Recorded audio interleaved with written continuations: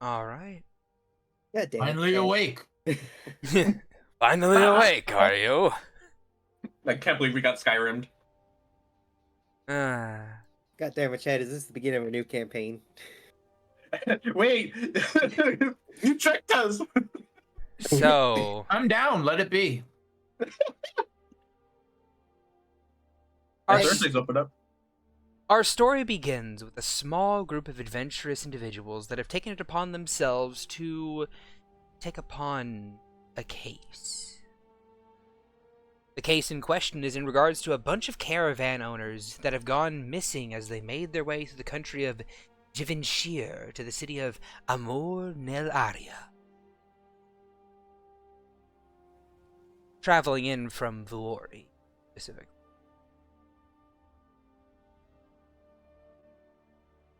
Yet, what has been happening to all these people? Their families have put together quite the prize pool of 25,000 gold pieces to anyone that can provide any form of information of relief as to where their partner, their brothers, their sisters, their fathers have gone. Yet, so far, the cases remain unsolved for months on end, before the four of you decide to pick it up. What awaits you?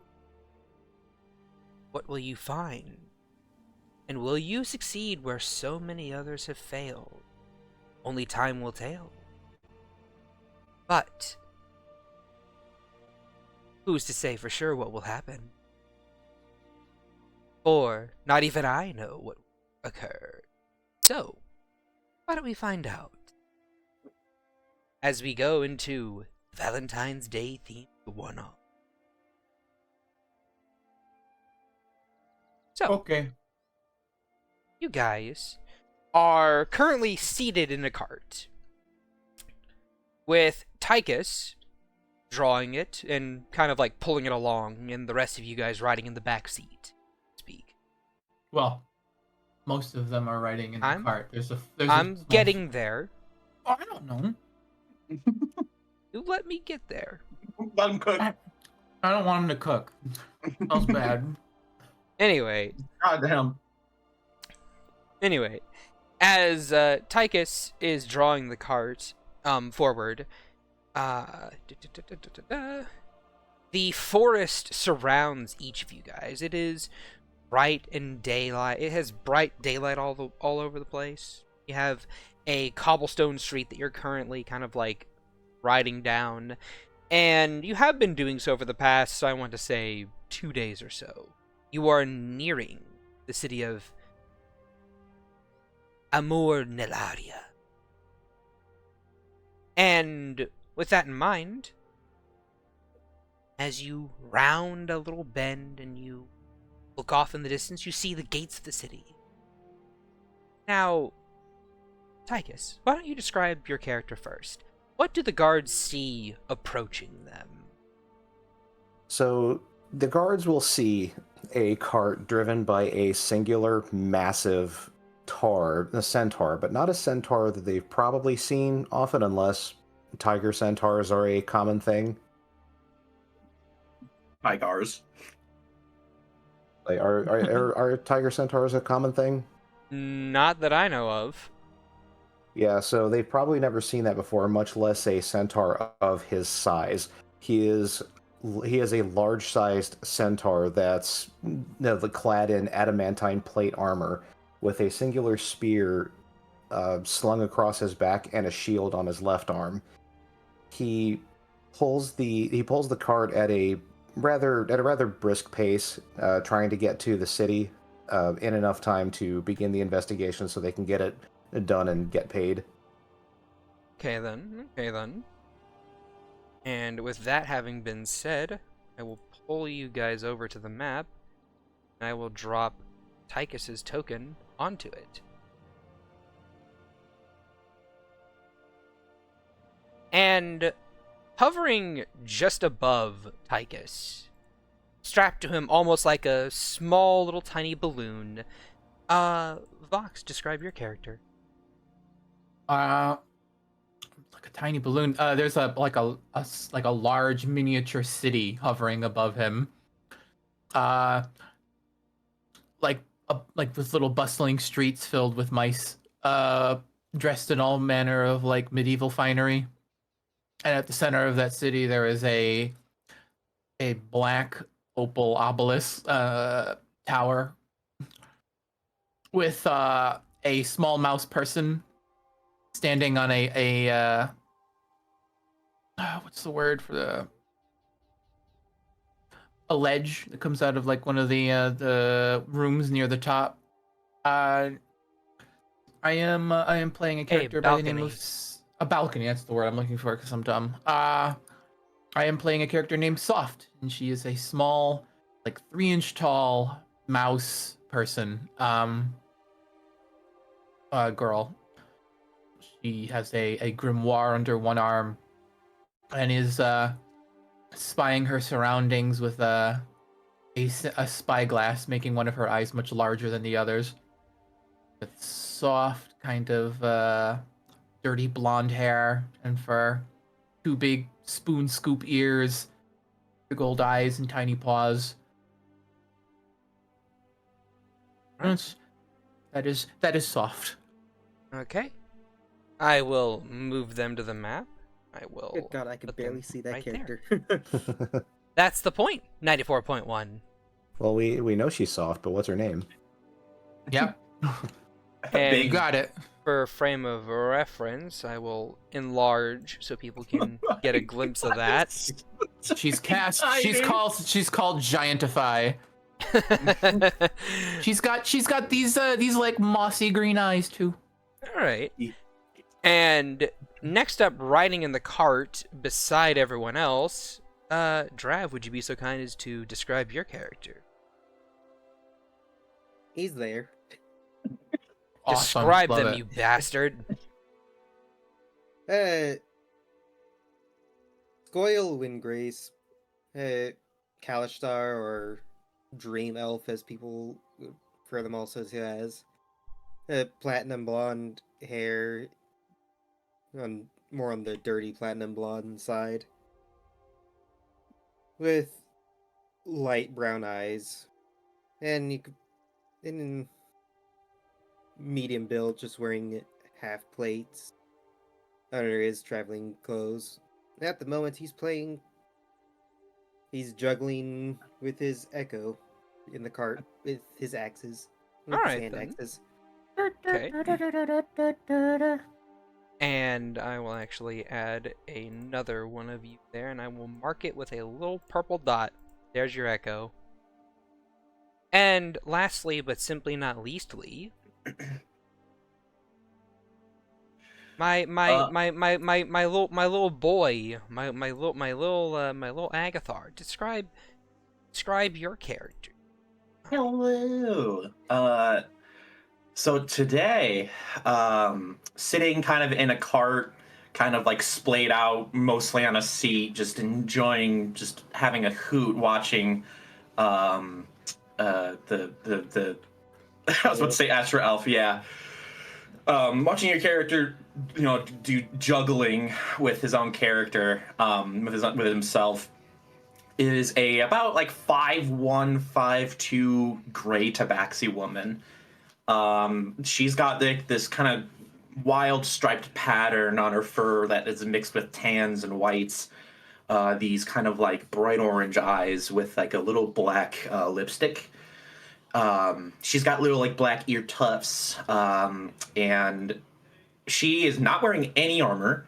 She is wearing like this really baggy pinstriped pants that go way above her belly, and it's just like tied tightly with a belt with like a black sleeveless turtleneck almost, and then just this beautiful a star covered scarf that is just kind of floating around as she's just watching him like juggle with himself with this like large bag sitting at her side, and in her lap is a red bound book with black pages, and all of the ink on the inside is made out of gold.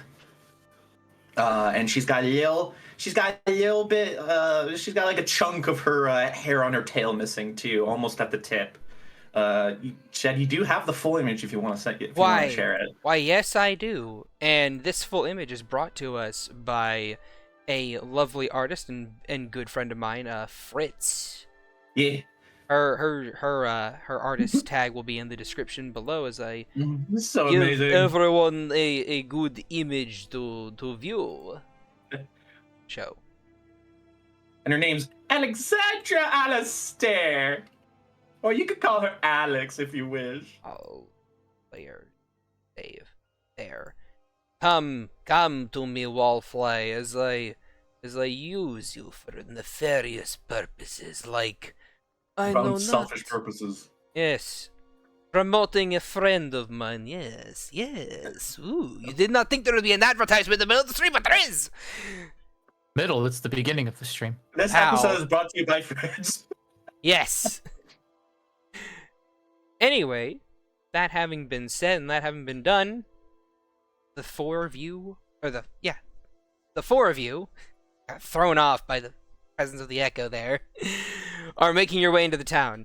As you roll up, Tychus, I would like you to make me a perception check, if you would. A 22. A 22 indeed. So, with a 22, you would be the first to notice that there are indeed 2 guards at the gate, but they are both looking a bit distracted. In fact, as the 4 of you are making your way towards this town, all of you would begin to notice that there are small little balloons being kind of like, floating up into the air. There's the sounds of raucous cheering within the city itself. And you can see the guards are very clearly distracted, looking back in at the town itself.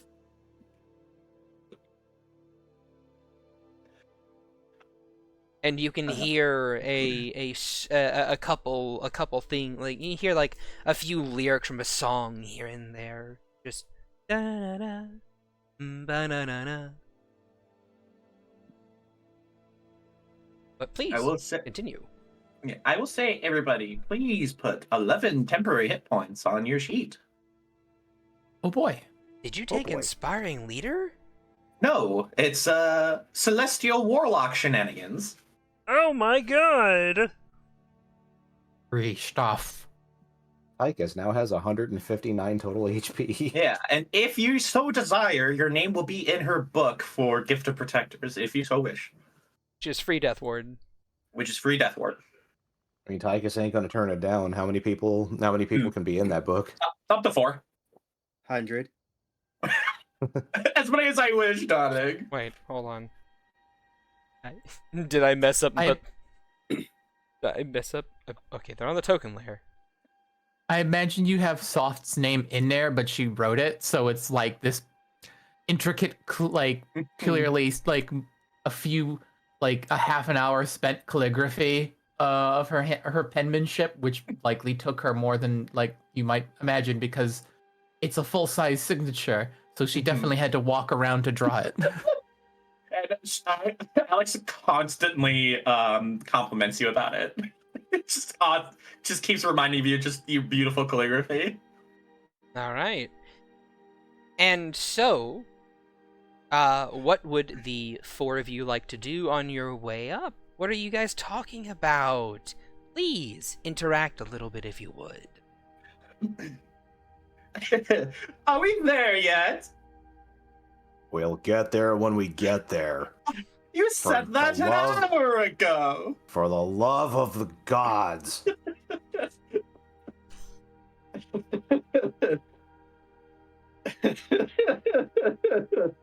Look, I'm very big, but I'm one man, all right?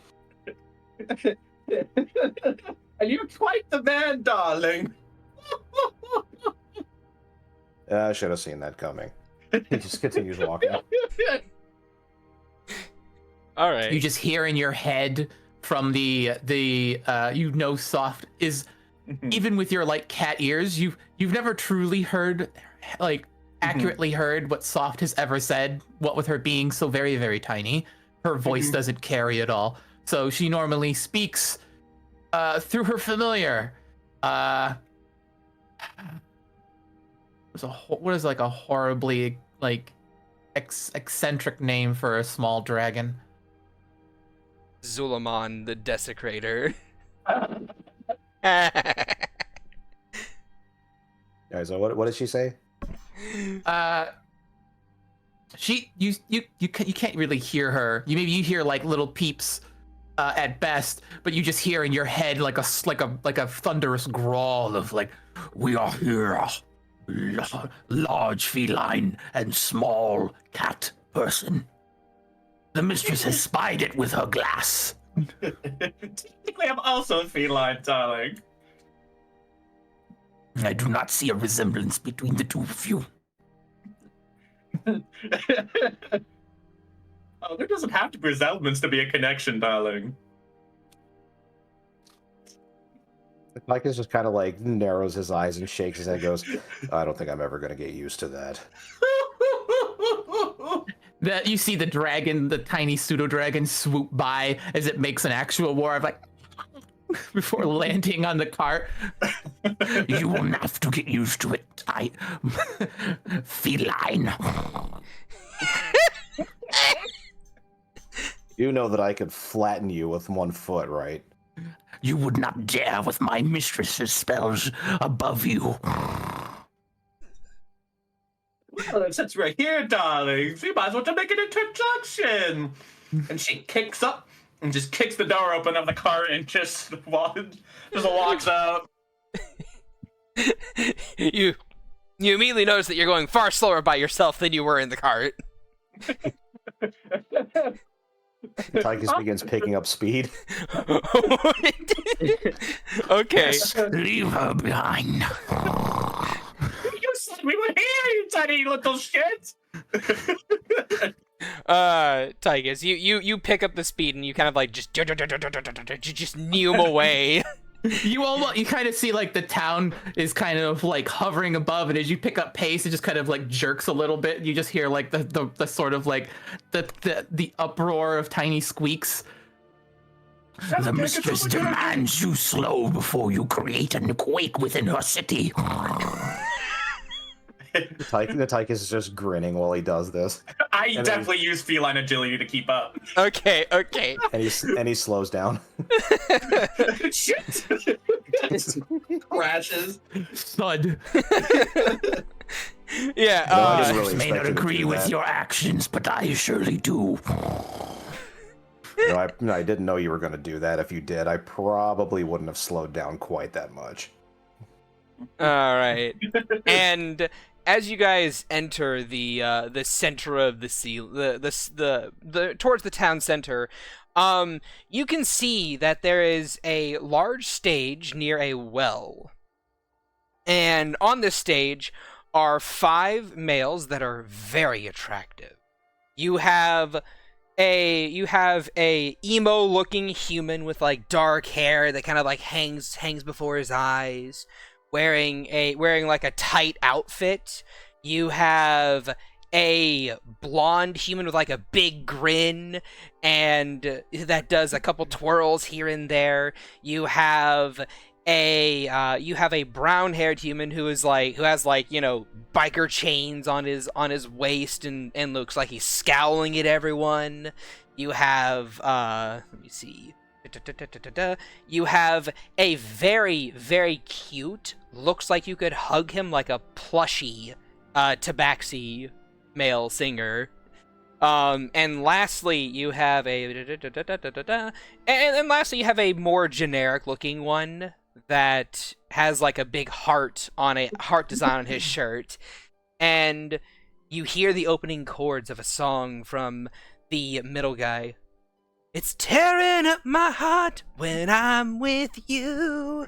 But when we are apart, I feel it too. And no Psionic matter attack. what I do, I feel the same.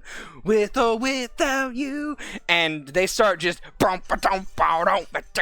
with like a band playing behind playing this like this jaunty little pop tune as as they start dancing in sync with one another, and you see a crowd of young women who are between their teens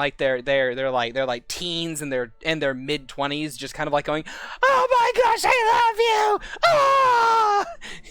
And I think the pseudo dragon lands on Taika's shoulder and kind of like holding its head with its its little dragon hands, and it peeps just like.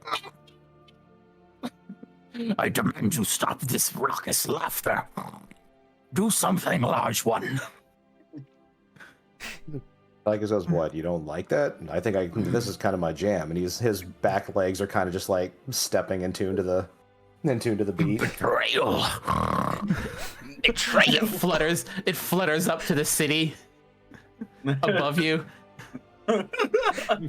I would like each of you guys to make me a minor wisdom saving throw. Sure. What is a minor wisdom saving throw? As in, it doesn't matter if you fail or succeed. Fuck. Basically, if you fail, you can't help but feel yourself tapping your foot along to the tune. Just you like it. You didn't know you liked this kind of music, but you kind of like it. You can dig it. And for those of you who succeeded with a DC of 13 or better, you guys can choose to tap your foot to the music or not. It's a jaunty little tune. Everyone's either tapping or not tapping up in the city. All the mice are dancing and twirling around one another. As soft as at the top of our tower, kind of like doing a little dance around. Doing a little head bang. I don't know if this is This is definitely not head banging music. No, it isn't. I just like to picture that tiny little archmage is just going fucking tiny ballistic. little balloons and stuff start leaving the top as you hear the similar sounds going on in the town now, just on a smaller scale above. All the little mice are mosh pitting. Little do they know, this is actually the biggest performance of their lives. I think the tiny pseudo dragon flies back down now with soft in its saddle and landing back on your shoulder, Tychus.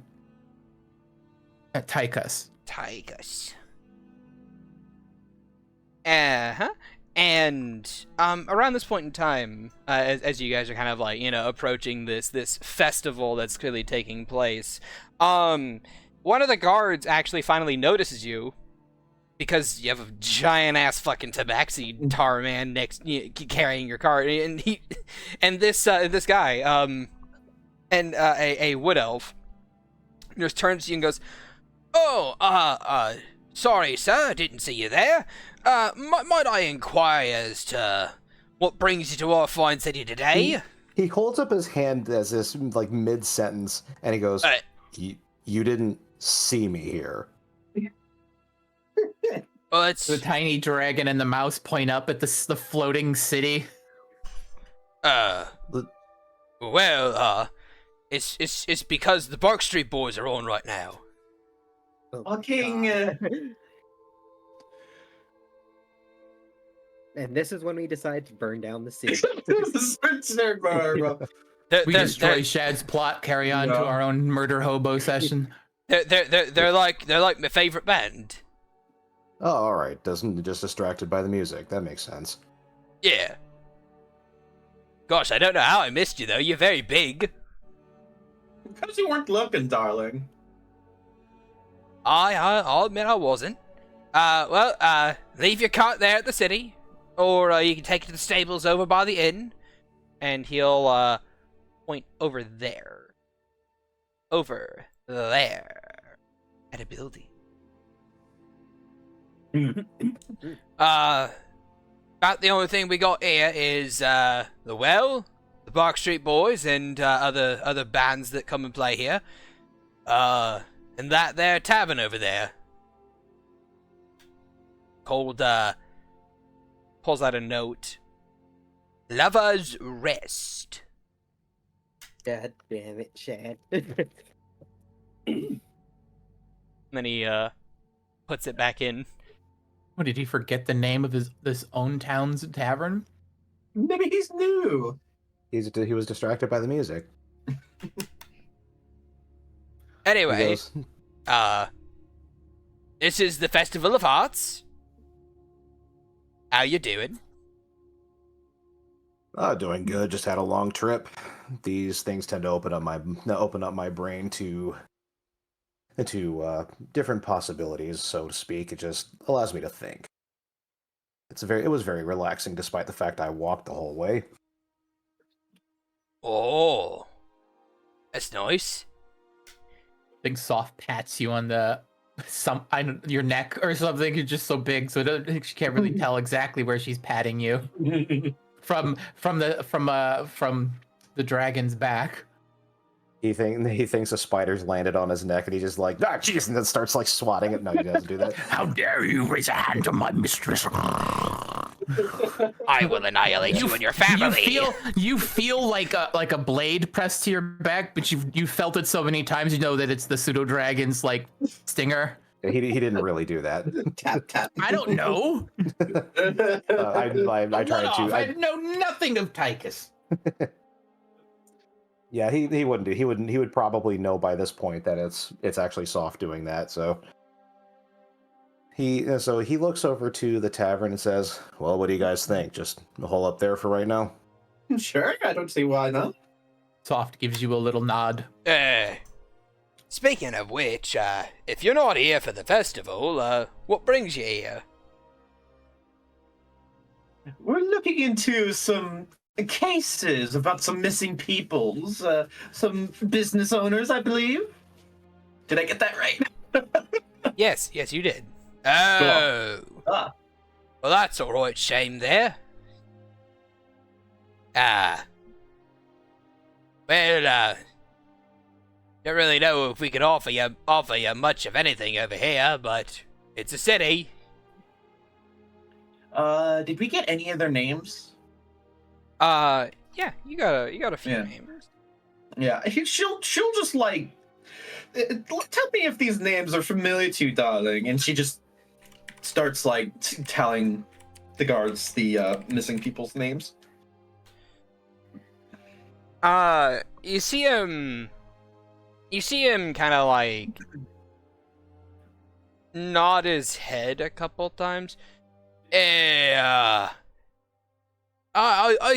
think I remember a couple of them coming through here. Oh, really? Yeah, they might have, I don't know for sure. I don't really get names of many people who come through here, but I recognize one. Name of, Tovalar. Tovalar was his name, yeah? He was, coming in through here. And, unless I'm getting that mixed up with another Tovalar. There's another Tovalar who's like the manager of the Barkstreet Boys. Don't know if he was a merchant, though. I suppose there's one way to find out. You could always try over by the tavern over there. They, usually check in names on their guests and people who, stop by there. Oh, yes, wonderful. Yeah, we'll check that out first. Thank you, darling. Oh, and thank you there, miss. And, speaking of, seeing as it's the Festival of Arts over here and whatnot, you just kind of like, you see this guard just run his hand through his hair and slick his hair back like, whoosh. and you see one little like lock of hair untuck from the slicking and just have a little curl. He's a very attractive guy, and he says, "Would you be interested in seeing me off to the Festival of Arts, ma'am?" Gives you a wink. She just kind of blinks a couple of times, just my ear forward. I love Thank you very much, darling, but I'm on business right now. It's quite inappropriate to goof off when we're being paid to find people. And besides, aren't you supposed to be working as well? I didn't say it would be now, miss. Just later tonight. I mean? And he gives you a wink. We'll see, darling. How about this? And she, oh my god, hold on. Why? This is the fucking time I find out about her alignment. She flips open her. She flips open her book. And she'll click her little pen. And she's like, "What's your name, darling? I put in my book for a reminder." The name's Reginald. Reginald Hotwood. She will scribble into her book, and she will turn it over to see, Reginald, like a reminder, Reginald, escort, question mark. And she's like, it's in my book. I will do my best to remember. You just hear in the back of your head, it's like, of course, the hot. And you hear you just hear the voice go, "Brr," as you see Soft smack the top of the pseudo dragon's head with her tome.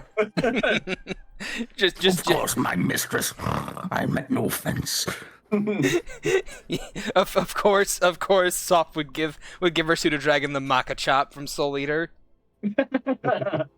Anyway, we zoom this map out a little bit further. People can see a bit more. Ignore the rainbow dog in the center of the town. That's simply Wallfly. Quickly, kill the wallfly. I was gonna say, that's a tool for later. Anyway, so yes. Do you guys begin to make your way to the tavern, or are you just gonna kind of chill? We'll make our way to a tavern. Tychus is going to start dragging the cart to the stable first, so it can get situated. Okay. The stable was pointed at as being over here. Sorry, over here. So people on the street see. Yep, and he's going to just start making his way there at a casual pace. I think the pseudo dragon, which I still need to think of a name of, unstraps the city from you, and the Soft and the pseudo dragon fly up to the city, and it slowly kind of floats off towards the tavern. All right. This is so awful. It just starts to float up into the sky. It's like, no, too much helium. This is such a bitch move. When they walk away from the guard, she'll just give them a little wave, and then when she closes the book, she will dispel the illusionary script from the emerald pen and just keep going. Oh! And on that day, you felt someone's heart break. I broke my own heart doing that. And Capable of playing anything but a sweet bean. No, I can't do it. And around the point in time as you guys are kind of like making your way past the stage, the song has shifted, and a female singer has come on to the stage with a large piano, and you hear ba-na-na-na-na, ba-da-ba-da-da-da-da-da. Making my way downtown, walking fast, strangers past, and I'm homebound. As soon as Tychus hears the walking fast part, he goes, "Yes, I am," and he starts making his way faster to the stable. Making my way through the crowd. And Tychus, roll me a dexterity saving throw. That one definitely deserves a wisdom save. Did not do that.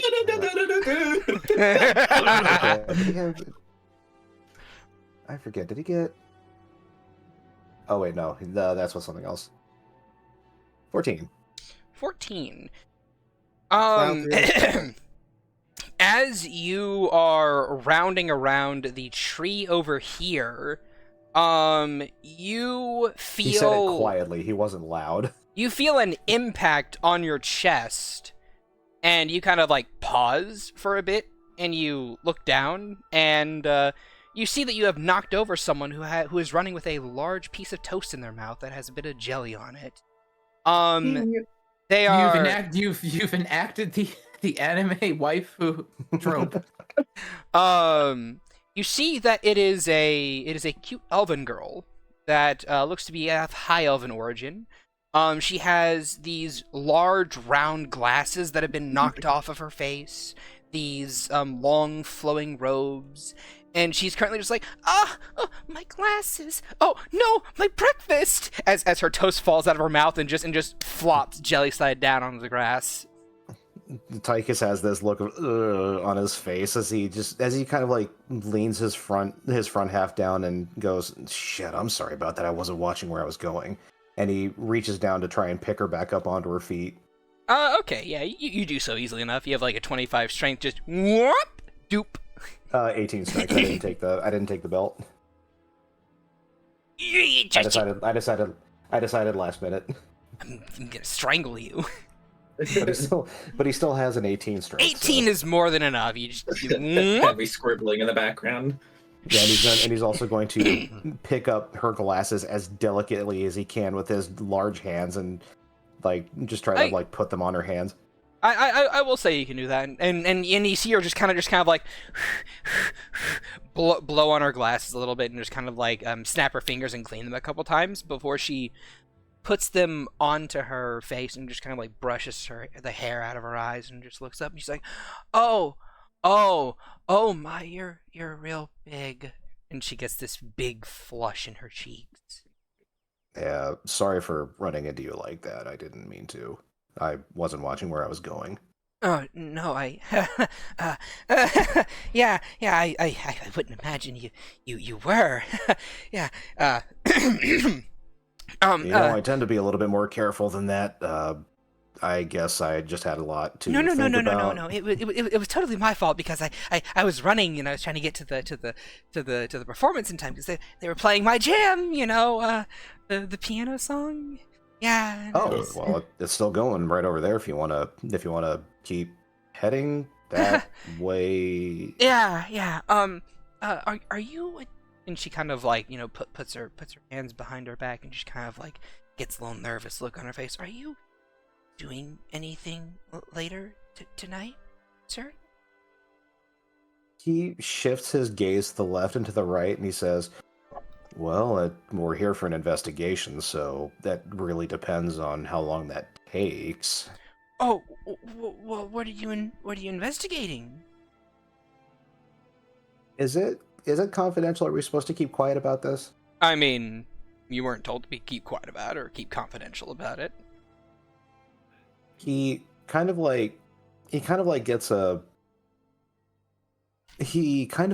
a small grin on his face as he leans down and he says, well, you see, we're currently investigating the disappearance of some people.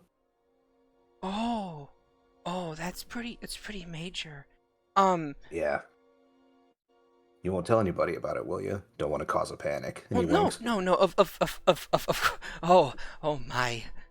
You have very big eyes, Soph, what is your insight for? To see if this lady's trying to hit on Tychus. Yes, she is. You could like she went up to the city, so like over the city wall, like the city walls above, you just see like the Disney symbol. You just see two scoop ears over the wall. Oh, with a little twitch. Soft will remember this. ... as the little nose poking up over the top. As this woman says, "Okay, well, sorry, what's your name?" He how is he going to answer this? He smiles at her and says, Caligray. Tychus Caligray. Oh, that's a very lovely name. My name is Purifina.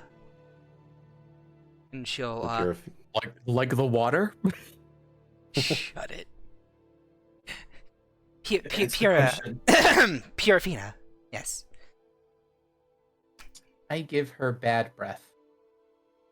You are not within 10 feet of her. You were flying off to the tavern. Shit, that's true. What do I have that goes long range? Lightning bolt. Lightning bolt! The siege weapons within your city. There are siege weapons within my city. Just a little rock clocks around Wait, that. wait. Would you allow the city to fire an egg? You know what? Sure, I would allow the city to fire an egg. But You are it's not- not just- very stealthy where it's coming from. Just the It's whole. a robin's egg, not a chicken egg. It's just the They're quiet. mice, Shad. Rats. Just the whole. You are not within 10 feet of them, and Vox is like, "You're right. What do I have that's long range?" Right, here's medieval artillery. Okay. Make a ranged attack roll using your dexterity modifier. I love just just you can just hear the quiet. You Squeak! Wachunk! touched the egg. What's your proficiency bonus? Or 4? Yeah. Okay, so that's a 17. 17's gonna hit. As Tychus, you from the tiniest sound from the city goes whoosh. There's an egg comes sailing over the wall. and as this girl just kind of like blushes a bit more, you see a small little blue egg just smash into her face and cover it in yolk and egg, and she's like, "Ah, my glasses!" Oh my! The city starts to move a little faster towards the pub. Tychus frowns. No, Tychus' smile just kind of melts a little bit into a very, very angry frown as his head turns up to look at the city and just glares at it as it travels by. Does he? How would he know it was me? Eggs fall all the time. They are Gee, I wonder where from. Did they only start falling? A when he tree! started You are very traveling? close to a bunch of trees. I would say that since you need a feat specifically to make it to where you don't break stealth, whenever you miss with a ranged attack, that he is able to ascertain exactly where that egg came from. Yeah. Terribly fine. He just it takes him about 2.5 seconds to just go triangulation, that thing there. Also, it's not a bullet. It was he could see it flying when it entered his eyesight, so he could tell where it was coming from. You have such good hearing. You could hear the trebuchet go on like.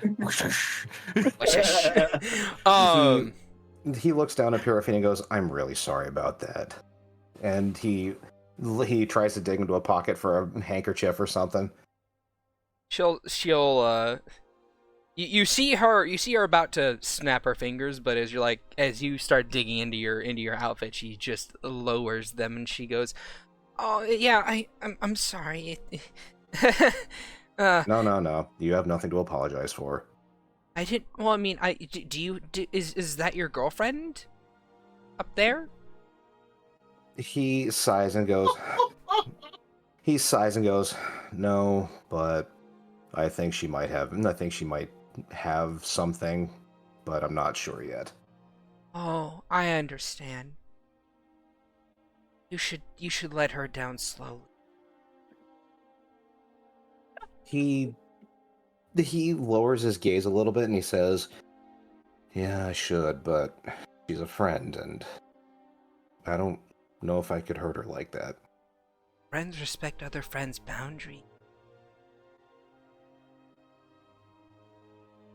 Well, I suppose that's a battle for another time. Again, I'm sorry about that.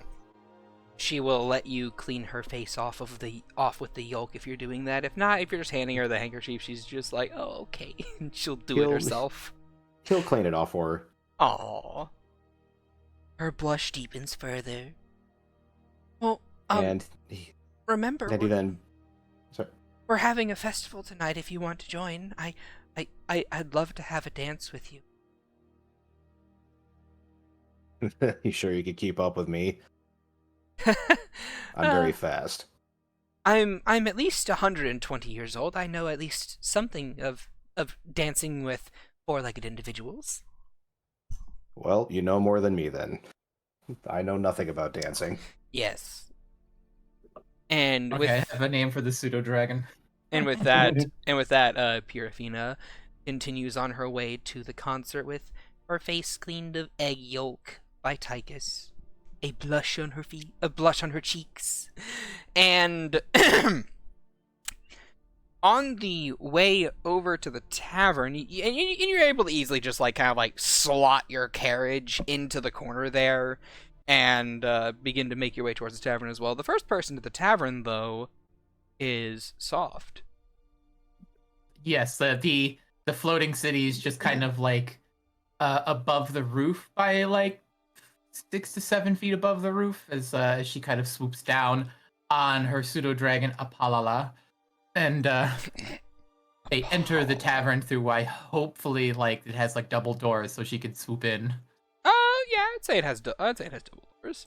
Otherwise, she could use her mage hand to open it for her. All right, allow me to move you guys to the tavern map. Give me a second. Oh no, I see you, Roger. I see immediately just Raphael. locked onto somebody. I'm just like, you! I know you! So Soft arrives and swoops toward the bar on atop Apalala. Before you even I got here get, first. I know Okay. that, but before you even get anywhere there, like the second you swoop in, you are met by a raucous tavern site. You see that there is a small white-furred bunny girl with, red eyes in a barmaid's outfit, kind of like standing in front of a podium. And she clocks the pseudo-dragon coming in. She's like, sorry, pardon me, pseudo-dragon, and you on the back of it. Sign in, please. How dare you address my mistress in such a way? Show us your book of names. She says, "Oh, 1,000 apologies from me to your mistress, and you, great dragon." She says, flipping her book around and pulling out a pen and kind of like clicking it open and offering it. He lands in the book. He weighs like a pound. Yeah. And he lands on the book, and she says, "My apologies for getting off on the wrong foot. My name is Bethany, and what's yours?" I am Apalala, and this is Mistress Soft Archmagus. Shit. The name of the city is Smallville. They wrote. No, it's a Parvadomos, the city floating above your meager tavern. Oh, a whole city! Wow, that is an amazing achievement and a wonderful feat. I can't I I did not know I was in the presence of such royalty. Soft is just kind of like rubbing her face with her paw as Apalala is just being a dragon. Does she sign her name into the book? Yeah, Apalala does it first. He just takes like his big grabs the pen like a pen and just kind of he scribbles in Draconic Apalala before she is let down and creates like it takes a minute for her to write her name in this script. That's fine. And she kind of does a gesture where she squeaks a few times, but she does a gesture of like, I'm sorry for him before climbing back onto the saddle on his back. You see her. Nobody will apologize, mistress. You see her. I protect your honor. You see her overtly large ears just kind of like twitch a little bit, and she just says, "It's no struggle, ma'am. Trust me. I've had people like that before. It's perfectly fine." People like what? People like nothing, good sir. Watch your tongue. Oh, my Or I will bite apologies. it out. As he's like sitting there on the book, like All right. just little squeaks. and she gestures. You may now enter the Tavern of Lovers' Rest now that you have properly signed in. And she turns her book Could I have around. made a quick? Could I have made an observation while Soft was signing her name? Could I do like an Arcana check? Arcana? Sure. What do Yeah, just in case this tome is magic in any way, she writes her name into it. Sure, by all means. All right. With a 17 Arcana, You would note that this book is enchanted, but it's enchanted to have like infinite pages, pretty much. All right. Like the number of and it's also enchanted to kind of like hold the names in it, but like as like a formality thing. It's one of those things where it's like, oh, you put your name in there, you can't just grab the book and erase it out of it, type thing. It's for bookkeeping purposes. Right. Okay. After which the two of them swoop over to the bar top. Okay. And as you swoop over to the bar top, since it did take you about a minute to sign your name, I will say that if check names again. If Alexandria or Scoil wished to enter the tavern before Tygus while he was dealing with Purina, they may certainly do so at this point in time, since they are not cat food. I get it now. God damn it! Alexandra was way too invested in that interaction, so she stayed for the entire thing. Okay, and how about you? She was just stars in her eyes. All right, and how about you, Scoil? If I can't speak without dying first. Yeah, you'll go into the tavern. All right, then. So you would enter next, and as you enter, you see this rabbit girl just kind of like give you a wave. Hello, hi. Please sign in here, please sign in here, and she'll offer you the pen. He'll take the pen and write down his name. All right, then. Okay, and welcome to Lover's Rest, and she'll gesture inside the tavern. And with that, you can go wherever you wish as I go to here. So, Apalala lands on the little bar here, and what does he say, or what does he do? As he and Soph would both hear a small conversation between these two individuals, as this girl kind of like leans against the bar. It's a little halfling girl with mismatched eyes and pink hair, currently kind of like laying on the countertop, just like, but Lucas, come on, it's worthwhile, isn't it? And you see Lucas, the barkeep, who appears to be a gnoll, twirling around a blue drink that doesn't lose that doesn't lose the liquid inside of it as he spins it, even though like the bottle top is even like the top of the drink is open, and he just kind of like rotates it to shake it up a bit before placing it down. Sorry, but the answer is no. I cannot help you with this endeavor. In fact, I have my own that I am doing right now, and I am perfectly content with that. And, well, would you look at this? I have a customer. The conversation's over. Fine. It's your loss, though. As soon as he turns to me, he's like, Finally, sirs. My grand mistress demands your most expensive wine, a symbol of it. And I will have a saucer of your strongest whiskey. I'll have your strongest potion. You cannot handle the strongest potions. all the while, the little suitor drink like, the barkeep looks at you and just kind of like quirks an eyebrow, like, all right then. Well, not the strangest thing that's happened in this bar so far. Yeah, sure. I'll get you a thimble of wine for your mistress, and a saucer of Fireball whiskey for you as well, Mr. Dragon, sir. And Fireball whiskey, a beverage worthy of a dragon of my caliber. Yeah, I'll bet. And you see him pull out like a little thimble, and just very delicately pour wine into it.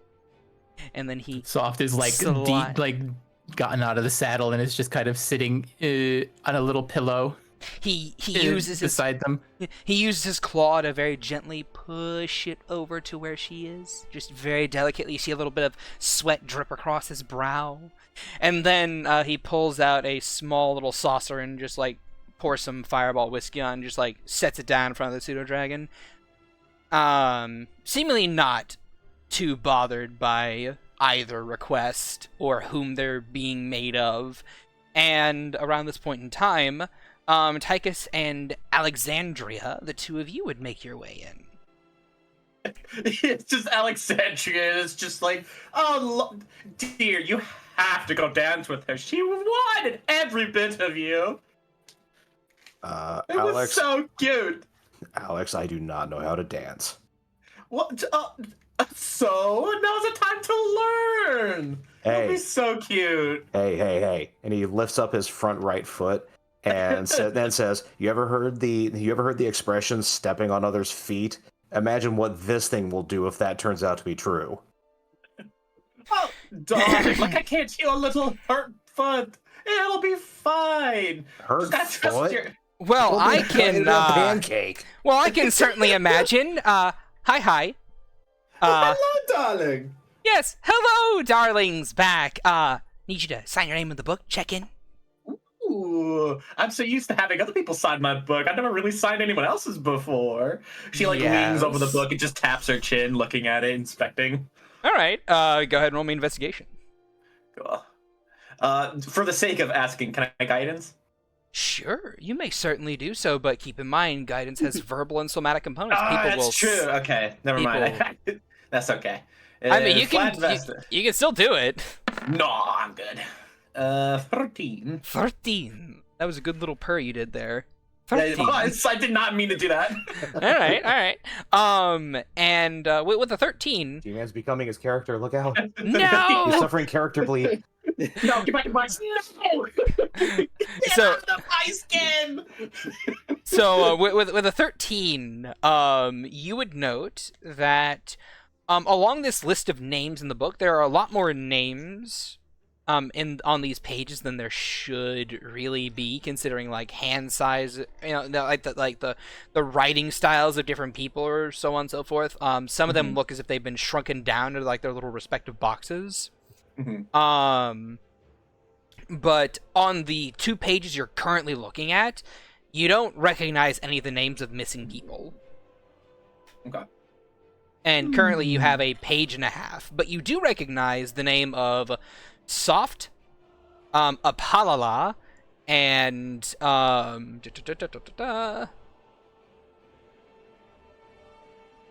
and Skoil as being your companions. Yes, Skoil. Right. Skoil. Skoil rules. Skoil rules. I have to ask, do you do this with every new customer, or is it special because of the special event? Oh, no, this is for every new customer. Well, every customer in general, really. We have them check in, and then if anything goes wrong, if things break near their table, if they cause a ruckus, we can easily remove them from the premises the next time they would go in. Oh, I see. We are in a process of investigation. We're looking for a couple of people. They've gone missing, and their families are so worried about them. Would you be so kind to maybe possibly look up some names for us? They were merchants, you see. Oh, by all means, I don't mind doing that at all.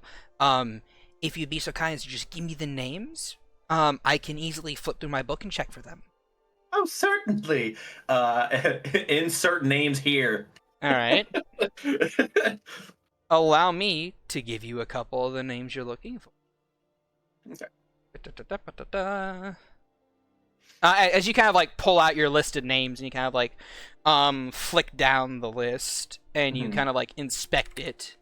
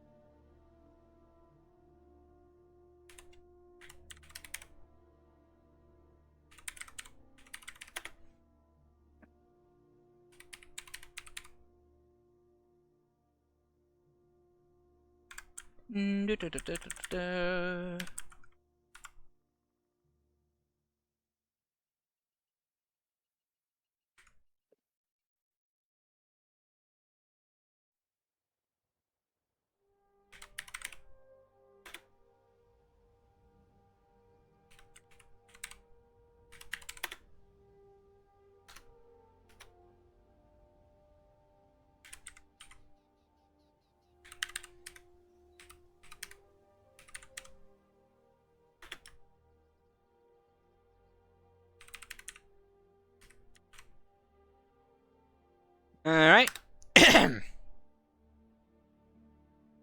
There's your names. she she looks down at the names, does a double take. Oh shit! She just looks up at Tychus. Did you catch Purifina's last name, darling? I didn't. Why? She might be one of the people we're looking for. His eyes go wide and he goes, "Really?" She holds up she holds up her book. It's just there's the list of names. Quick question. Who are you referring to? Purifina Alowin? Purifina Alowin? She'll flip through her book and she'll go back about, I want to say 3-4 pages before she's like, oh yeah, that name is here.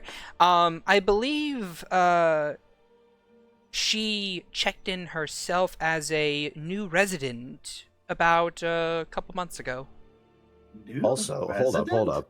And he also hold up. And he points to one of the names that he's now looking at too, and he says, "Didn't you meet? It wasn't one of the guards out there named Reginald?" She looks. Oh my god, it was! Oh, I shouldn't have I should have deleted his name from my book. Oh, that I deserve that. That's karma. Wait, you deleted his name? Look, maybe we should start asking around. I'm sorry, Reginald, like, Heartwood, the guard. Yes. He's been with us for years. Must be a different Reginald. But you said his entire name. Yes. Reginald Heartwood. Guard. Been working here for a few years. Wood elf, right? Male? Yes. Yeah, he comes in here on occasion. I have his, and she'll kind of like flip through the book and kind of like, on like a page before, she'll note that he came in the bar no less than 3 or 4 times yesterday. With Reginald, who gave us the mission to find him? Was it a loved one? His wife. She just she just starts like elbowing his leg. I think we're caught in a love triangle, darling. All these people are hiding from their loved ones. Oh, that's so fucked up. That's not exactly what a love triangle is, but it's still cause for concern, I think. Oh, I want to. We should wait for tonight, darling. I have a fun little trick. I could get maybe some information out of him. He has to be asleep, though. Okay. He just kind of like looks. She's just like, nothing nefarious, I assure you. We're not here to hurt them. See, apparently he has a wife. Well, he just kind of like looks at Alexandria and says, and holds up 2 fingers and says, 2 things. First, things are getting really interesting about this investigation. Second, you're a bitch. And he begins. The worst. And he tries to walk in without signing the book. Sir, name in book with pen, please. Do I have to? Yes, sir. Anyone who wants to enter the tavern must check in with the book. God damn it again. And he reaches down with with a delicate pointer and thumb and tries to take the pen. The pen will magically size itself up to you. Okay, does the book do the same? Yes. Okay. He goes, "Oh wow! If only more registries did this." And Sadly, it only gets bigger and not smaller. Otherwise, Miss Soft would have had a bit of an easier time signing her name. So does that mean it's not going to get smaller than this? And he points to it right now. No, like it'll stay at the size until you finish signing your name, and then it'll go back to its normal size. But it doesn't shrink smaller for smaller people. Because okay, well that's the creator of the book didn't necessarily imagine that someone as small as Miss Soft would be attempting to sign her name. well, I mean, you learn something new every day. And he signs his name into the book and then begins to just casually saunter in. All right. You may enter the tavern. And I can't because I can't move my token. What? Okay. I cannot move. My I token. can't control mine either. Here, let me fix that. Boom. I still can't control it. What? I can't control it. I got no control. Here, hold on. Let me fix this. I mean, let's be honest, it's a very common technical issue. Yeah, well, then I got this. Ba-da-da-da. There we You should go. you should be able to move yours now. And ba-da-ba-da. There you go. Sorry. He doesn't Okay. do that. He's Okay. So yeah, you sign your name and you move in. All right. She then taps her book and says, "And you next, miss?" Oh, yes, of course. And she will step up and twirl her emerald pen. She's not gonna do the illusionary script. She will actually sign her name on it. She's going to hold her hand up and say, "I'm sorry, ma'am, but you have to use our pen." Oh, that's understandable. She will put it away, and then she'll sign her name with a beautiful script. And every I, she scribbles a little star. All right. Go ahead and roll me a sleight of hand check with advantage, because I imagine you do this with every signature. Yep. Sleight of hand with advantage. Here we go. Great. It is still a very gorgeously calligraphied signature, because you have done this often enough. The DC was lowered, so it's no big deal. It's just like it was a matter of how floral did you want to make it. And this time you decided to go with moderate florality, just like a little heart here, heart there, and you're done. Now, I do have to ask, these other people, can you tell me about them? Are they residents here as well, or do they just pass through? Well, from what I know, she will look around the tavern. She'll say, I believe we have a magus named Sebastian over there in the corner. Wonderful guy, very sweet. We have our captain of the guard, Beatrice, who's over there. We have our calligrapher, Leon, who's over there. We have the former owner of this tavern, Roger, over there. We have the mysterious stranger over there, who wishes for me not to speak his name. We also have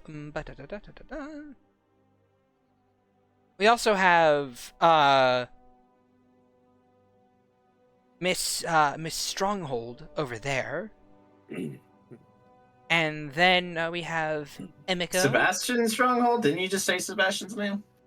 Yeah, Sebastian. We have Miss Stronghold. Okay.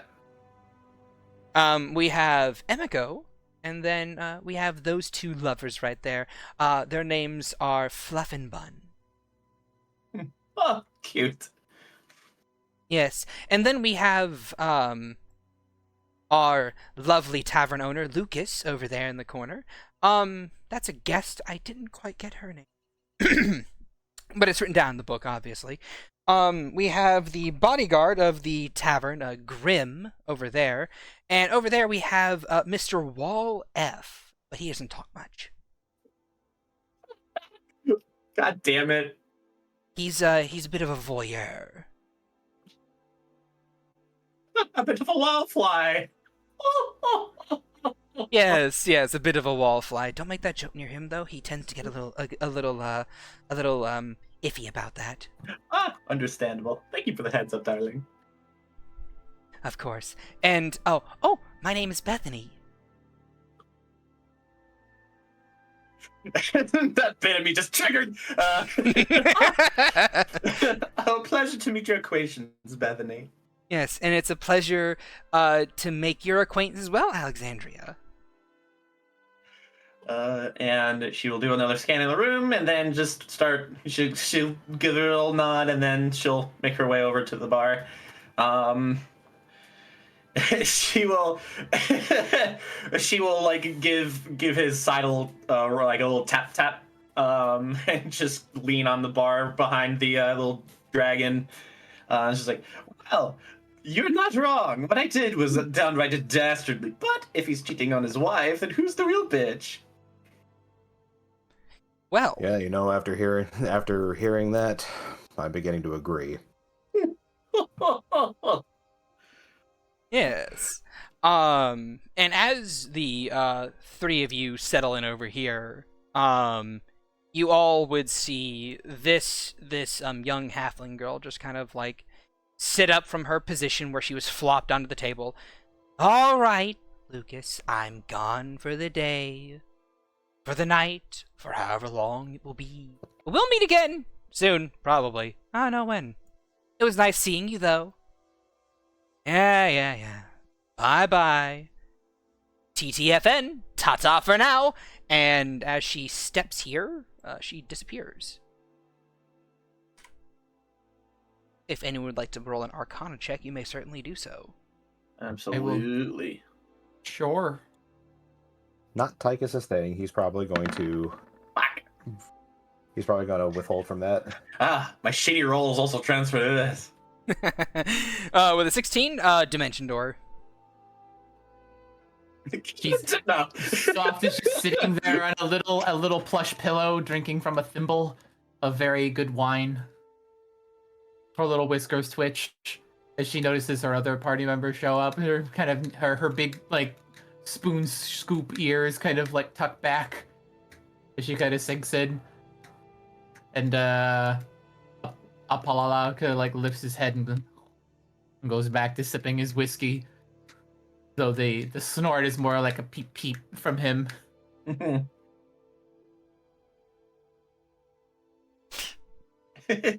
She will kind of take the place next to her. Is like, soft, my favorite little archmate. We have some interesting developments. He looks at you with big saucer eyes. Speaking of interesting developments, can I get you and your big friend over here anything? Ooh, what do you have? Well, we have your basic amenities, drinks, food, and the like. Pretty much anything you can ask up, we can fix up for you. You can have vodka and gin, darling. Or gin and tonic. Sorry, my brain went another direction. I understood what you meant the second you said it, ma'am. We'll mix you up a gin and tonic and then place it in front of you. There you go. Oh, thank you, darling. How much do I owe you? Well, today is the festival, and in the festival, we don't make anyone pay for drinks. We came here at the perfect time, then. That you did. And how about you, big guy? Can I get you like a whole cask? Yeah, whiskey. All right, whole cask of whiskey coming right up for you. You sure you can handle it all? You might be big, but your constitution might be lacking. Oh, it's not lacking. Peep, peep. Just I bet you I could drink you under the table. I dare you, behemoth. Challenge me once more. Can't help but imagine it didn't end well last time. As he reaches behind the counter and pulls out a large a large cask of ale and sets it down before taking a knife, a dagger, and just kind of like stabbing it into the cork at the top, and just like a little pop, pops back out of place. Here you go. Thank you, my man. And he picks it up with his hands and just starts taking a chug. Then he'll shuffle down and offer this red-furred tabaxi man with a long black cloak over his whole body a small glass of clear liquid. A water, you say? I know, right? How dare? How dare? So, you were saying, Alexander? Yes. So, remember when Reginald Hartwood's wife hired us to find him? Little mouse nod. Well, guess who hit on me earlier today that I admittedly did a bitch move? Head tilt. Oh, that little wood elf guard. That was our guy. Along with that cute little, what was she, an elf? Yes. Purifina? Yeah, she was a high elf. High elf. Oh, that cute high elf Purifina. I think all of our targets are here in one place, darling. You mentioned the elf and her ears kind of scoot back as you kind of hear a chuckle from Apalala. Which, by the way, I'd like to talk to you about that later, Soft. Ooh. She just kind of like puts her little paw to her chest and shakes her head as you just see like Apalala lift his head and is like, It was I who beamed the wench with the egg. If you have disagreements with my aim, then you will have them with me, beast. Oh, such a good little defender, Pat. she just kind of like takes her ears and scoops them, like pulls them over her face. Insight. Go for it. Fire the cannons! You definitely get the idea that Apalala is more willing to act on his master's wishes without really them having to vocalize anything, as they are connected telepathically. Soft might have wanted to do something, but she likely wouldn't. And Apalala, being a dragon, it took that as a, well, if you won't, I will. His eyes kind of narrow at the both of them, and he just goes, "Yeah, sure." And he takes another swig of his whiskey. If you wish to square up with me, beast, you need only put up your dukes. I will show you the edge of my tail. Oh my! All the while just going beep beep beep beep beep beep beep beep. And in the background, you guys hear, "Hey, put up your dukes. Let's get down to it. Hit me with your best." As this man from the corner, kind of like he was making his way down here when he heard that little exchange, and just like, "Hey, it's pretty good." Pulls out a lute, just like, "Hit me with your best shot." Tychus slams his cask on the bar and goes, "Holy shit, I love that song!" Hey, look at that! I think the slamming the keg on the thing just like sends Soft tumbling onto her back. The barkeep, Lucas, scoots over and just very carefully reaches out and with two claws just kind of like picks her up and sits her back on her feet. There you go, miss. Sorry about He just that. immediately gets snapped at by the pseudo dragon. How dare you lay your hands on my mistress? Back, heathen. Hey, look. She fell down. I was helping her out. Snapping their little jaws at them. He pushes forward another thimble of wine, just in case you spilled yours. Alexandra's still too hung up as, "Oh, so you like that song, but 1,000 miles doesn't do it for you, darling?" Just red ears from Soft. She's like slowly sipping this wine and wanting to disappear, but doesn't have invisibility. She doesn't have it prepped. All right. And with that, if you guys would like to talk to any of these NPCs that I have set up for you, you may certainly do so. I definitely want to speak with the bartender for a moment because bartenders know things. Ooh, okay. I'm gonna give the stage over to Give it Scoil. To Scoil first. Scoil. Hey, Scoil, who are you talking to? Brooding alone. Hold on. I have the perfect joke. Hey, Scoil, who you talking to? Me? Myself? God damn it. And I. He's having a full conversation with himself. Listen, I can't do that until level 20, alright? At level 18, thank you very much. Close enough. Anyway, continue, please.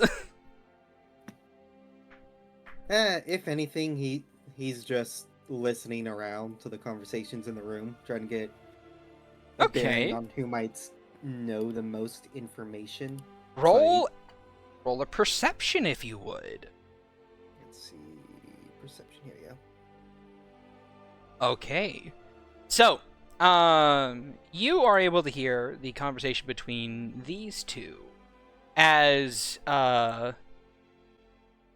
would say that you probably caught their names. That's Leon and Roger. Roger's kind of like he's drinking a little bit too much, and he's just like, "Whoa, happy day, everyone! Yeah, free drinks and stuff. Woohoo! Hey, Leon, Leon, buddy. Hey, Leon, buddy. Roger, you're a bit too drunk. Should maybe hang it back on the free drinks. Hey, buddy. Hey." And kind of like pushes his finger to his face and just kind of like shh. Hey, Leon. Hey, Leon, buddy. Hi. And Damn it, I've been that drunk before. and Leon just rolls his eyes, just like, yeah, right. You are, Roger. Right, you are. Sure you don't need me to kind of like, sober you up a little bit? Nah, I'm fine, buddy. I'm like the soberest I've ever been. I'm so sad now. I don't know why. Is it because you don't have a girl yet? Maybe that's it. I don't know. You know what?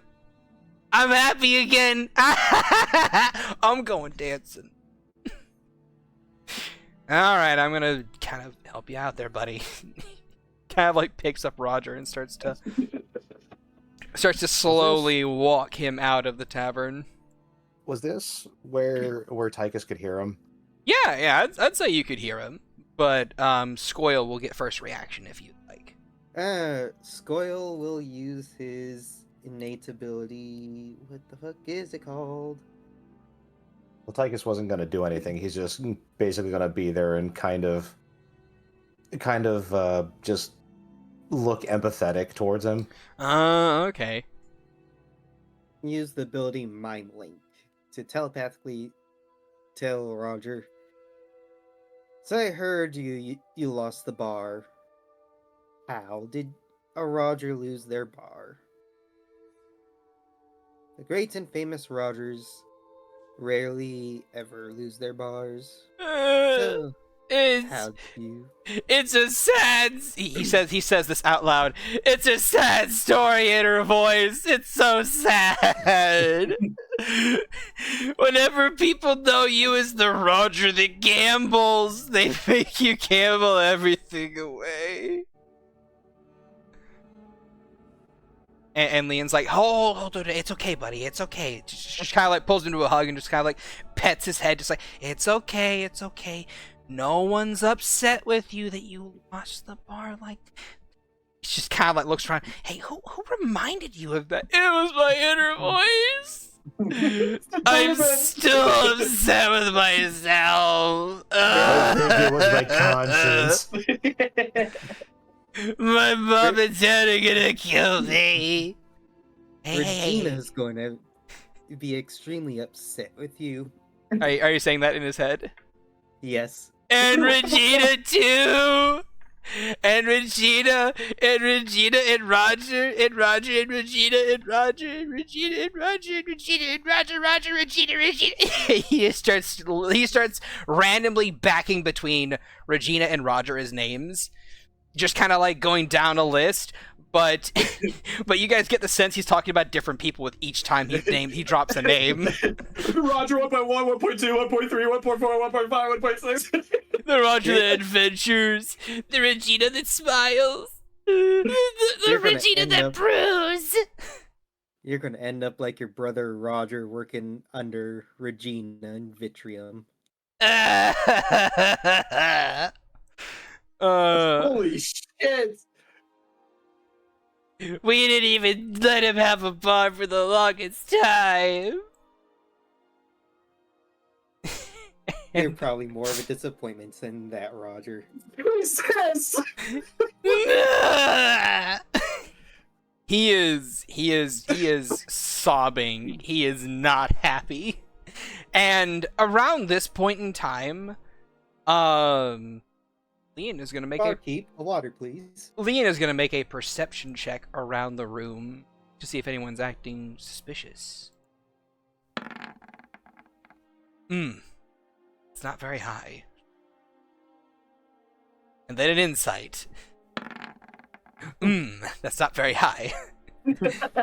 Hey, Scoil, roll deception. Roll deception. Alright.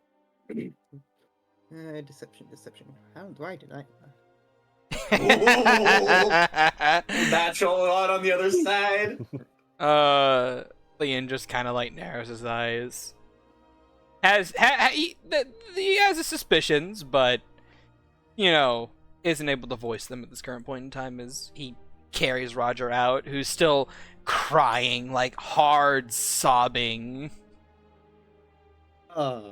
I do not feel any remorse for that. Or regret. Holy shit. Scoil will take a mental note to talk to Roger and Regina in Vitrium. Oh, jeez. Alright. Now that that's done, fucking breaking a man in half, okay. I said play. The love yet? I said play Good-Align characters, dick. I'm messing. Anyway, so yeah, who would like to take the stage next and interview someone if they want to, or you guys may just enjoy the celebration. It's up to you. Let somebody else. Is currently dying of embarrassment. Well,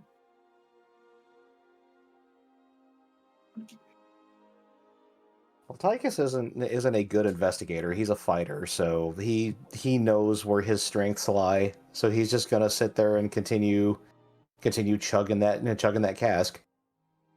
Mm-hmm. I think. And Tychus, you will hear the heavy footfalls of a very large, muscular tiger tabaxi woman. Mommy, sorry.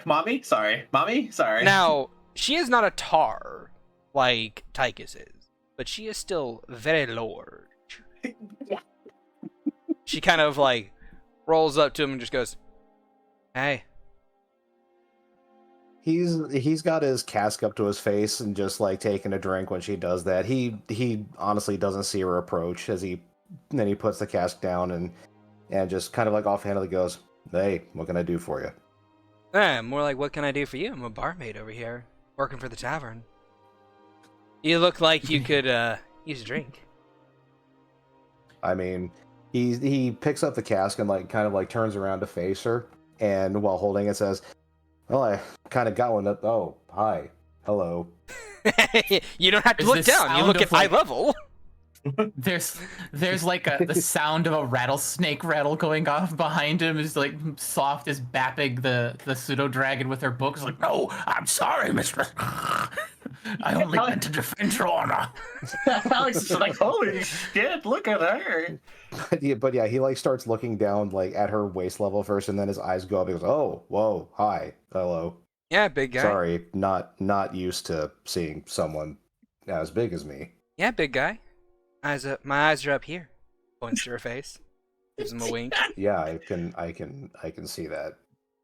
You know, it's been a while since someone as big as you came in here. I would I would imagine so. There aren't many as big as me, and you, of course. Hi, hello. Hi, hello. How do you do? I'm doing good. So, yeah. He's just kind of frozen with the cask in his hands. The name's Stronghold. Artavan Stronghold. Pleasure to meet you. And yours? And she holds out a hand, a large mitt. He slowly puts the cask back down on the counter and extends his right hand and says, "Caligray, Tychus Caligray." Okay, she'll shake your hand. Roll in athletics. Damn. And A natural one is a natural one. you snap. You give her hand a good crush, and she's like, oh, it's a little hot in here, isn't it? Oh, sorry. Did I squeeze too hard? I didn't mean to do that. Oh no, grip tighter. I like a nice strong man, a good strong grip. He just kind of like looks her in the eye, and his eyes are just wide open as he goes, "Okay, well, I'm glad I didn't hurt you with that. I tend to do that. I sometimes forget my own. I gotta go." And he gets up and starts slowly. She would hold on to your hand, but she rolled a natural one, so you just break away easily. You're just kind of like, ugh. It's he full run. And then he like stops right about here, and then he says, and then he turns slowly around and says, and just like walks back towards her slowly and says, "What did you say your name was again?" Artavan Stronghold. Why you ask? Can we go somewhere and talk? Oh. Normally, I'm the one asking other people to go somewhere private to talk, but sure, I'll let you lead. You're really forward, but let's go over. Hey. Are these seats over here, or is that like a sauna? Those are soft, cushy seats for larger people. It's a good thing I prepared Hold Monster today. So right. yeah, he's gonna basically gesture over there and just begin walking that way, and he's gonna sit down over here since. Sit down over there. Here, you sit down over here. Over there. These are the seats. These are the seats. Yeah, but he's a Tor, so. Yeah, they work for you as well. Okay, well, he's going to lounge on the seat then. Right. Real quick. Go ahead. I was actually about to transfer to you anyway, or to Soft, or to whomever else. Yeah. So seeing him start walking off, she like quickly flips through her book and then goes to a specific pace and starts writing. Would you, Tychus? Would you have? Because there's another ability of mine that requires you to write down your name. Would you have also written your name down on that one? Is this for the? This is for Farscribe. Well, that depends on what Farscribe does. It's unlimited sending, essentially. I just have to write the message on the page, and then it acts like the sending message, and then you can reply, I think, with normal how you send. And then it appears on my page, like. So it's just a special sending. Okay, yeah, he probably would have allowed or put his name in that book. Okay, yeah, she like watches in awe and then like, oh right, business, and then just like quickly starts like writing in the book. Tychus, you get the sending spell in your mind. She's just, oh god, That's a very short ending. sorry. No, you get remember, looking for Sebastian. See if there was the connection. You're doing wonderful, darling. Good luck. And from behind you, you feel a little tap on your shoulder, Alexandra. She does a little turn in her seat. Yes. Evening, ma'am. This black dragonborn with like these black sclera eyes and blue circles and like blue pupils, a large wizard hat on his head, and kind of like a starry pattern along his robes. Along with kind of like a few motes of stars kind of like dotting along his scales, making him look as if he is a walking galaxy. Strolls up behind you and kind of like pokes you with a clawed finger that is kind of like painted purple. Excuse me, ma'am. I couldn't help but notice you have a spell book there. Is that I don't mean to presume, but is that a spell book? Ooh, yes and no, darling. Is that is that the Cancer constellation on your scales? She just kind of like with her little finger just kind of like draws the crab constellation like in the air. She sorry, he kind of goes, oh, why yes it is, ma'am. The stars and constellations kind of shift along my scales here and there, but on occasion you can make out one or two of them. More so. Sorry. Anyway. Oh, I would love to chart you. She's just with a little purr. Oh my. Oh my.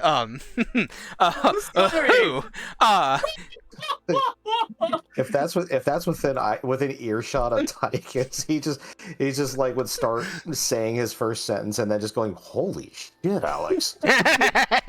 Apologies, you're just so fascinating and unique. I chuck stars, darling, and she just like flips through her book and then just starts like showing like these beautiful, amazing like weirdly perfect renditions of like constellations. It's like just has this encyclopedia of star maps. Oh my stars! That is glorious.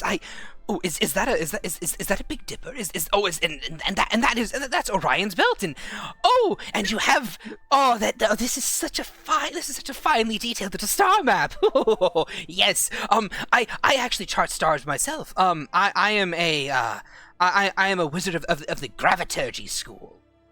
Which is the formation of black holes and other controlling abilities and so on and so forth. But I actually got into that school out of a fascination for space and stars and black holes and the like. And to see someone else so invested in star patterns and star maps is just it is such a refreshing breath of fresh. It's such a breath of fresh air. You are quite the refreshing drink yourself, darling. Please sit down. We have much to discuss. I have never met somebody like you before. What's your name, darling? My name is Sebastian Stronghold. And if you would like, you may roll a history check. Oh yeah, I mean, I know he's one of the people we're looking for. Yes. I know. I know you know. With a 20 in history, you would know that Sebastian is being sought after by his older sister, who is worried about her younger brother. Mm-hmm. What was the name of her sister? His sister? Serafina.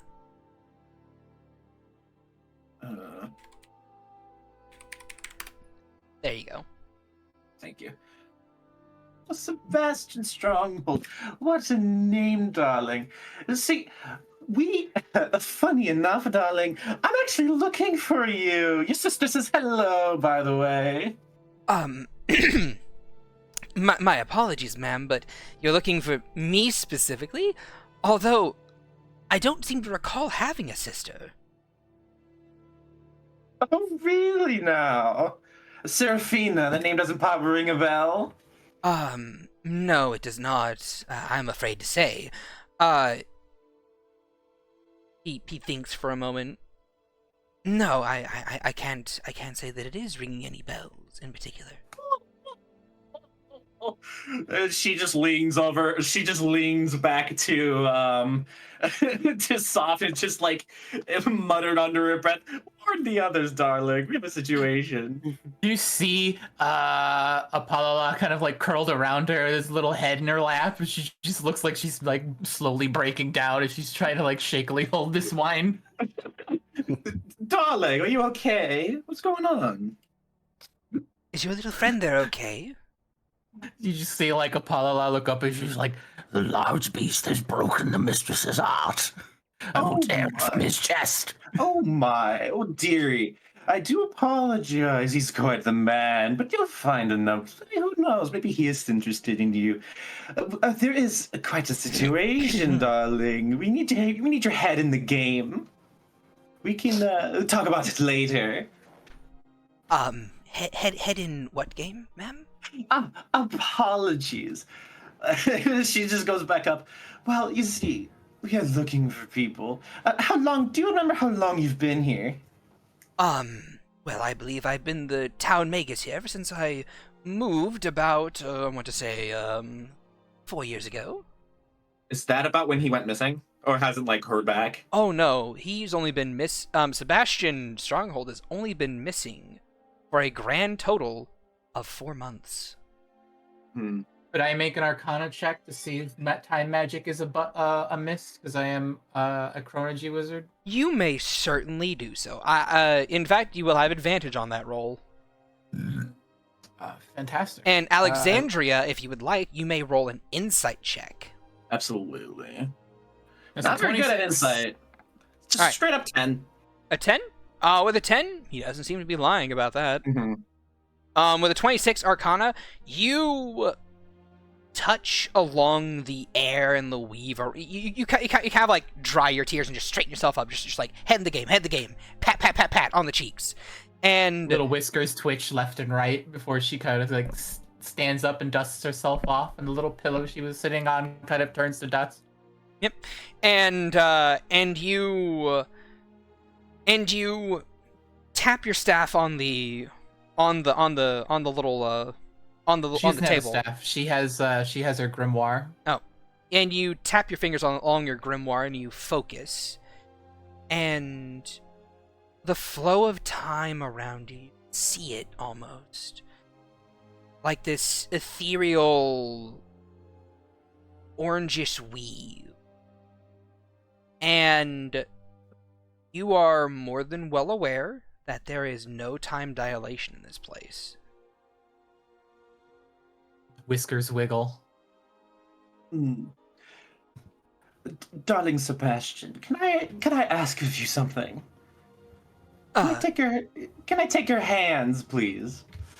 Why yes. I just he hands you both of his hands. Yeah, she'll take them and just kind of look at them, and she will, darling. Now, yes, there's no way that we're looking for another Sebastian Stronghold. There's quite a weird mystery going on here. May I do a little something that might clear the air? I promise it's not going to be anything painful, dearie.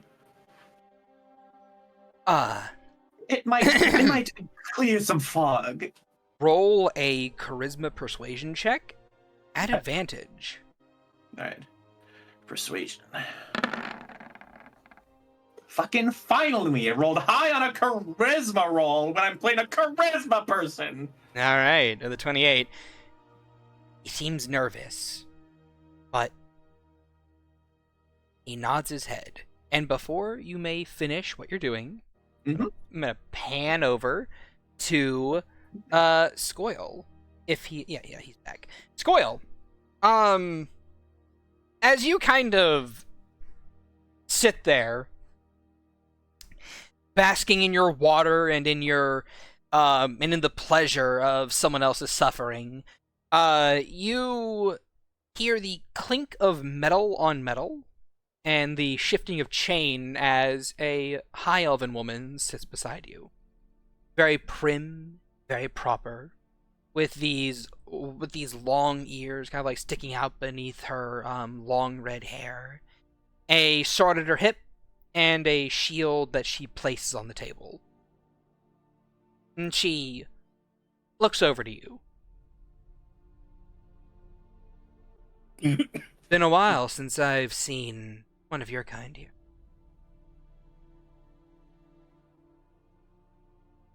Let's see if I can remember his accent. I'm not dying from coughing. I believe in you.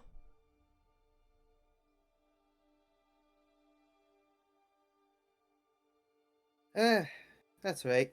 Not much of us Galish are around. Mm-hmm. Not many people also able to make a man cry at his own subconsciousness. Oh, you don't think that was me now, dearie? No, I'm sure it was. Squirrel just grins. Perhaps the lad just had too much to drink. I'm sure. Tell me, would you be willing to attest to that in a court of law? Because I personally think that you have been a bad boy. She pulls out a set of manacles and puts them onto the table. Jail me, mommy. You see, someone like me, sometimes we obey the law, other times, and from the other side of her, other times we obey it, but you see, in our line of work, we like to play around in the middle of the laws. Mm-hmm. Really, and causing a disturbance to the peace is playing between the laws. You see her pull those manacles away and pull out a different pair of manacles that have runic glyphs and etchings along them, and she places those on the table instead.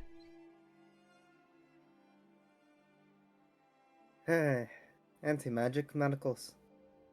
In a way. Now, tell me, are you going to come quietly for interrogation, or are you going to have me put these on you? Come now, lass. What's bits of fun with a Roger? Especially one that you get a little bit of information for family. Also, perhaps, also trying to look for some information. Lots of other things, but it's always good to get in the graces of the Rogers. Other things, maybe, probably. But, for now, I think you're going to need to come to the station with me. And what if I say no? I would have to insist. Just take the sentence, pay the fine, because I know you have the money. You're an adventurer. Perhaps I don't have the fine money. Quirks an eyebrow. You don't have 25 gold pieces. Honestly, Shad, I don't remember if we started with any gold. I just kept the... Tell me, did you take the bag of holding or the handy haversack? I don't think I chose either one. Well, then we'll say you took the bag of holding. You have 500 gold pieces. Yeah, I don't think I actually saw that. Yes, Message. Everyone had the option of a bag of holding or a handy haversack. And if they took the bag of holding, they got 500 gold pieces. Jesus Christ, this cough. Rip to the pod for my cough. Rip your voice, dude. Don't rip the VOD.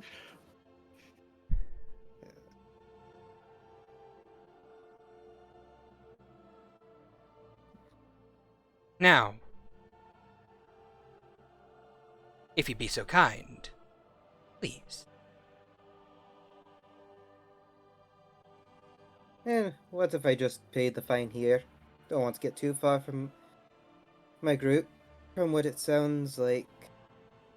From something what it might be- sounds like, they are currently in the middle of talking with guests, and you have disturbed the peace. I need to at least get you into the office to put you through the proper channels. It'll only nothing. take an hour of your time at most. And yet it seems as though my group has found something rather interesting. And we may discuss that in my office.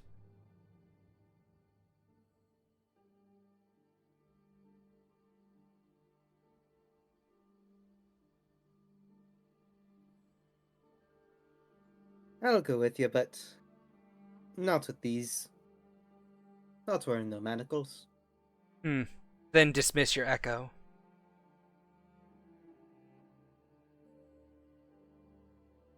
He will. Alright. Your echo stands up, backs away to 35 feet, and it whoosh, disappears. You feeling a bit safer there, lass? Not my first time between two people. She'll then pick you up by one He'll- arm. He'll look at do a quick look and do a telepathic link to Soft. Be sure to keep me informed, Soft, dear. It seems I'm being taken elsewhere. If you want someone to keep you informed, it would be Alexandria. Hey, Soft could pass a message. Okay. Anyway. Scoot. Scoot. Scoot. Scoot. And we're not gonna... down over here. Alexandria is currently busy. That's why I went to Soft. Yeah, fair enough, fair enough. With that having been said, the four of you, each find yourselves going, quotation marks, separate ways of a degree. Soft, what are you doing in the meantime, now that We you've split discovered... the party, oh no. Now that you've discovered there is no time crisis in the area, what do you do? She's racking her mind. These people say they've been here a long time. It seems like everyone thinks that. So it's either if it's not time being manipulated, it's the individuals being manipulated. Oh.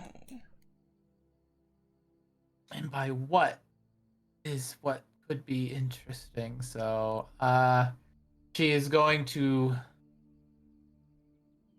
open her book to a page and with little peeps and squeaks cast detect thoughts. All right. As you cast that spell, you see the barkeep kind of like tap his claw on the table, just tap tap tap tap, before you actually get the spell off. Just kind of like tap tap tap tap. He can hear me? He sees you making gestures, and you were told, and your dragon has said that you are a great archmage. Oh. So yeah. I can spill too much. I reveal too much. Me and my mistress. Me and my big mouth. I myself. With a tap of his claw on the table, he's just like, please, Miss Soft, nothing above a cantrip here. She blinks a few times. And then the pseudo dragon kind of lifts its head off her lap and is like, It is Mistress Soft beyond. My apologies, Mistress Soft. She just looks exasperated. Nothing above a cantrip here. Do I hear that? Yes, but here's the thing: your sending was cast with you writing it in your book, so Yeah. in an unusual method. That's why I was able to get by. Yeah, but it's for another thing now I'm worried about. But yeah, she will just hear that. Her little ear twitches and just shit. keep going with keep going man. soft. I'll do my thing. Okay. She gets up, gets on into the saddle on Apolola's back, and takes the reins as the two of them set off. Just poof. All right. I hope you had fun, Mistress Soft. Enjoy your flight and enjoy the festival. The man says as you fly away. She waves with a happy smile as Apollo looks back. It's like, The whiskey was half rate. The Lucas grins and just kind of just with the expression of, I know you're lying. It's hard to read. Anyway, so where is Soft going? to the gates. To the gates of the city? I was told that the man who hit on my feline friend is one of the individuals. If Okay. the ones we are talking to are inside and I can't cast the spell I want there, I can do it out there. Sure thing. All right then. I will get to that in just a moment. We're gonna reel back over to Tychus real quick. Tychus, Bobby, you're sitting across from Miss Artavan's stronghold. Tell me, what are you saying to her? Well, he's going to just look across the table to her and just say, "So, Miss Artavan, we're here as part of an investigation." Oh, And really? Investigate. yeah, we are trying to find some people who have gone missing. And Oh, that's if you don't terrible. mind, yeah, they've apparently been missing for a little bit, and I noticed that you happen to have the last name of one of them. Really? Ah, strange coincidence, isn't it? Maybe a coincidence, maybe not. Would you happen to know a Sebastian Stronghold? I mean, there's that dragon guy over there. He blinks a couple times, and his head swivels back over to Alex, and Yeah. then back to what's her name again? I'm sorry, Artavan. Artavan. This back to Artavan, back to Sebastian, back to Artavan. Then he just like quirks an eyebrow and points a thumb back over to Sebastian. Yeah, that's Sebastian's stronghold. No relation. Small world. Would you happen to know that? So no relation. You're not a relative. You're not a fiance. You're not a wife. You're not anything to him. Shakes her head. Nope. Would you? I How mean, well would- I will admit, I tried to. I like small guys as much as I like big guys, right? Yeah, I tried to hit on him a couple times. He was always too scared of me, though. Something about breaking his hips or something like that. I'd have been gentle. Coward. I'd have been gentle. Enough. He kind of just nods slowly and goes, "Yeah, that's kind of an issue I run into when I used to try, but Oh, regardless, I'll bet, buddy. I'll bet for sure. regardless, how well would you know Mr. Sebastian over there?" He's the town magus. He does little cantrips and shows for the kids. Talks about stars and starlights all the time. Bit of a nerd, but in a cute and endearing way. I've learned to respect nerds. That was a mistake I made a long time ago. Ran afoul of a wizard? Yeah, said a few choice words about being a bookworm and not being big and bulky like me, so he can't possibly be that strong, and oof, boy did he prove me wrong. Oh, the strength wizards. Almost as bad as the constitution-based wizards. Well, it wasn't just strength wizards. It was also just the standard ones. They're strong in different ways. But I do have to thank that guy, because if it weren't for him, I probably wouldn't be traveling with this group. Fair enough, fair enough. So, is there anything else you wanted to talk to me about? Well, how long has Sebastian been here? Say about 2 to 4 years. Give or take. I don't really keep track of how long people have been here. I kind of work here, run the joint, one of the barmaids. Yeah, but as working at a tavern, you must hear some interesting things now and then. Every now and then. Sure. Like, those two in the corner over there. She points to, Fluff and Bun. Those two are on their honeymoon. They came here because of the festival. Oh, congratulations to them. Yeah. 1 second, be right back. Okay. And with that, we will move... we will move to, Alexandria and Sebastian. Yeah, when the bartender says just Kendra's only, you hear like flicks a little bit as she was like beginning to like adjust her book and like getting her bag, and then she's like, "Darling, you want to know something amazing?" Yeah? I can travel to the astral plane with a flick of her scarf. She just pops out of existence. Oh! And then pops back in, like, is still in that same motion. Why do you think my star maps are so well drawn, darling? Oh, I would love to No. go to the astral plane. But I would love to visit you must have a little tower. I didn't see one on the way in. Do you have a little wizard's tower? I have a little magic shop that I run. Oh, that sounds delightful, darling. Let's visit it right now.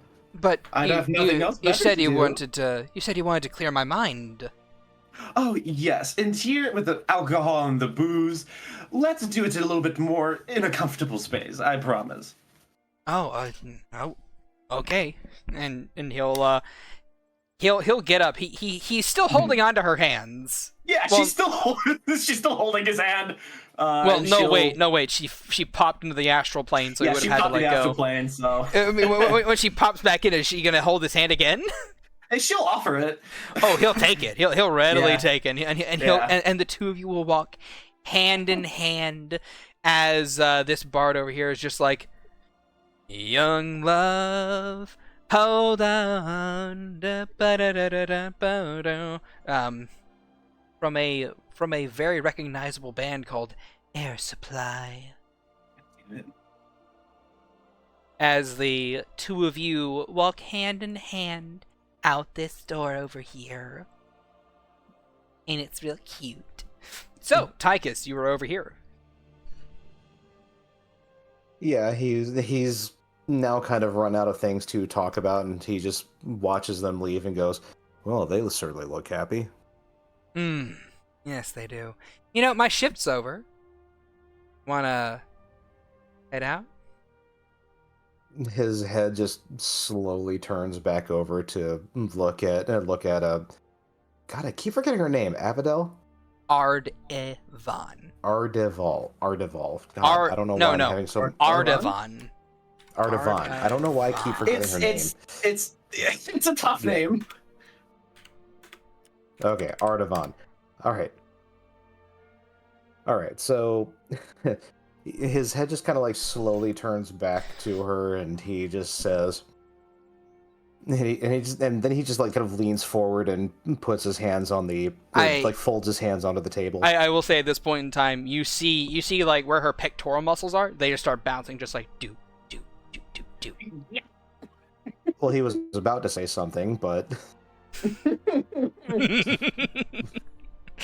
but he goes, he just kind of looks at it for a second and goes, mommy. Anyways, Is Oh. there is there a is there a particular reason you came over to me particularly?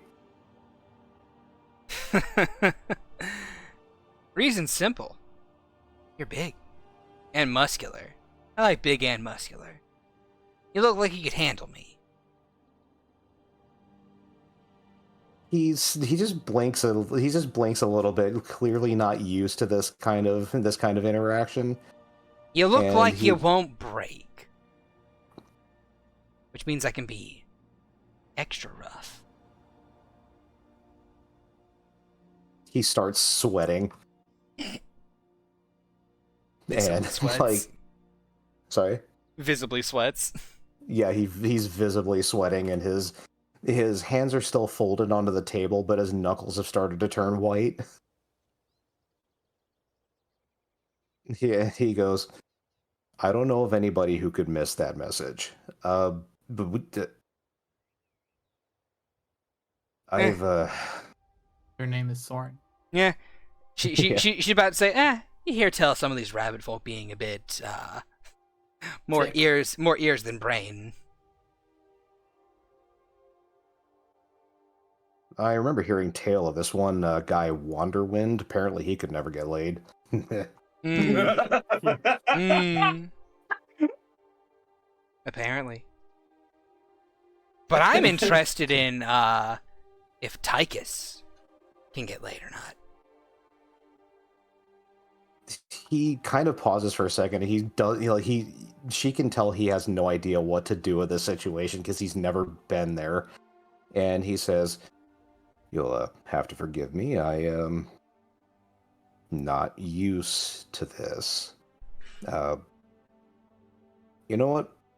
You know what? And maybe in an effort to try to get me not, nervous, you want to go somewhere and talk? Like, personally, not business." Sure. I have my own place. You wanna do it at your own place? Sure.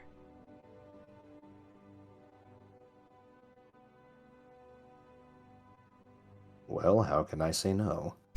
How can he And say no indeed?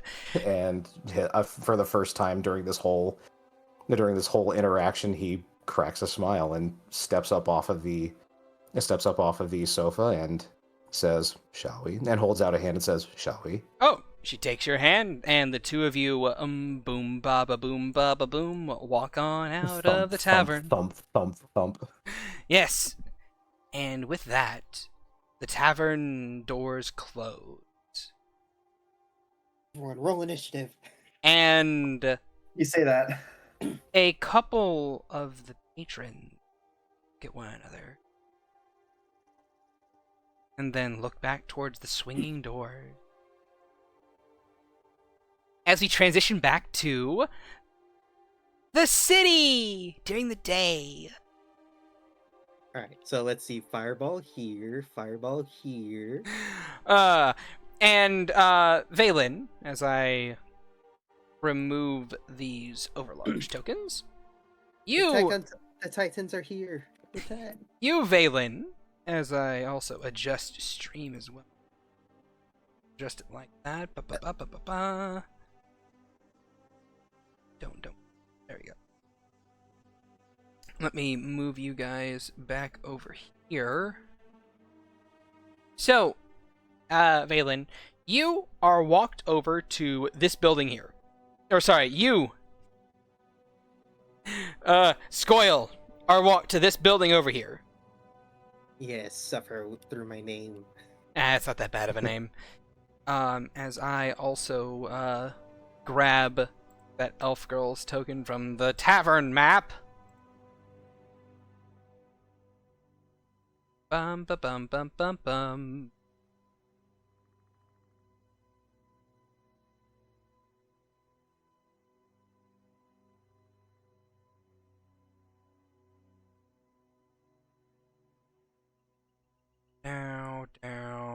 Down.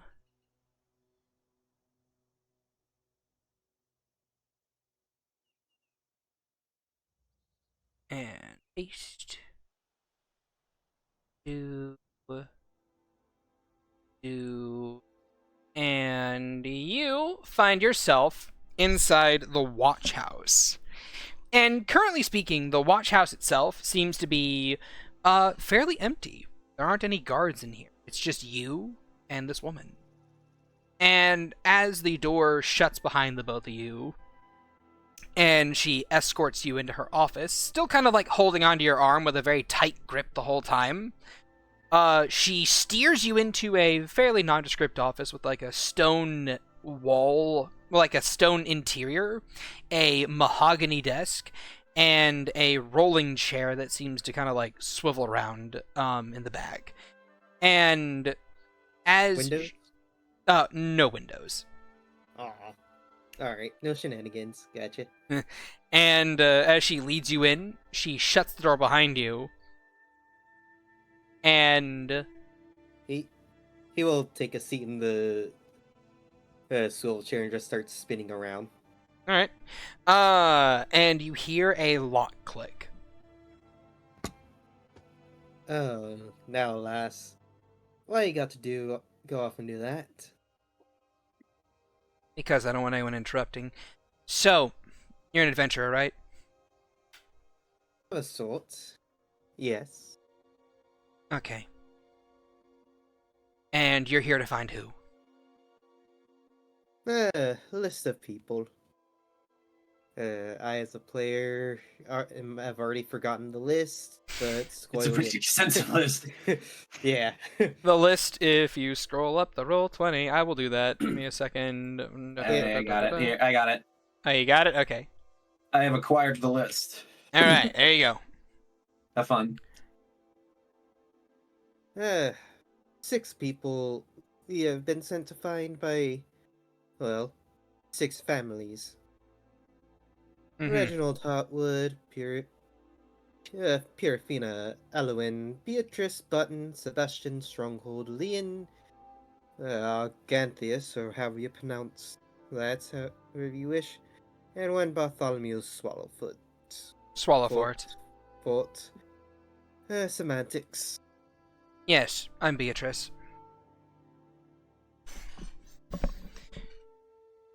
And, you? Walked into a bit of a conspiracy here. Repeat that again? You, she said, and you've walked into a bit of a conspiracy here. Oh, conspiracies. Mm-hmm, yeah. Do tell. So, I'm the captain of the guard here, right? And I am someone who keeps track of the comings and goings of the city. But recently, I have noticed that people that come here recently say they've been here for years, when that's not the truth, because I remember. And I don't know what's going on.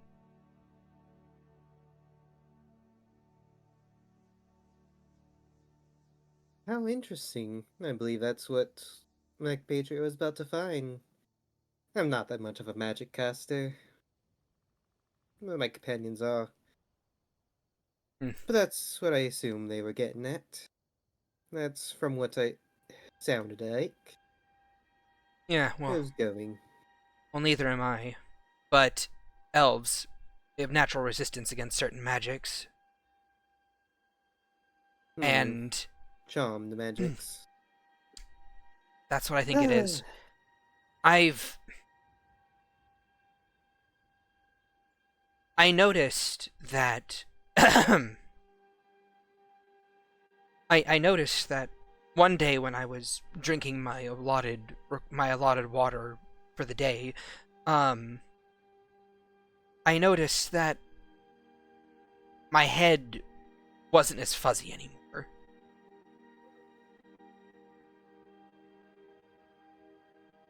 Not as it had been, at the very least. I started noticing discrepancies. However, I kept it to myself, and I started going outside of town for my drinks.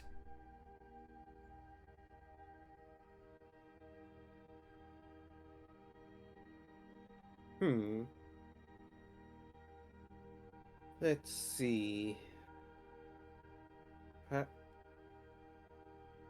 Something that can charm mass amounts of people. Hmm. I'd hate to use up some magic, but perhaps see if I can't sense anything. Which one would you rather take a gander on? Fae, fiends? I doubt aberrations can cast something akin to charm magic. Well, if I had to guess, probably the Fae. Hmm.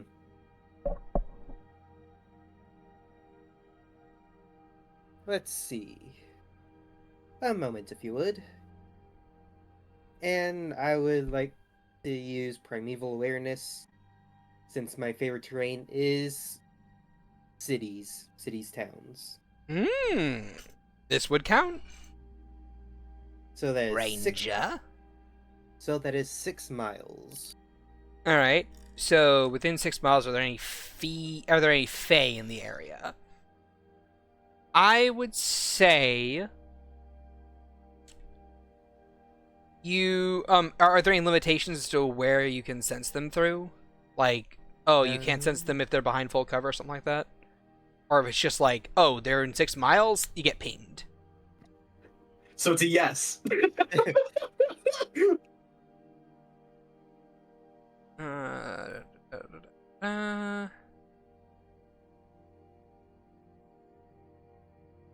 Okay.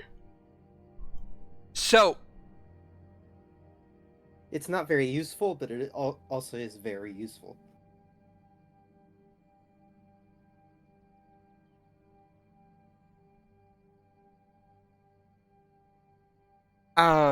also very useful. Basically, you are able to sense the presence of. You sense something.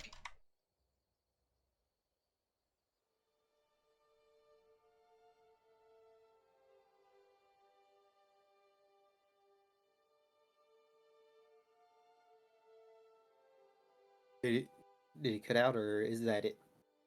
Did I just sense something? Yes, you sense something. Like, it doesn't give you location or number. But I do have a Fae ping. Yes, you get a couple Fae pings. Some from nearer to you, and some from, like, at the edge of your reach.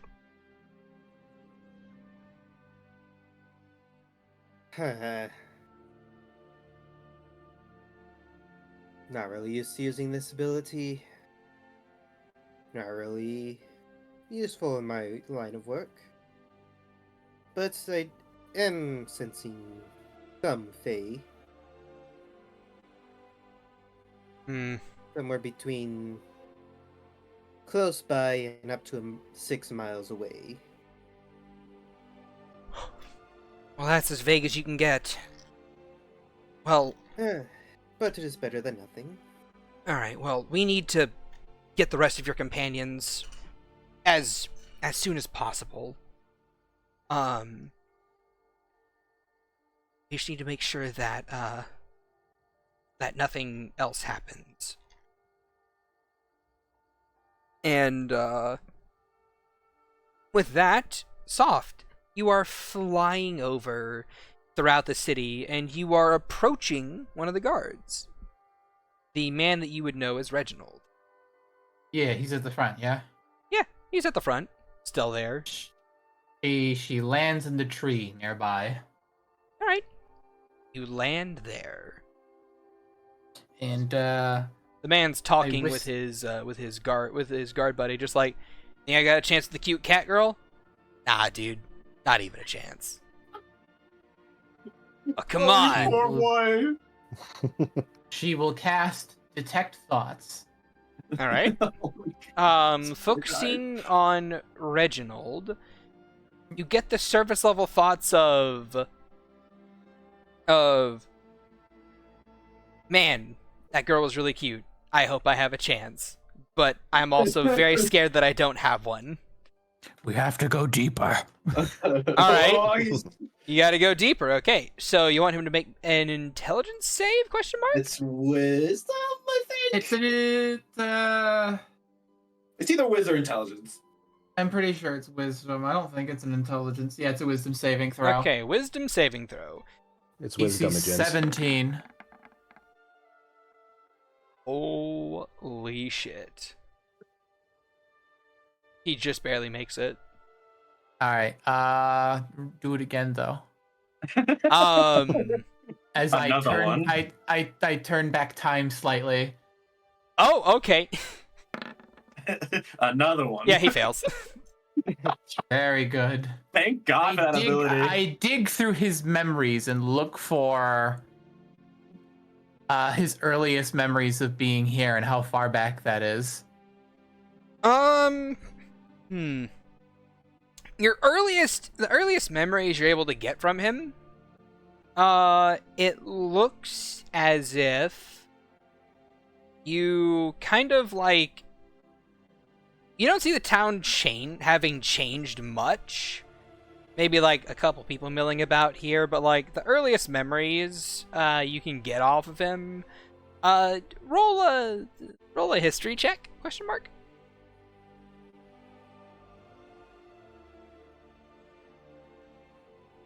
Ugh. You gonna do something about that? Yeah, I have advantage doesn't do much. I can't do much about it. Okay.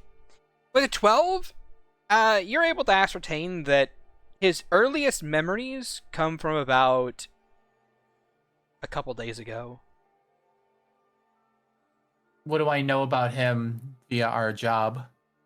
You would know that Reginald Hartwood is a merchant. He is an arms dealer. He sells weapons. That's his big trade. More specifically, he sells ironwood weapons, which are basically wooden weapons, but they act like steel. And there's no memories beyond him coming here, like of him being a merchant? There are no memories beyond him being a guard the day before. So he has nothing past a couple of days. Nope. Winces at that. The other man who's here. Oh, actually, yeah, no. Detect thoughts ends once I dig. Dang. I'll let you get his surface level thoughts if you want. He's not on our list. No, he is not. But I can't dig into him though. Sadly, you. Can you ping the spell real quick? I actually need to see if it ends. If they like succeed the save. I'm pretty sure it does. Here, I'll post it. As an action.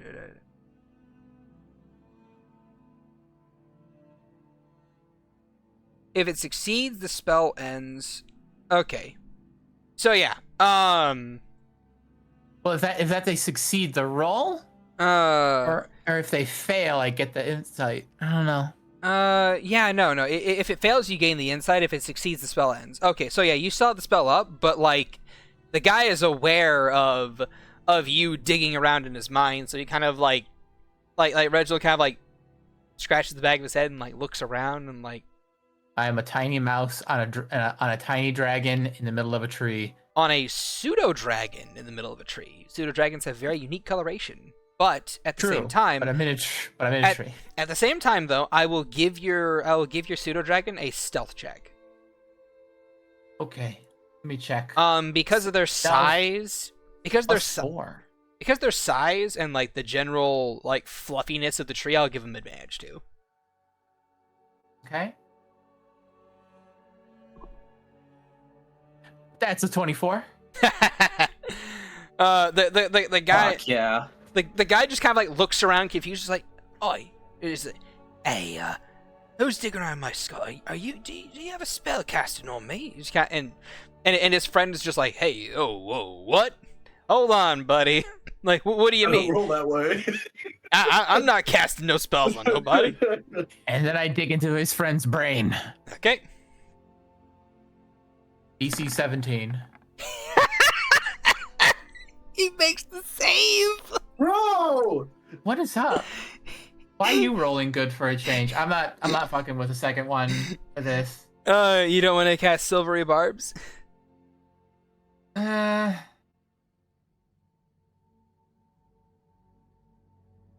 What are you using your first levels for anyway? So he can Silvery Barb something else. Detect magic. You know what? You're right. I'll Silvery Barbs. I'll give myself advantage. All right.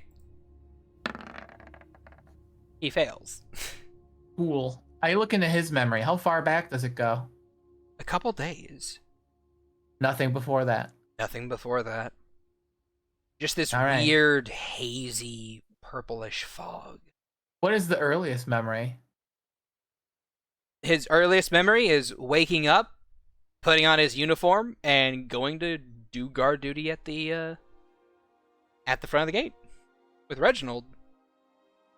He's day shift. Okay. Do I have to do another stealth check? You are on the back of your pseudo-dragon. Your pseudo-dragon did the stealth check. It's true. Your pseudo-dragon also rolled a natural 20. He sure did. So yeah, you're fine. Halala is quite the chameleon in this sense. As we kind of crawl to the other side of the tree and then flutter off, just like a bird coming out of the tree, like Just...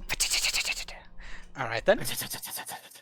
And I go to find my feline friend that I know is I can talk to them more easily than the human-y looking one, and I definitely don't think I could face shit.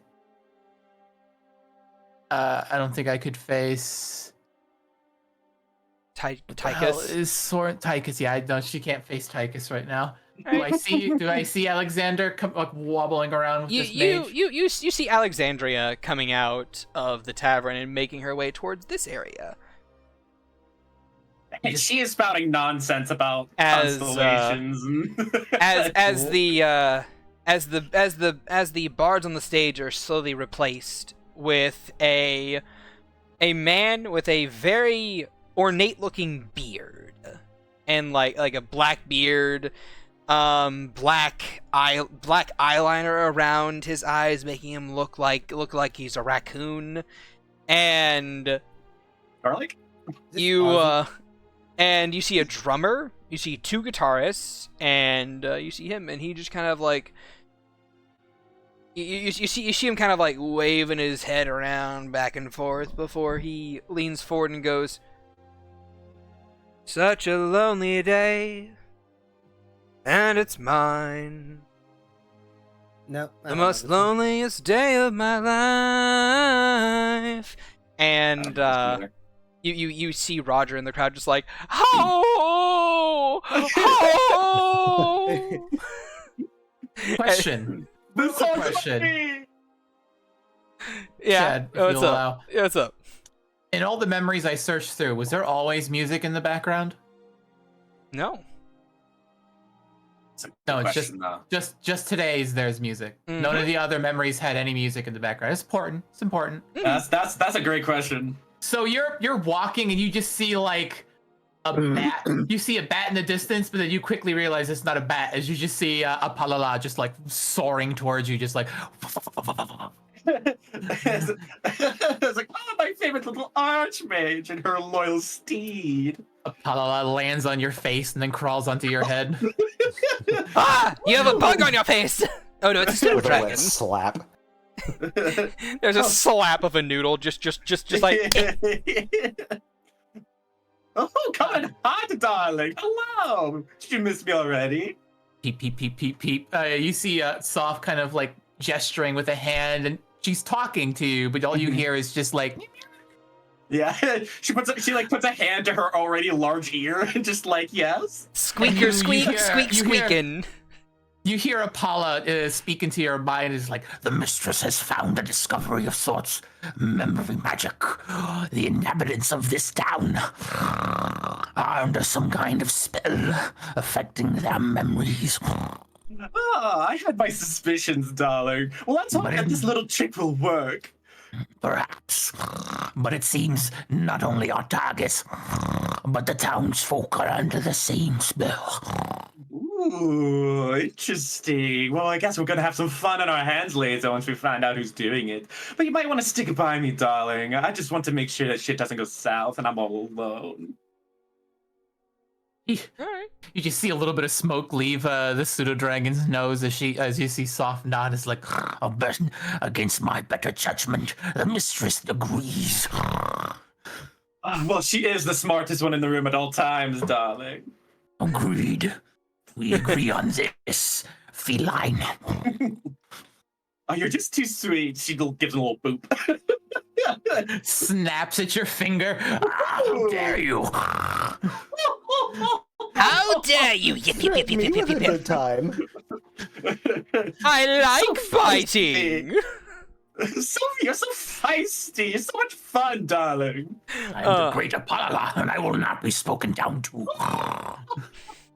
And with that, Sebastian kind of like looks between the two of them, just like, I'm sorry, but I'm terribly confused here.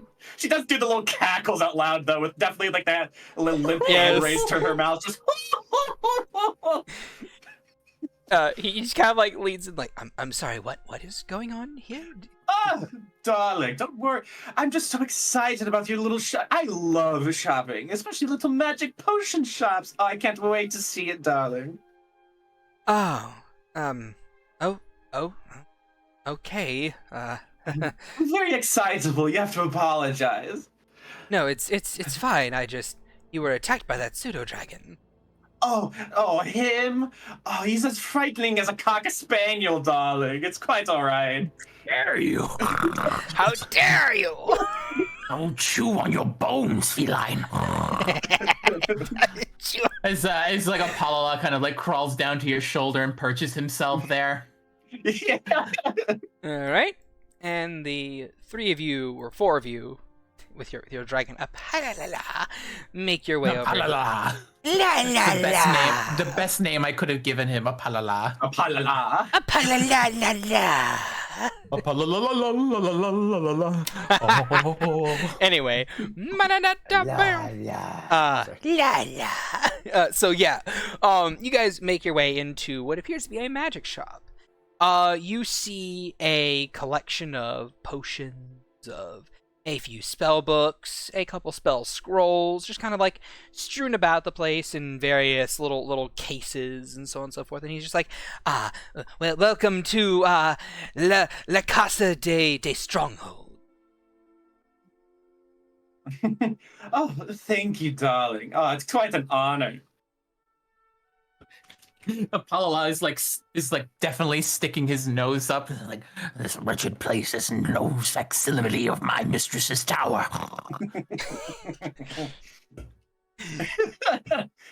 She is an archmage after all, darling.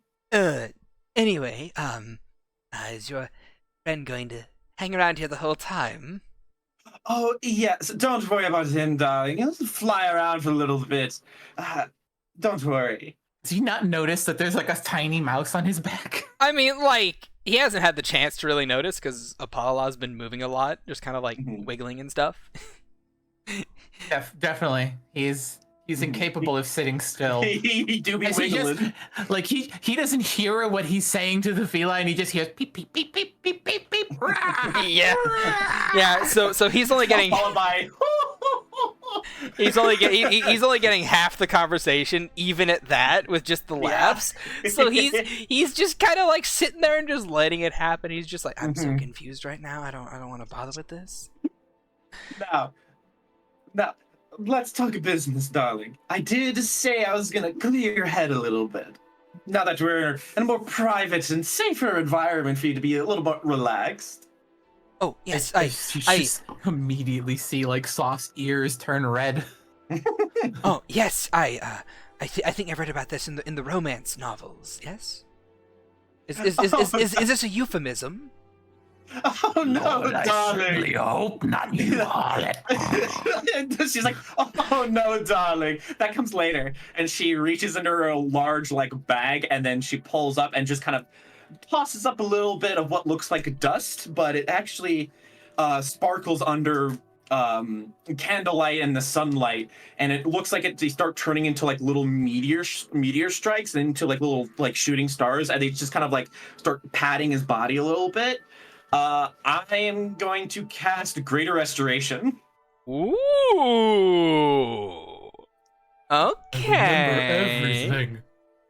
See if that Um, does anything. So, as he looks up, he's like, "That's diamond dust. Are you casting?" And then you see the little meteors just and just like strike along his skin, his scales, and sink in, and you see him ripple, Ripple? like his whole like a full body shudder is what I'm saying. Mm-hmm. Oh, I was about to say, he's a slime. Shit! He's an ooblex. I was going to fucking slime. Shit! Oh no, it's one oobleck. It's just eating everyone, and that's what we're dealing with. Anyway. Well, hold on, sir. Anyway. So yeah, as he ripples and shudders a little bit, you see like Death Note season 1 style when Light gets his Death Note back, just like his eyes go by, he's like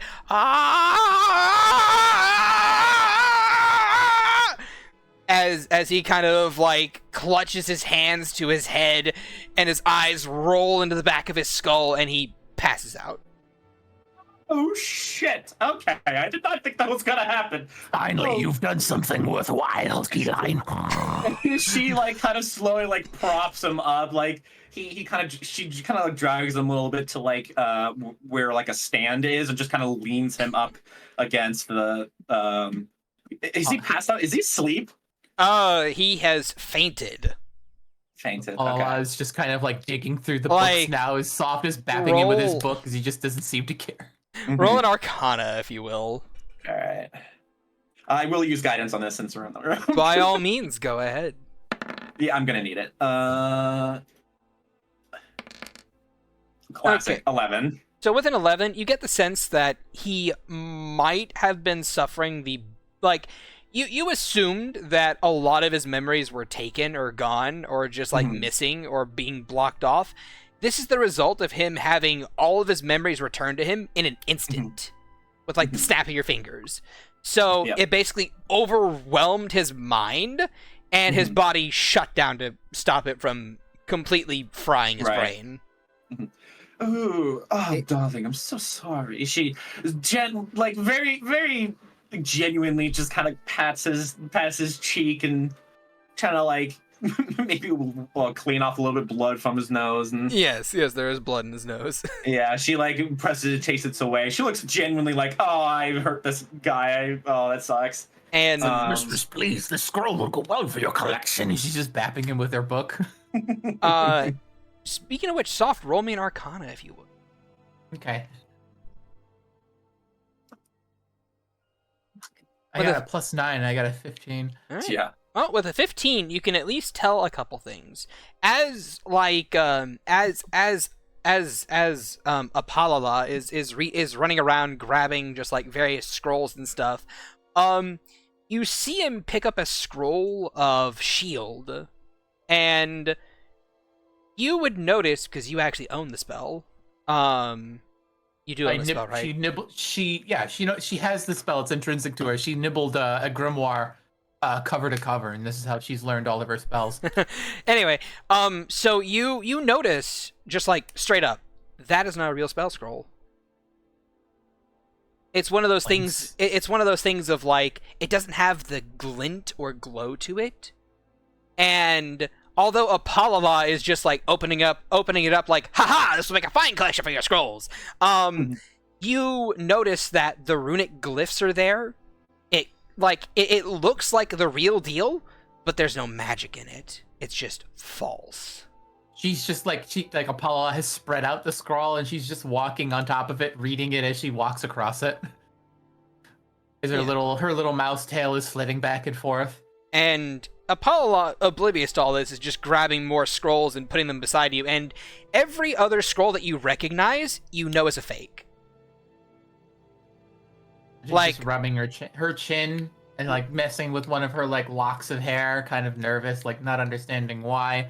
And then just thinks like looks over to the Dragonborn and wonders if he's a hack or if these are like those if it's not so much that like none of the magical items in here are like magic, but that like there's a lot of display pieces that are on high shelves to make people like think he has a lot of stock. Well, kind of like how the like Old Navy has like like shelves and shelves of jeans, but like the top 5 shelves are all just like 1 or 2 pairs that are like folded over each other to look like a bunch. Yeah, I know what you mean.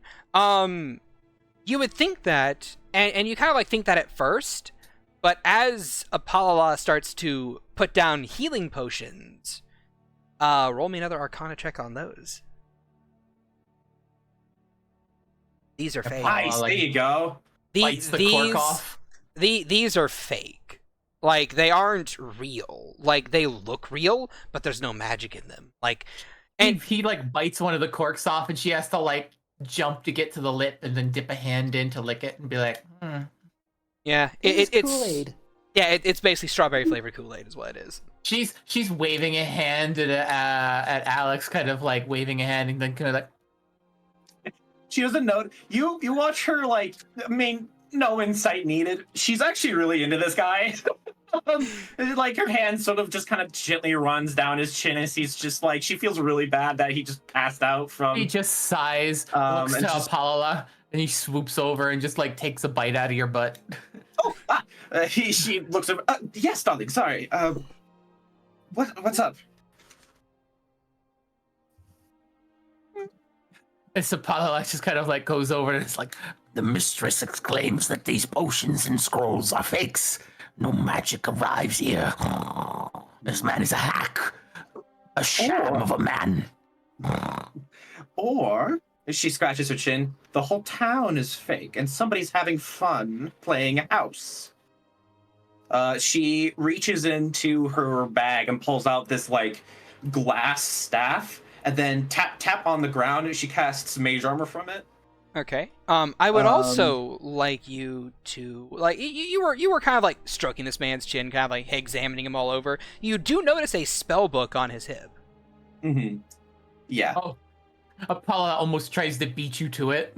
If he gets there before you, he'll like raise his hackles and his little like rattlesnake tail will go like. There's a little mage hand just baps him a little bit, like, no, you leave it. That is not yours, mister. How dare you, feline? How dare you strike the carapace of Apollo? Oh, you're a big man. You can take it. Did you see what she did to me, mistress? Did you see? She has assaulted me. Kill her now. She just sighs deeply and just kind of pats Apollola's face as he kind of like snorts and just huffs a few times. Indignity! How dare! Anyway, are you opening up his book? No. I'm opening up my book and I'm gonna start writing in it. I'm gonna cast sending to my other friends and essentially just says, everyone's memory's been messed with. Get to the magic shop now. It's game time. Well, I think. Oh, all right. I was gonna start something while that all goes down. Before that sending spell goes out, we have one more person to get to. Tychus, you get the fucking snort every time. It's the best. I feel like Apollola is Doug's more aggressive brother. He was his eldritch roommate. So you're on my side of the room again. Get back. That's my The side. Cheerios, the bastard. I told you those Pop-Tarts were mine. They didn't have your name written on them. I want all the strawberry. All the strawberry Pop-Tarts. I want the strawberry Pop-Tarts. You're stepping over the line again. I wrote a line on the floor in chalk. Doug, you stay on your side. It's clear for you. I love how we're just like VAing this out, and meanwhile Tychus and Artavan I was literally about to get his pelvis broken. Yeah, you can take it. Which pelvis, actually? That's true. He has two Both. penises and two sets of Both rib of them. cages. Both. Both of 'em. So yes, Tygus. You are led into a very large, very a picturesque house. And as you're led in there by Artavan, you see her just turn around and give you a smile like, this is my house, my humble abode, as you will. And as you can see, she kind of like gestures around to her. It's very big. And Very into My Little Pony. and and he would note that everything in this house is kind of like sized for her, which means that by proxy it is also sized for him as well. And Something else is sized for him. Sorry, I had to. I had to get that in there. I'm gonna mute my mic now. at any rate, Give me the newspaper, Shad. you use it well. Use it well. And as she gestures to a nearby couch, she says, "Go ahead and take a seat there. I'll get us some refreshments." And she makes her way into the kitchen. See her kind of like padding over, lithe movements, those muscles kind of like rippling beneath the fur, looking very good. And What does Tychus do? Well, he hates to watch her go, but kind of likes watching her leave. So he's just gonna like start walking over to the couch, the sofa that she gestured to, All right. and as he does so, he just goes, "Nice place you got here." Oh yeah, I got on a bit of a premium since I work at the bar. It's very hard finding This big place you places got like here, this. I fit. And you hear the sound of her pouring some liquid into glasses as she comes back with 2 glasses of water, very large glasses of water. She hands one. He does an appreciative nod and takes it and says, "Yeah, after that big cask, I might need some of this, right?" You need to stay hydrated if we're going to be doing anything. She gives you a wink. He just wheels out a trough. Takes a seat on the couch beside you because it's that big, and she will drink her glass of water. Do you? Like after she says that, he just kind of like his head just slowly turns to like track her as she walks over, and he just through his mind he's going, "Man, this lady's really forward." And he takes a drink of his water and says, "Something about having a lot of whiskey just makes the next glass of water taste that much better." Yeah, it does. I always feel so relaxed after I take a drink of the water from here. It's always nice. Where does it come from? Is it from a spring? Yeah, it's from the underground spring. There's a well in the center of town that I draw water from pretty much every morning. Everyone does, really. Takes another drink. Go on, finish it up.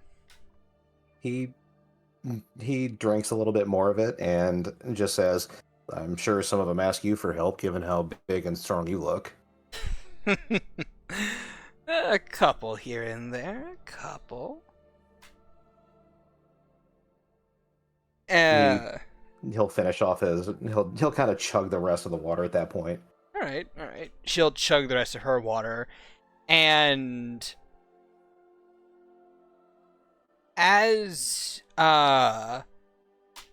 we do a fade away from there, as the two of you enjoy yourselves, Alexandria, as you flip open your book and begin sending messages to everyone else, you notice that Tychus's name disappears. What? What? Oh no. Oh shit. Oh shit. What is the matter? That's Feline? not supposed to happen. Tychus, his name's gone. from my book. That's not possible. That's only I can erase the name from it. Or he is dead. No. I scroll through the Gifted Protectors page and I look at it to see if his has been triggered. It has not been. Shit. She looks up at Soft. You need to find him right now. She nods as she leaps onto Apolola's back and gives him a hitch in the side. He's like, Ah! Oh, of course, my mistress. and they just fly off. It's like, Just She goes back to the book and just like in like bold letters, so it like screams into fucking Sickles, Scoils. whatever the Soil's name. Scoil. It just says Scoil. It just says Scoil. It's just get the fuck to the magic shop right now. All right. question, Shad. 2 seconds. I'm gonna get to Scoil Oh. first. Okay, I was just gonna ask a real quick thing. Okay, what is it? Could I have been casting a spell between like when we started in the shop A until ritual spell? now? No, it's just a spell with a really long casting time. Okay, what's the spell? Fabricate. Fabricate. Sure. I'll let you fabricate. What you fabricating? Nothing. I force it into a bead. Oh, okay. Sure, you can do that while flying on the back of your mount. She's like conjuring a powerfully magic spell and then just like slows down time and forces it into like a pinpoint in time and space and then pockets it. All right. And in the meantime, Scoil, Beatrice basically says, okay, you stay here. I'll get your companions. Don't worry about anything. And she'll kind of like leave the office and she'll close the door behind her before you hear the click of a lock. Oh, dearie. Don't think I'm gonna stay in here very long. You'll just wait a few moments to ensure that she's far away. All right. Reaching into his bag, he pulls out some thief tools. All right. Ah, Go Right. ahead and make a thieves' tools check if you wish to pick this lock. shit. That's just a dex, right? Mm-hmm. It is dexterity based. Yeah. I am proficient with it. So that is a 15. A 15 is not good enough for this door. You're kind of like fiddling with the lock and you're having a bit of struggles with it, but you feel as if you could be a little bit more smooth. Like you get about, I want to say, a good halfway through the pins before you kind of like fumble it a bit and there's kind of like reset and you're like, ah, shit. Can I see on the other side of the door through the keyhole? You cannot. Alright. I suppose I have a bit of time. I mean, you can make an attempt again. Yeah. Here we go. Hey! Okay. Nice. A 24?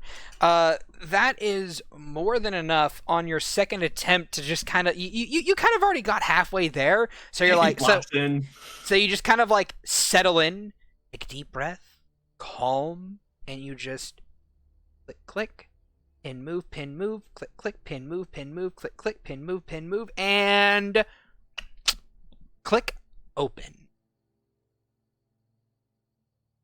And the door's opened. There we are. Now, to ensure I'm not really that missed, he will close the door, lock it back up, and cast Disguise Self on himself. All right, what are you disguising yourself as?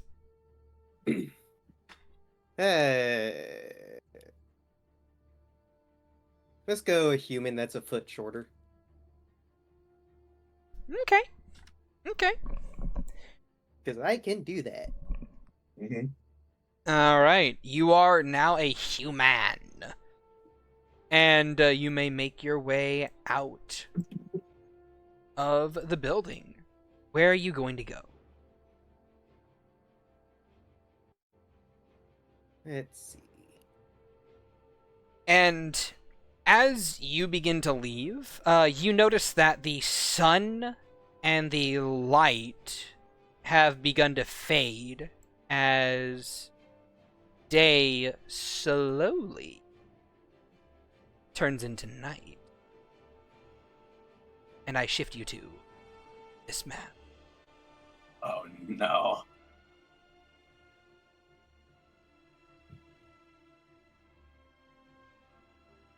Let me just move around a little bit. There we go. Now, this is a minor problem. If only I hadn't chosen a human. No worries. It should be fine.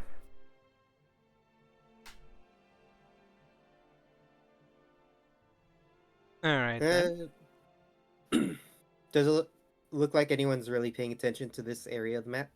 To that area of the map, you can see a lot of people are currently enthralled by the party going on.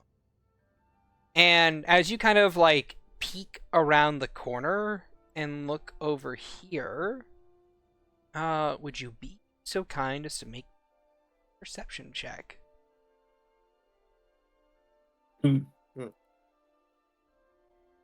Goddamn. Oh. Ooh, that's a natural one, but you get a token. God. Yep. You don't see anyone through the big crowd. God damn it. And it is around this point in time that you get the message of, hey, get to the magic shop now. Yeah, literally, get the fuck to the magic shop now. It is panicked. And, Soft, you can move your character around the map. Obscenities count as 5 words towards your sending spells, so I have plenty of room. I could just do it again. that's how they censor them. Oh. Now, if only they could have said where. Ha ha ha ha. It should be a sign, isn't it? Well, it is a sending spell. You can reply back. Yeah, to you it. can reply. Where is this store? I'm kind of avoiding people at the moment.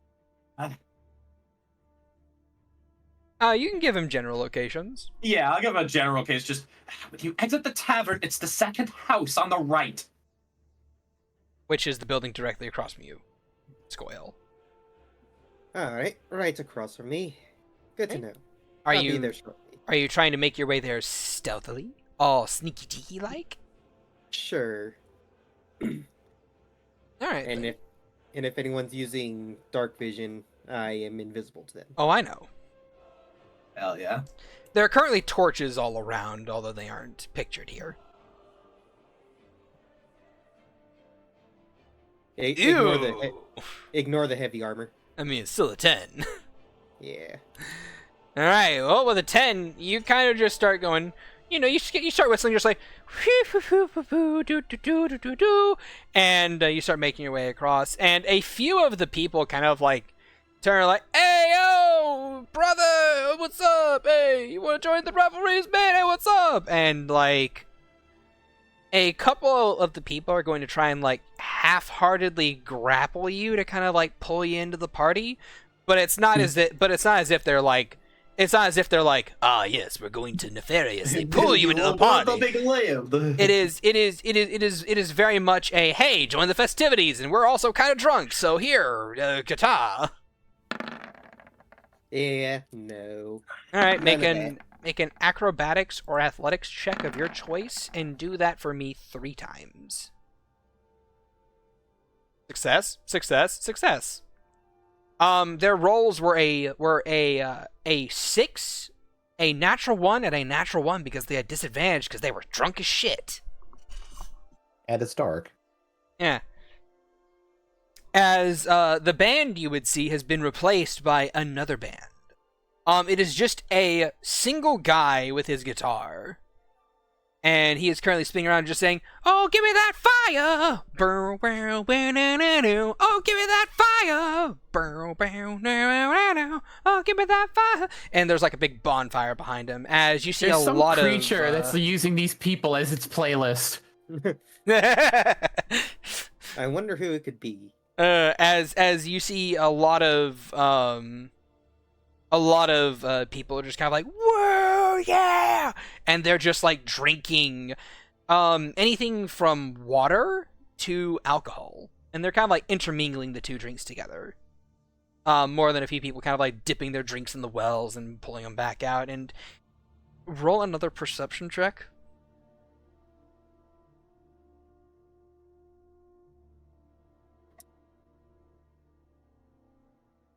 All right. And you would see, as you're about to kind of like pass by this corner over here, because you were held up a little bit, so you get to stuff happening.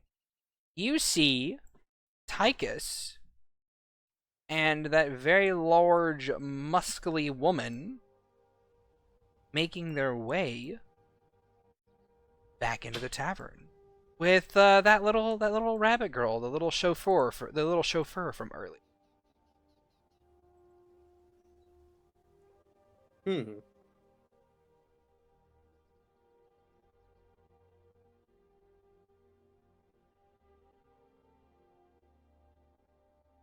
He's over there. I have a bad feeling about this. I'm fluttering And- after them. All right, you are about over here. Roll the perception check yourself. The DC is very low. Can I also have a palala roll? Just you. Just me. Just you.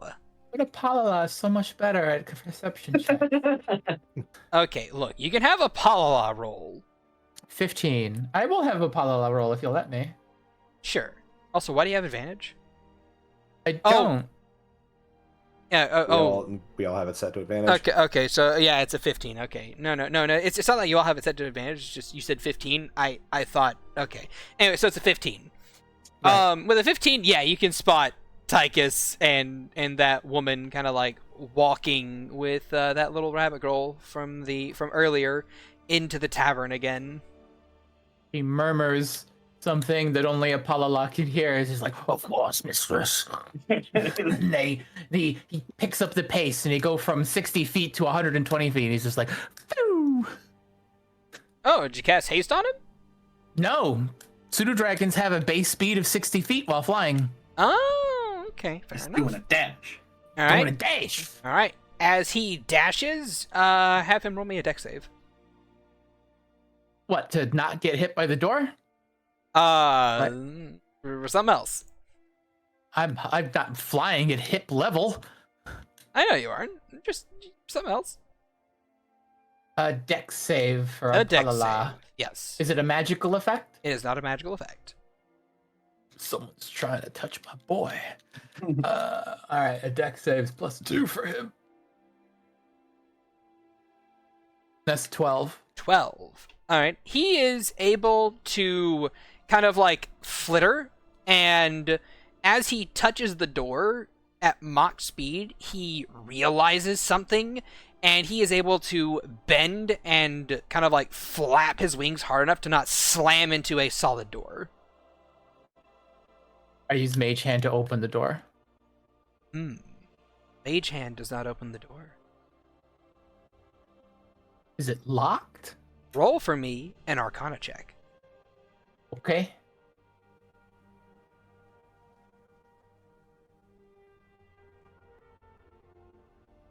$19. All right. As you look at this swinging door that should be able to just open with the slightest push of whatever, you notice that there's a faint silver sheen to it. An arcane lock has been placed on it. Blink, blink. I look up and around. Are there any windows that are open? There are a couple windows on the second floor, yes, but none of them are open. But you could check to see if they are locked. I go up to one of the windows. I can see through the window, yes? Yes, you can see through the window. You can see I use through... Mage Hand to unlock the window if it is locked. Oh, okay, fair enough. Well, first of all, you need to find a room that isn't occupied. I don't give a fuck if they're occupied. You know what? Fair enough. I go for the one that looks like the first one I find that doesn't have someone attacking someone else. If anyway, like if there's nothing violent going on in there, the door's opening. Okay. You probably notice that there's one room where there's like a couple sleeping, just like very happily sleeping together. They're Absolutely. snuggled up. Fine with me. That window comes opening, a gush of wind comes in, the flaps of a pseudo-dragon. Roll a stealth check. Unless you don't want to be sneaky. Yeah, he'll try. All right. 18. All right. Nice. More than enough. You are able to...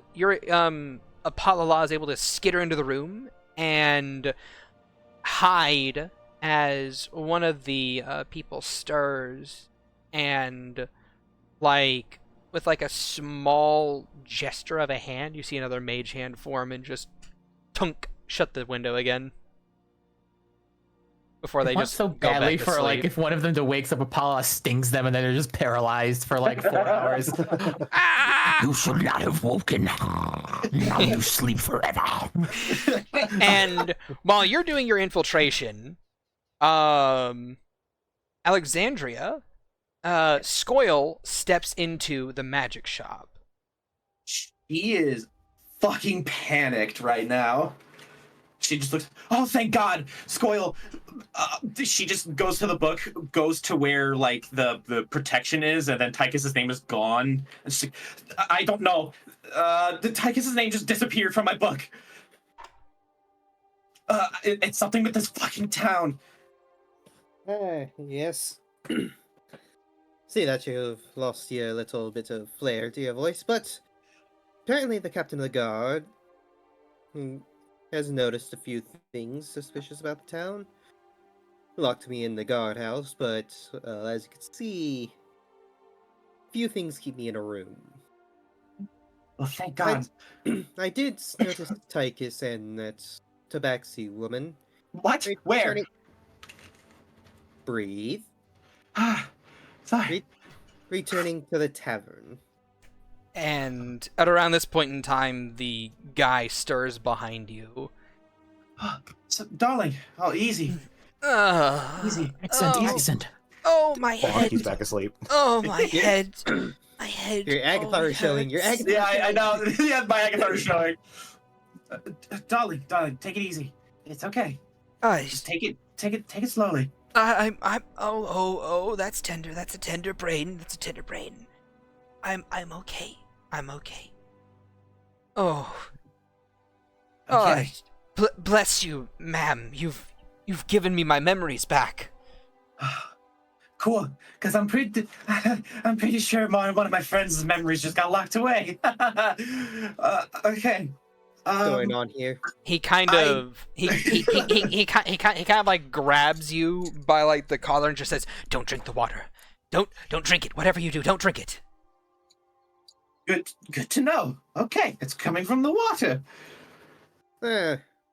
Oh, by the by, I did sense some fae within the city, so... You know what? That sounds about that. Honestly, makes a lot of sense. At any rate, yes. The two of you are here to save me, yes?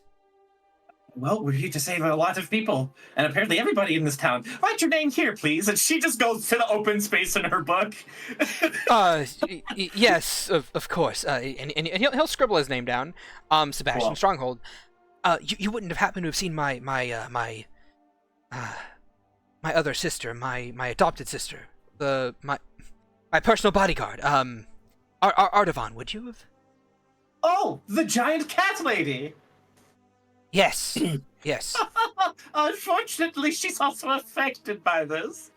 Oh, And I think she infected my friend. I thought they were just going to bang. Oh, what a terrible day. Yes, wonderful, awesome, cool, grand. It makes me glad I wasn't able to drink any of my water before I was dragged into the guardhouse. Thank God. My head hurts. Okay, well, darling, just take a couple of breaths. Don't mind this. It's fine. I gently- Look, you don't have to heal me. It's simply the Oh, no, I'm not healing you, darling. I tap him with the staff and I cast Mage Armor on him. Oh, mage armor. Thank you. But I shall have you know I'm not a combatant magician over here. Look, I don't think I can handle whatever is causing all this. Oh, that's totally fine. I didn't peek into your spell book. That is a spell book, right? That's not just a book. Yes, it is. It is my personal spellbook. Well, I am a real wizard, despite the appearance of everything else. okay. And she just runs her hand through, along her head to kind of pat down the fur that's been on end, and just takes a breath. All right, then stay here, darling. Stay out of trouble. Stay out of sight. Okay, we'll be back. Of course. Of course. Speaking of, and he'll kind of like grab a couple healing potions, and he'll focus his arcane prowess into them, and you see them get this magical sheen to them, as he will hand you both 2 superior healing potions. Ooh, darling, thank you. 2 each, or just 2 in total? 1 to each of you. Okay, all right. Oh, Yes. I didn't know wizards could do that. Not necessary. Well, you see, while I was under the influences, I still maintained my job as a magic item creator.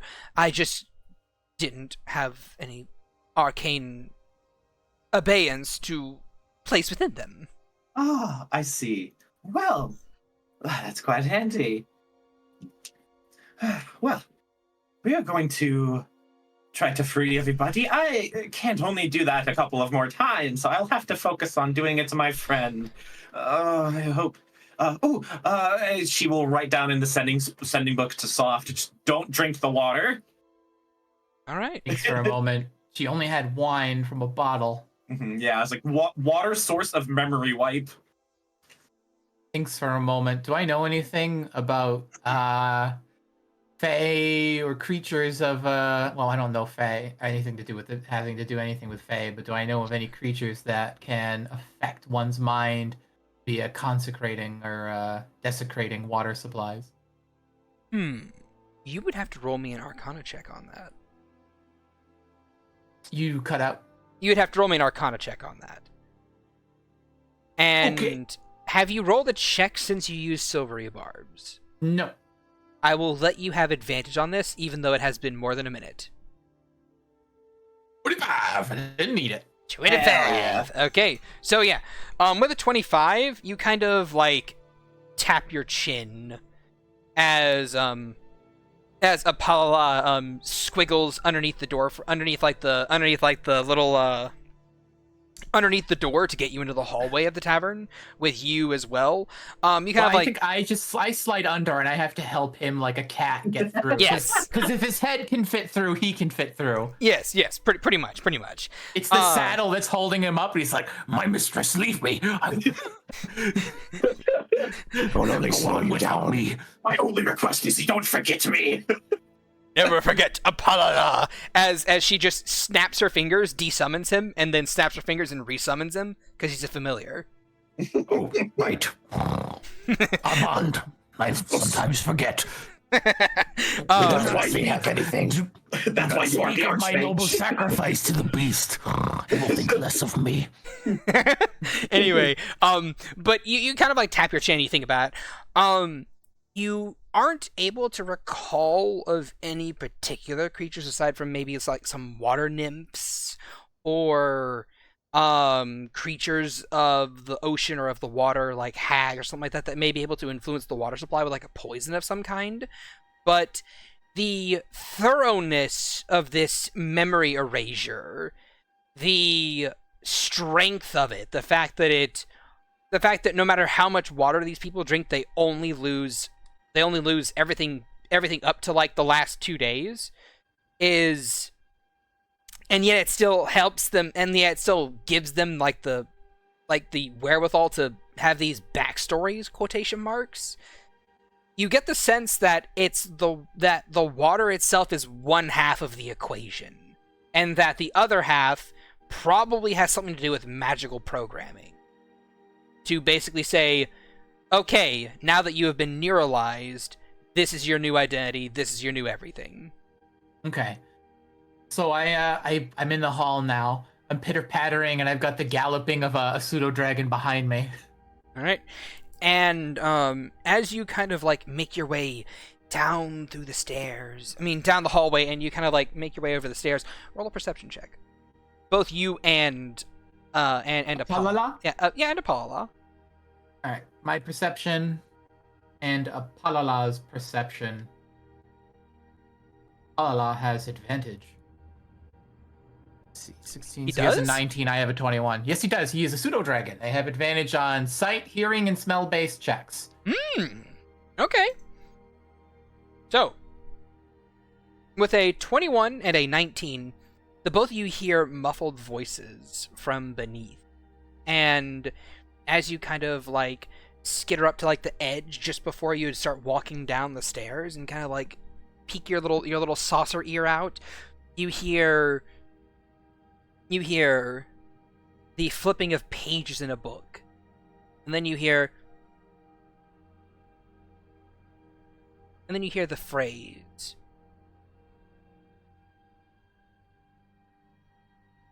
I heard a rumor that Tychus Caligray was the knight-errant and stalwart defender of the city Amor del Aria. I was literally about to joke that that's what she was about to say.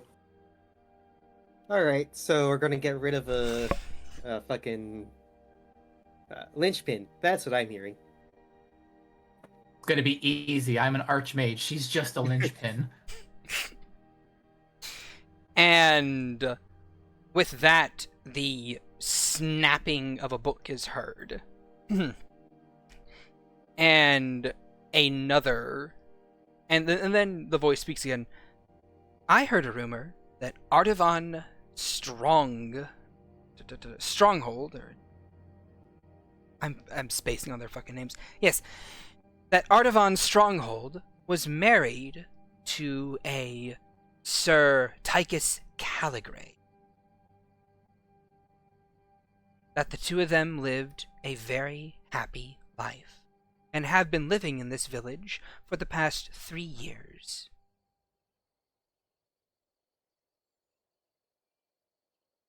And you hear, like, a bit of shuffled movement. And then you hear kind of like the distinct movement of two figures kind of like shaking their heads and kind of like holding them for a little bit as the voice you'd recognize as being Bethany speaks up. Oh, hey, Tychus! and Artavan. My apologies, but the two of you had a little bit too much to drink, and it seems as if you passed out here in the bar. But we are closed for the night, and the two of you may go out and rejoin the festivities. Tychus, how would you respond? Tychus just kind of like would just shake his head a little bit and just go, "Man, how much did I have to drink?" Apparently a bit too much, right, hubby? Yeah, probably too much. We should probably get going, yeah? Yeah, we should. I mean, hey, there's the whole night left ahead of us. We should maybe hydrate before we go back to my house, though. Won't want to rock you too hard. And Artavan will take your hand in hers. And Tychus will just reply, Yep, don't want to be dehydrated for that, love. And the two of you walk out of the tavern. I would say at this point... a very deep frown on Soft's face. Yep. And I'm going to pan the camera over to...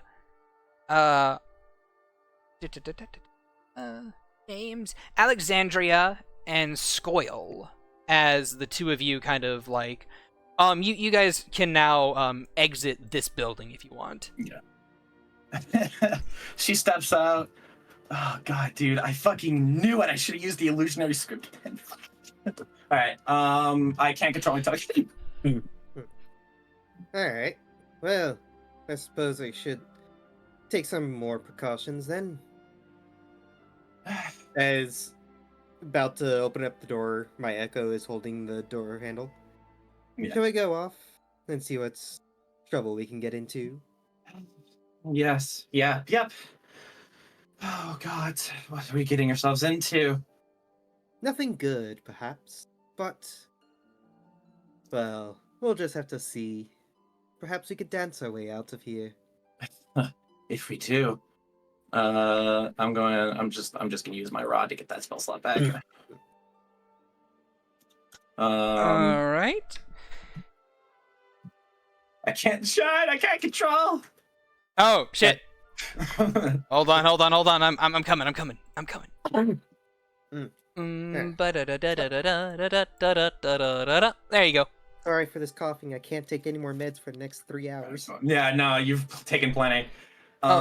Speaking of which, Mike is. No, he is not.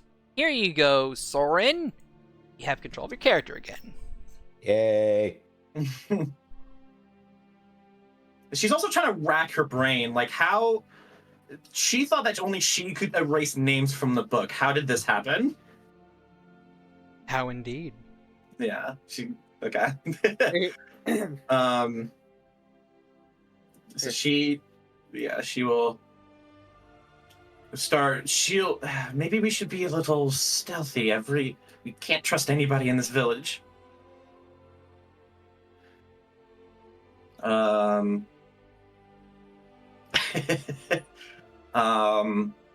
this might be a little bit of a waste. I'm going to cast. Because she's on high alert. She's gonna cast invisibility on herself. God, dude. You can tag Scoil with it if you wish. Yeah, Scoil. Yeah, it's 5th levels. I can cast Scoil myself. Fuck it. He get his Stronghold. echo as well. Yeah, the echo and stronghold. I can target up to 3rd people. Just fuck it. You just quickly turn everyone invisible, just like do. Yeah. Yeah. All right. Just You because, guys are invised right Mhm. now. Yep. Putting the little invisibility tokens on you guys. It is starting to get late. Yeah. No shit. Yes, it is. Means this may have to extend into a second part. Oh man. All right, she will start making her way slowly. Unless somebody makes a move. Yeah. All right, the two of you roll me stealth with advantage. Okay.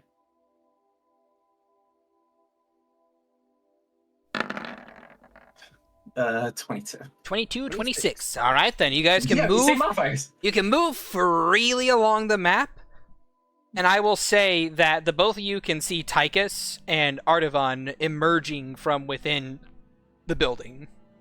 Yeah. Do I? Oh, there they are. Like, do I see where they're going? It Going back home? looks as if they're about to go to this well over here. No. Shit. Wait, hold on. Could I fly out there?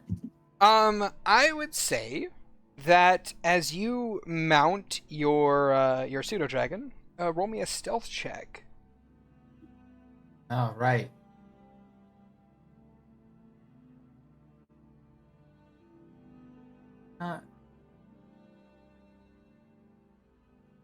Do I have advantage because he's tiny? I don't know which one it was. No. You had advantage the last time because he was inside of a large plush tree that gave him extra cover.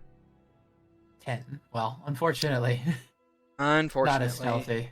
Unfortunately. As you flutter down the stairs and into the main central area of the tavern, I will actually transition the map over there so you can see what you see.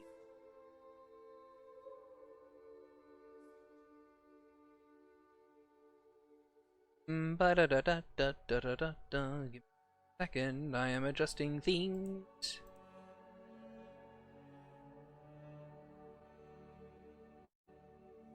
Or are you going to be moving the map to a place that only Soft is in? No, I'm gonna be moving all of you guys to that Okay. particular area. Because if that was the case, you can actually move individual I know. players between the maps, which is an awesome thing. I know. I'm not using it. I don't want to bother with it. I don't want to fuck with it. Soft, I'm going to be bothering with it in my game. as you flutter in from up over here, down a stairwell that's like up in this corner, don't worry about it. Okay. You see that the bar is empty.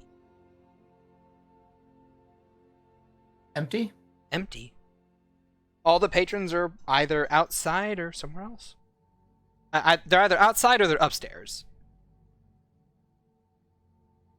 Kind of like curl, like looks around carefully. All right. Yeah, Roll a perception. Soft is gonna rub Apollo's like neck, hoping that he, with his keen sense of smell, can help her outside of her own perception check. All right. The both of you may roll perception. So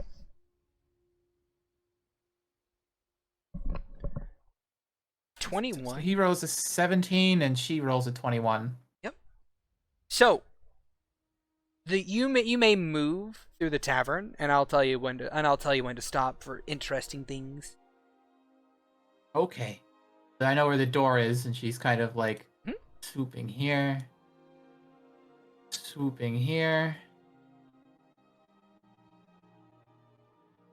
All getting low and start to swoop towards the underside of the table.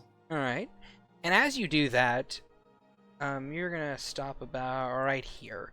You would notice that this tavern is basically dark. There are no lights in it, but you would notice a faint light coming from behind the bar right about here. That seems to be shining at an upward angle. All right. She lands at the side of the table, kind of like squints her eyes in that direction before the wings kind of open up and she flutters off in that direction to kind of like carefully peek over the side. Roll another stealth check. Oh boy. 22. 22. All right then. So you flutter up, you land on the bar counter, and and Apollo scuttles over to the other side, and you peek down and you see the light is coming from a cellar area, has stairs winding down. And as you're staring, you see the trapdoor that was open just slowly close back. Like it has a ratchet? Yeah, like it has a couple mechanical mechanisms that close it back up, and you see it is now looking flush with the floor as if there was never an entrance to it. And if you'd like, you may roll me another perception check for both you and Apollo.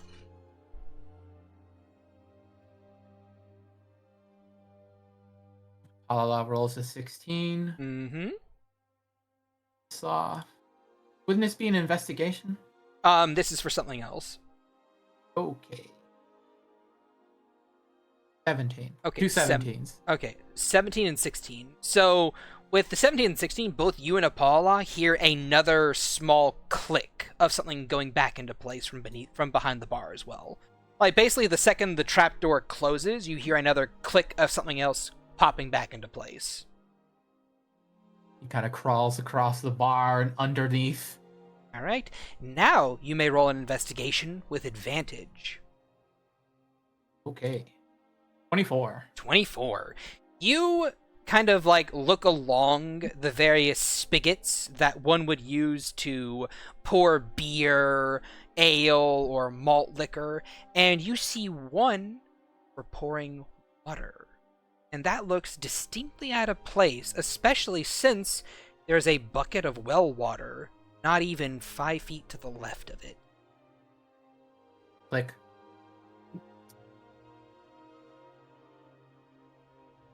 She clicks it. Well, you're gonna need to make me an athletics check for that. All right. She's so tiny. The reason you mage hand. Oh yeah, you do have mage. Okay, well if you want to use mage hand, go ahead. All right, you use mage hand. You click it, and you see the door just. Mage hand is like Bigsby's hand to me, because it's like so big. And Anyway, that's why I didn't take Bigsby's hand. I already got a version for myself. all right. Well, you see the trapdoor open right back up as you click the water spigot back out of place. I swoop on down. Sure you don't want to get your friends before you do that? Because that door is going to close right back up.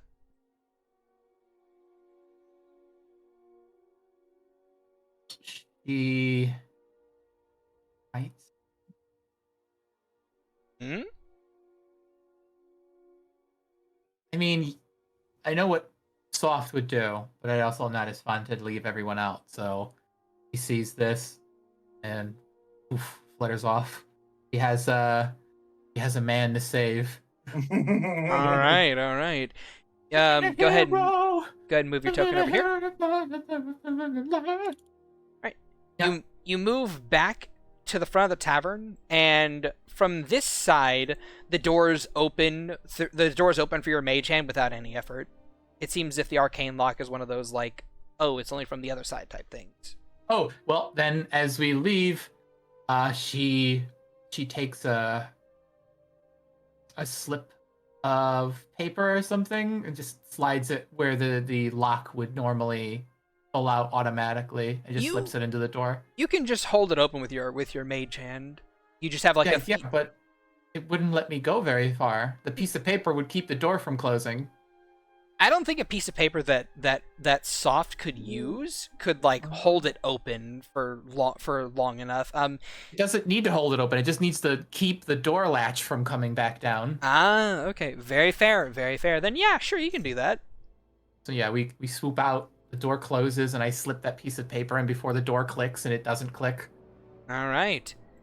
Back out here you are. As Do I see them going in. You see, yeah, you see your man and that lady both approaching the well. I swoop in with as much speed as I can to land by the well. All right, you land by the well. And I cast a spell. Tychus, there is someone casting a spell right beside you. You don't know if they're being hostile or if they are being not hostile. But you saw them land. They are very small. He kind of just like blinks at her a few times and says, excuse me, ma'am, if you could step to the side, we need to get some water. I've had a lot to drink. Yeah, that's... You say that, I cast the spell, and the well freezes. Oh! As I cast Frost Fingers, freezing the well solid. Yes! Okay! Okay. All right, we're popping on. I will say you angle that downward so that way it hits Yes, just I do. inside That is why I land on the well itself. Yeah. Freezing the water. It doesn't say how thick it freezes it, so it just freezes it. All right, you freeze the well water. I will put a little thingy there. Tychus, this woman has just frozen your well, the city's well water. He kind of just like recoils a little bit and goes, "Hey, I'm really thirsty. Why'd you have to go do that?" She flutters off, if not immediately grabbed. He's gonna try and grab at her. Yes. Seeing this, Scoil will send a message to Soft because it's not an ability; it's just innate. Of course. Is it within a certain amount of range? As long as you're within 120 feet. Fair enough. Who are you grabbing? Soft or Apalala? Soft was the one that tried to Freeze that froze the well. Froze the water. Did freeze. So, who actually froze the water. So he's going to be grasping at her, but if she's jumping onto Apalala's back, then he's going to be trying to grab for Apalala. All right. Keep in mind you have advantage because you are bigger than Apalala. By quite a bit. Yeah, by several categories. So so it what- is athletics at advantage versus his acrobatics or athletics of his choice. Okay, so Ah. I do have to apologize because I decided at the last second that I actually did want that belt of fire giant strength. So It's fine. It's fine. Ardavan is also making a grab for them as well. So, Soft, if you'd be so kind as to roll a dexterity acrobatics check for both Tychus and for Ardavan. On Apollo or the one and the other? One and then the other. Is there something I could do before this goes off? You have already basically taken an action for the turn to I know freeze them. this wouldn't be Soft's action. Oh, well, what is your boy doing? Apollo would crane his head back, bite into Soft's robes, and throw her from his back away from them. Sure, you can do that. So Apollo takes a beat. He cannot beat a 24. There's no way he does that. A natural You grab 20. him. A natural 20 would beat it. Okay. it's also 26 because Shad did tell me. It is not. advantage. It is very much not. It is very much close. not. So you grab this tiny pseudo dragon as he flings the tiny mouse off his back as they go flying. And she like she throws a little paw out, like trying to grab for Apollo. And it's like, Go, mistress. Leave me. He And just wants. he is going to sting you, or attempt to. Well, he's already taken an action to basically that's right. toss you.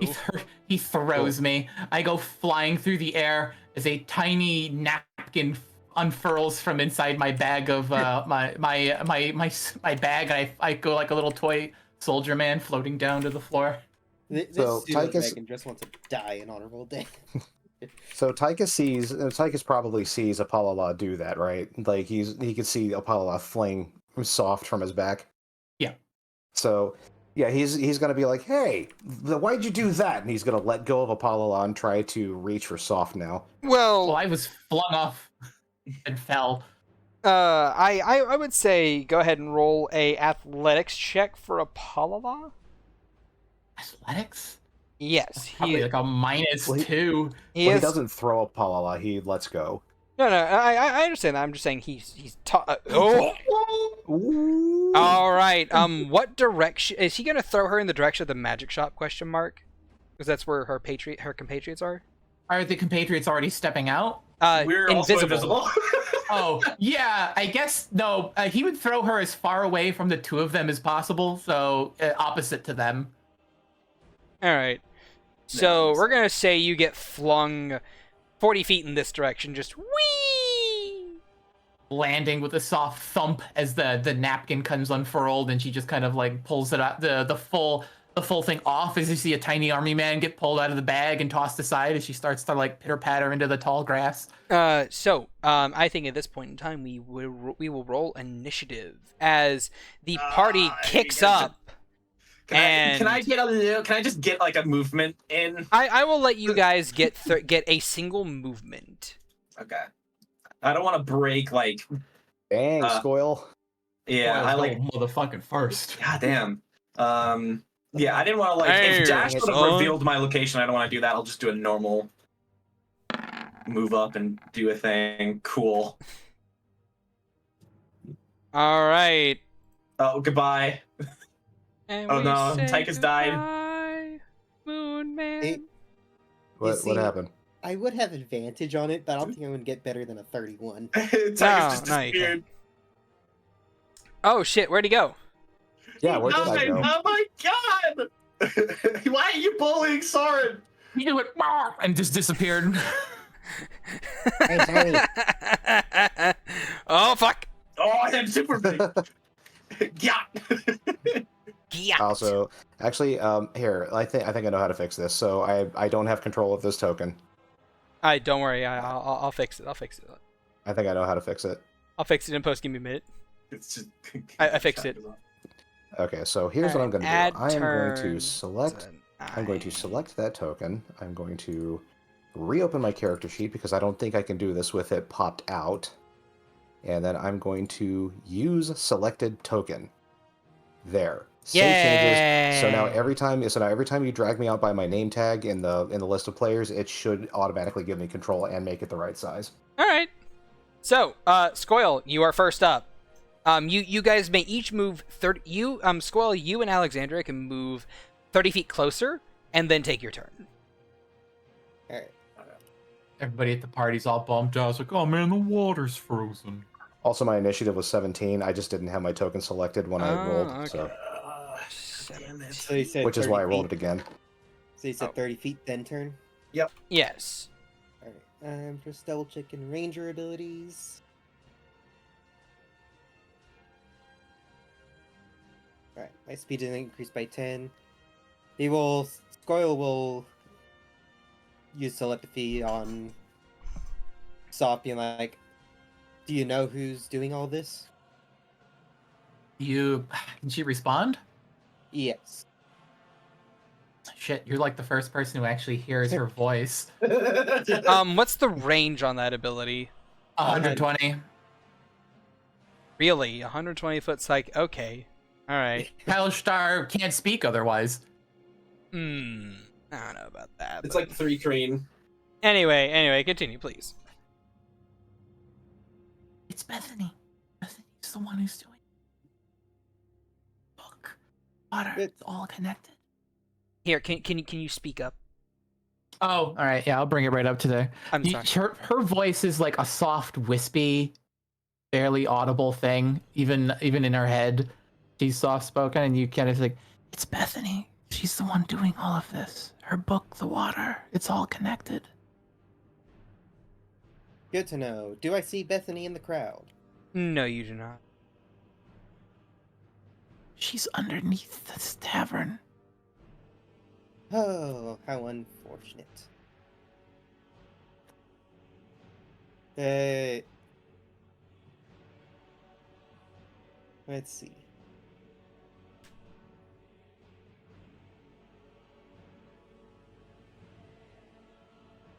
He will... He'll just holler out, Bethany under tavern. And he will...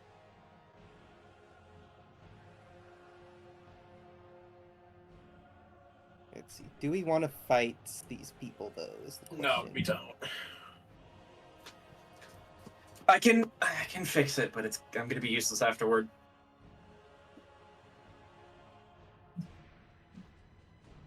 why? I got 2 spells left. Because Warlock. Because Warlock. Ah, Not unless we take an hour. Which, I mean, the party could go along for... You know the what? party's already been soured. I froze the. That's also the party true. I froze the party favors. Yeah, The, you get a party foul. Where would be a torch, Shad? Where would be a torch? Right next to you. There's like torches all around, kind of like lighting up the night. Lanterns and whatnot. Then Scoil would want to be there, his echo next to a torch. Because I could do this. Hey! All my attacks are going to be coming from my echo. Attacks? Okay. Keep in mind, if you attack, it will break invisibility for you. Even if they originate from your echo, you are still taking the attack action. He's right, Chuna. He's not alive, but he's right. And how would that count for the invisibility spell? Because you'd also Technically, you're still the same person. I don't know. I said you could turn. I said both you and your echo could turn invisible, and that's fine. But if you attack either yourself or through your echo, both of you break invisibility.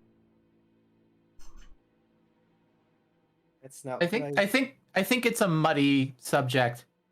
What does Echo say? Do you use a bonus action or an action to command it to attack? No, No. it says whenever you take the attack action, your attacks may originate from your echo's position. It is still him. Yeah, no, it would break your invisibility. You're just moving your attack. You're not. It's not like you're the one still making the attack. You're just moving the location of it. Yes, you will have advantage on all 3 of your attacks though, because you were stealthed and you were invisible. To be like saying like if you were a warlock that had a familiar that was capable of attacking, if it attacked, you would still stay invisible because your familiar has an HP pool and is acting separately from you, but your echo is an extension of you. Mm-hmm. That is why you lose invisibility. That's the most that makes the most sense. Sad as it is to say. Yeah. It's really like your echo's just the other side of a really long wavy stick that you're swinging. You're still waving it. But please continue.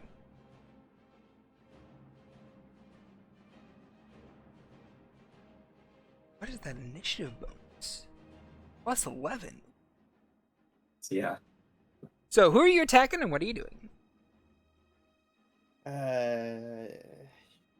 His whole character arc has been ruined because he didn't understand how this worked. No. It's fine. Really It's fine. understand that either. Forgiveness.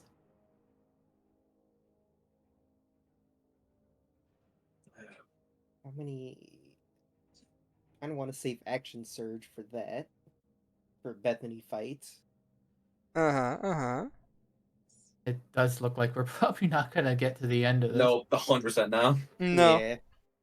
I have a whole second part for you guys. Damn it. I am sorry. Shit, I know I have another bonus action I could do, but I don't remember what it is. Alright, well, what I'm going to do is I'm going to skip you for now and go back to soft. You won't lose any of your bonuses. I'm just speeding up things. Yeah. So, soft, go ahead. So I have been let down. I'm starting to really run for it. How many people are here? Is it the whole damn town is out here? I would say that there are roughly 50 to 100-ish people here. It's pretty much the Alright, whole damn town. but, Although a good chunk of them look as if they are ready to book it, because they're like, we're not dealing with this shit, and they're just about to run because they're civilians. Palala is no longer being held. No, he is not.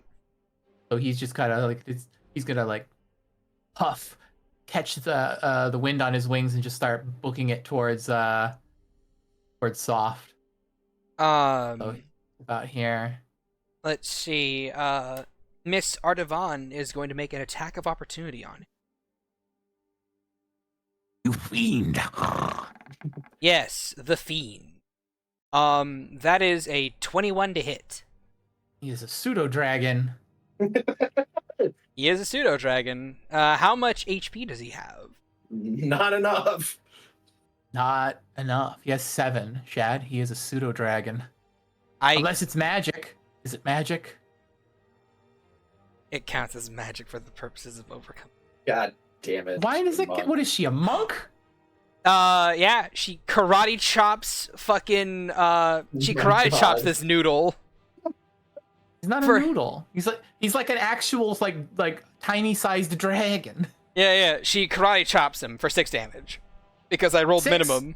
Holy shit! I rolled minimum damage. You see him crumple, but then carry on. It's like, for you, mistress.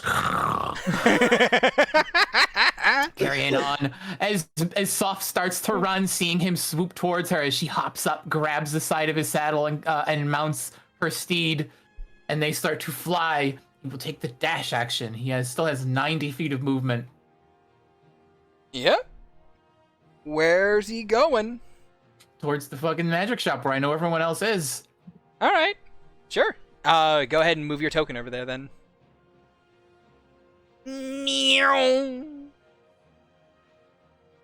And Artavan's like, get that little dragon! Or, get that little dragon! Its wizard froze the water supply! Certainly did. And with that, Tychus, it is your turn. I didn't actually take any of my turn stuff. Oh shit! Yeah, you have your action, bonus action, and movement. What are you gonna do with it? Well, movement was to mount. Yeah. See here. He uses you know what? No other action. No other He, action. Okay. Like maybe. No, I don't know where anyone else is. Wait. How far are you from me? 15 feet. Shit. Nope.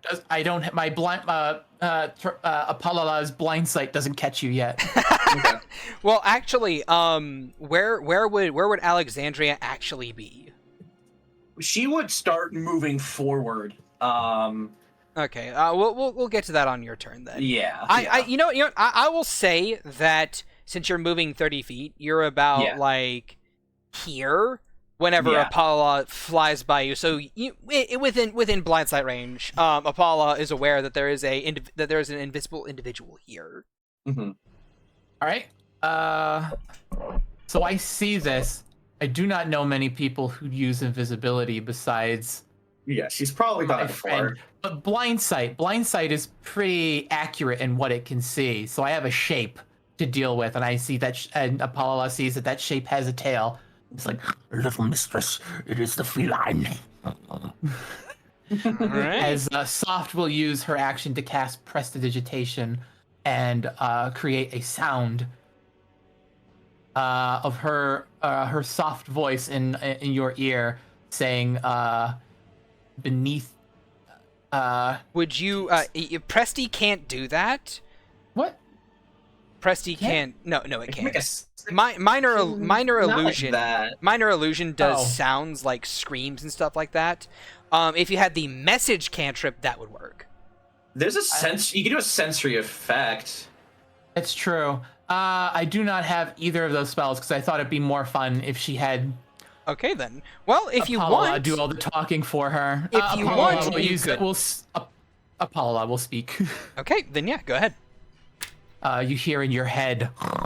Feline, beneath the tavern, the wretch that causes this memory dysmorphia is there, beneath a trap door. Her ears perk up high and then just kind of glances around looking for her familiar looking flying rat. Flap. He does not look good. Yeah. He is currently bleeding this rainbow Icarus blood from He's not a Fey dragon. fairy dragons are Fey dragons. Yeah. Yeah, he's not though. He's a pseudo dragon. He's just very, very small. What does the find familiar spirit? What does the find familiar spell say in the very front? Well, again, he is not a proper summon. She garnered his approval by defeating him in combat and then signed a contract. He is an actual pseudo dragon. All right. I Yeah. could have sworn pseudo dragons are Fey, but okay. Yeah. No, they're just dragons. All right. So It's yeah. just very tiny. All right. Alright. This tiny dragon in a neutral good. All right. So yeah. That is what he say. Are you ready for your turn? Scoil? Yes. You made your But quick- movement? Yes, but quick question. Is this Cover? tree or something? It is a haystack. Right. So I move behind it, Okay. and is there a torches around? Yes. Alright. With 4 attacks, Uh-huh. my echo is gonna light up 4 arrows. On a torch. Okay then. Your arrows will deal an extra 1d4 fire damage. Who are you attacking? Yes. Who are you attacking? Are you attacking the torches to put them out, or are you actually gonna shoot up the people who are mind controlled? I'm gonna shoot 2 arrows here and 2 arrows here. Jesus! You are setting the village on fire. You are a good aligned character. I want you Alright, I want you to roll me a intelligence check. fine, fair. You can be a dick, but you're supposed to Okay. be good. Okay. So, Yeah. with that True. intelligence, you are well aware that this was a raucous party with a lot of drinking. And that very likely anyone who is inside these houses is passed out, drunk, and will be unable to wake up in time before they are a burning husk or dead from smoke inhalation. With that having been said, are you sure that you wish to set these two buildings on fire? We've done this before, Valen. All right, I'll just target everything at the monk then. Okay. God. Now, Well, you see, I forgot the drunk part. I would also put into your mind that ranged weapon attacks cannot be non-lethal. I have no non-lethal. Don't attack! Your melee weapons are non-lethal if you so wish them to be.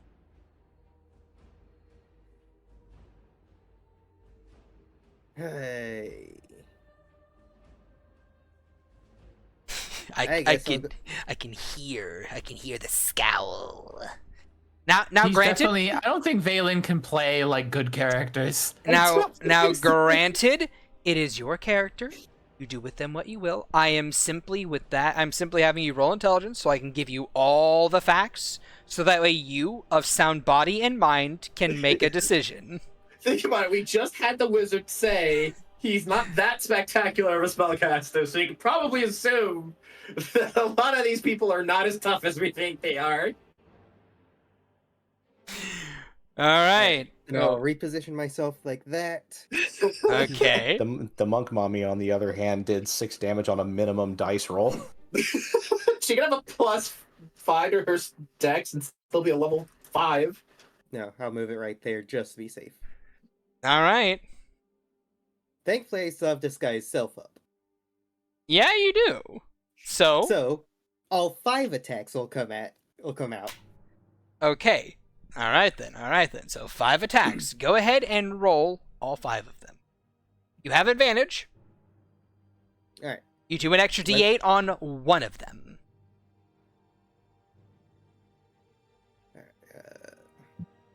Let's go.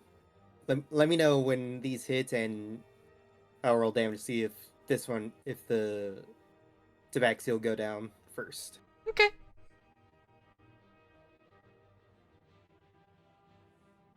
That'll hit. All Use a right. D8. Go ahead and all right. So you're starting with your dread ambusher attack. Okay, so that is 12 damage. Roll again, or go for your second hit. That hits. 8 more damage. Your third attack. Bonus action. Go ahead. Jesus. 4 damage. Go ahead. She is bloodied right now. Go That ahead. one- Right? Does that bring her down? No, it does not. Unfortunate. You do get another attack.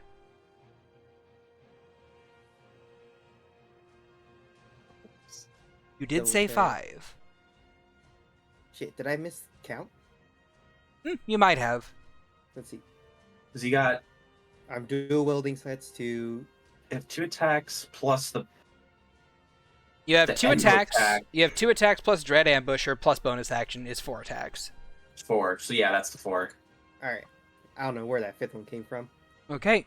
But yeah, no, she is not down yet.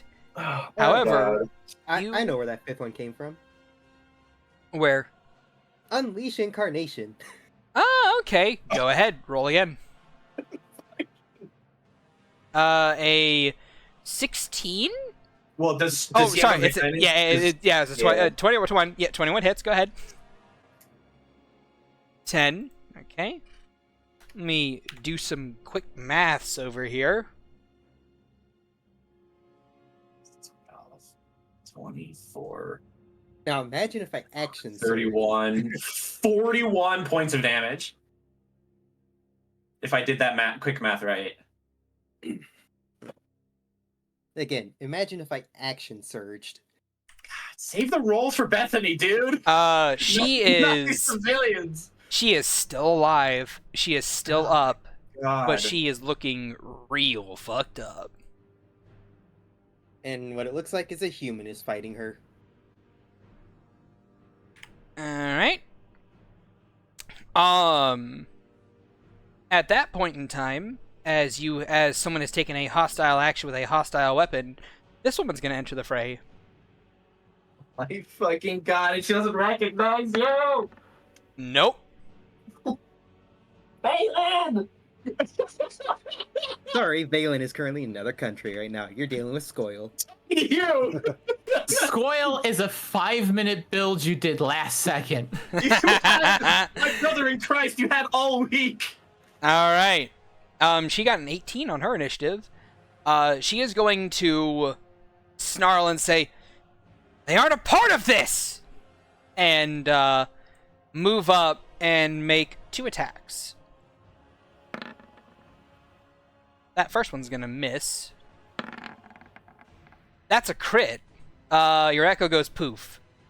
Yep. Boop. And then she turns and looks at you. And she says, "I don't know who you are, but I have vowed to protect these people. And you are my enemy."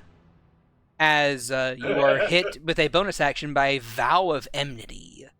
She's a paladin! He's a paladin. Fuck, dude. Uses hold monster on Valen. All Make right. it fast. I believe Vow of Enmity gets a saving throw. No, it doesn't. Not Vow of Enmity. Yeah, Vow of Enmity is a vengeance paladin feature that says she gets advantage on attack rolls against that guy for the next minute. Right. I'm thinking of a different vengeance paladin thing. Anyway, Tychus, it is your turn. So far you have seen that little insect fly and run away, but this guy here, Just beat up your wife, dude. hurt your wife. He's going to He almost killed her. He's going to look to Artavan and say, "How are you doing, hon?" Could be better. Could be much better. So we're all betraying him, right? How fast are you? Pretty fast. She already used her reaction, didn't she? She did. Yeah, she did. God damn it.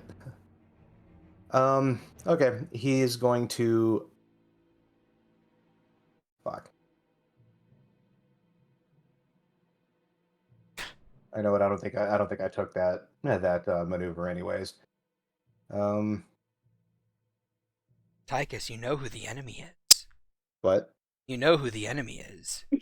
yes, I know. But yes, I know. And The question is, Kill. can Tychus hit me? That is the Bro, question. to be honest, if I was in your situation, I would have no remorse. Kill. well, I'm thinking of something. What's that? I will say this. I am not easy to hit. Oh my god. I am currently dual wielding. My AC is higher now. Hooray. I think Oh, yeah, Tychus can hit you. He doesn't have the maneuver, so he's going to 10, 20, 35 feet over here to this asshole. And You hurt my wife. Get him. and he's just gonna go, "That wasn't very fucking nice." And attack. That 19. probably misses. Yeah, it misses. He's gonna take a second attack. I don't know why. Ooh, I don't know- that'll I don't know. hit. Hey, God, I was hoping, dude. I was hoping it would fucking crit on him. He's going to expend a superiority dice. Oh my god. Superiority die to. Ooh. Hey, Drav, make a strength saving throw if you. That's gonna make it. Damn. But it's still gonna do damage. Yes. You still get the extra And then- 1d10 of damage, I think, at this level.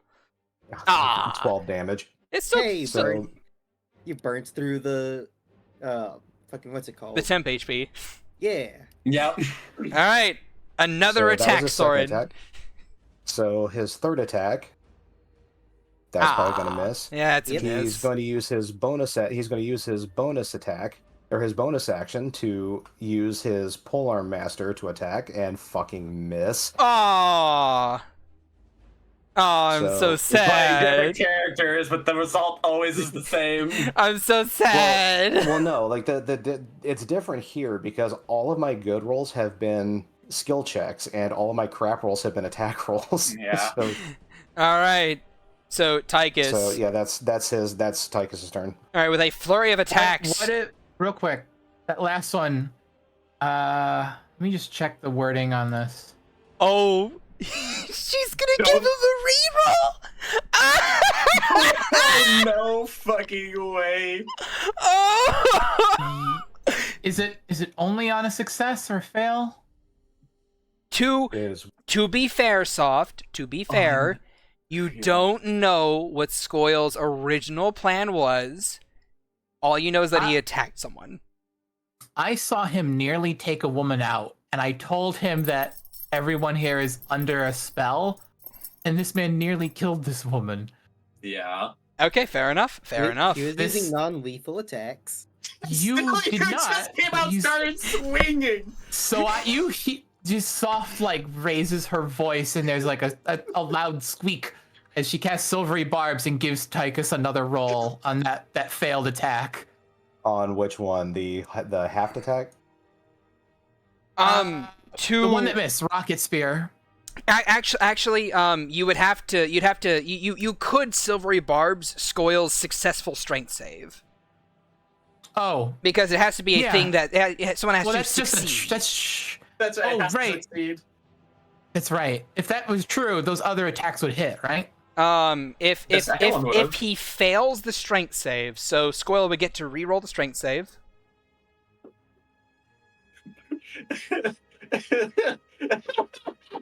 So that is and what is your what is your DC, Soren? The DC is That high. 8. I think it's 8 plus proficiency bonus plus strength modifier. So, Yes. So that would be 11 plus 8, so 19. So that would just barely. Oh my Ah, god. but the that would next just barely make it. but the Will, how are you so but- fucking strong? belt of giant strength. I Anyway, grant advantage to the elven woman. to the elven woman. She or already if has she- advantage on him. Yeah, you Oh, granted to Tychus. I grant advantage to the tiger woman. To the tiger woman? Okay, you know what? Fair enough. Fair enough. Okay. So yes, you granted to the tiger woman. Soren misses. Tychus misses with the next 2 strikes of his weapon, pinging off of armor and also off of the offhand weapon in Scoyle's hands, as he somehow manages to succeed from being tripped up and thrown onto his backside. Now, Alexandria, it is your turn. You sense from her as she turns to kind of get into action, just witnesses this fucking bullshit, and her body language is just like, why? It's just arms out, why? Why? Squirrel has a plan. God damn it. Hold on. The air to the air to Soft's left feels agitated Yeah, because it's no just one like, can see it. Yeah, it's just I don't know what your plan is, but it's probably one of the plans you really got to tell people about before you start trying to for murder real. folks. She's like, she just looks over at the pseudo dragon. Dude, I keep forgetting names. Soft. Apalala. Apalala. Is a pseudo dragon's Yeah, name. Apalala. It's like The best name I've ever given anything. She's just Apalala, stay strong, darling. I'm gonna use a bonus action to do healing light. I'm just gonna give him a single d6, and it's not a spell. It's just an ability, so I still keep Yes, invisibility. yes, it does. Yes, you do. Yes, you do. So he gets healed for 2. Woo! You watch some of not his a lot, but- bruising as he bows his head. Mistress Alex. Respect. She just gives a nod. It's just a sigh. You see his wing pop back into place. We killed the elf. Oh shit! Oh shit! Holy shit! As annoying as the elf is, darling, we need him, and she's gonna use. I'm just gonna do feline agility since I can't get to the big boy. I'm just gonna run. Not right there. I'll say that. Not right there. Not right there. Don't do there. Don't do there. Don't run there. I'm gonna go there, and then Tychus, you hear unfortunately an unfamiliar voice just say, "Sorry, darling," and she breaks invisibility as she's already throwing a pile of dust. I'm casting Greater Restoration on Tychus. All right then. Tychus, roll me a con save. A con save, you say? Yeah. All right, you are not incapacitated. As your memories are restored, and you feel everything come flooding back to you. This woman isn't your wife. You barely know her. This is not my beautiful wife. This is not my beautiful house. But what you do remember is drinking the water and going still. Just feeling light as a feather. As if you were floating in a vast, endless void. Slowly falling back, falling away from your view, your eyesight. As if you were sitting inside of a large theater, all alone, with nothing but a small screen in the very far distance. You see as Ardavan also takes a seat beside you and does the same thing, just seems to kind of zone out. And then you see Bethany walk in and say, and with the book in hands, she flips it open and says, "I heard a rumor that Tychus Calligray and Ardavan Stormhold will both follow me." And then you stood and you followed. And then hearing this in his memories again, it all comes back and he's under the spell again. No, He's no, good. no, you're good. But basically, Yeah, you remember being taken into the tavern, and you remember it being just Bethany in there as she reads off to the both of you your new lives as husband and wife. And that became all you remember. Until just now. However, the emotions are still there of, like, that anger and outrage that someone just fucking attacked your wife. Even if, like, the connection was... Even if you realize fully that the connection was falsified and made up, the emotion, like, you remember the emotion you felt.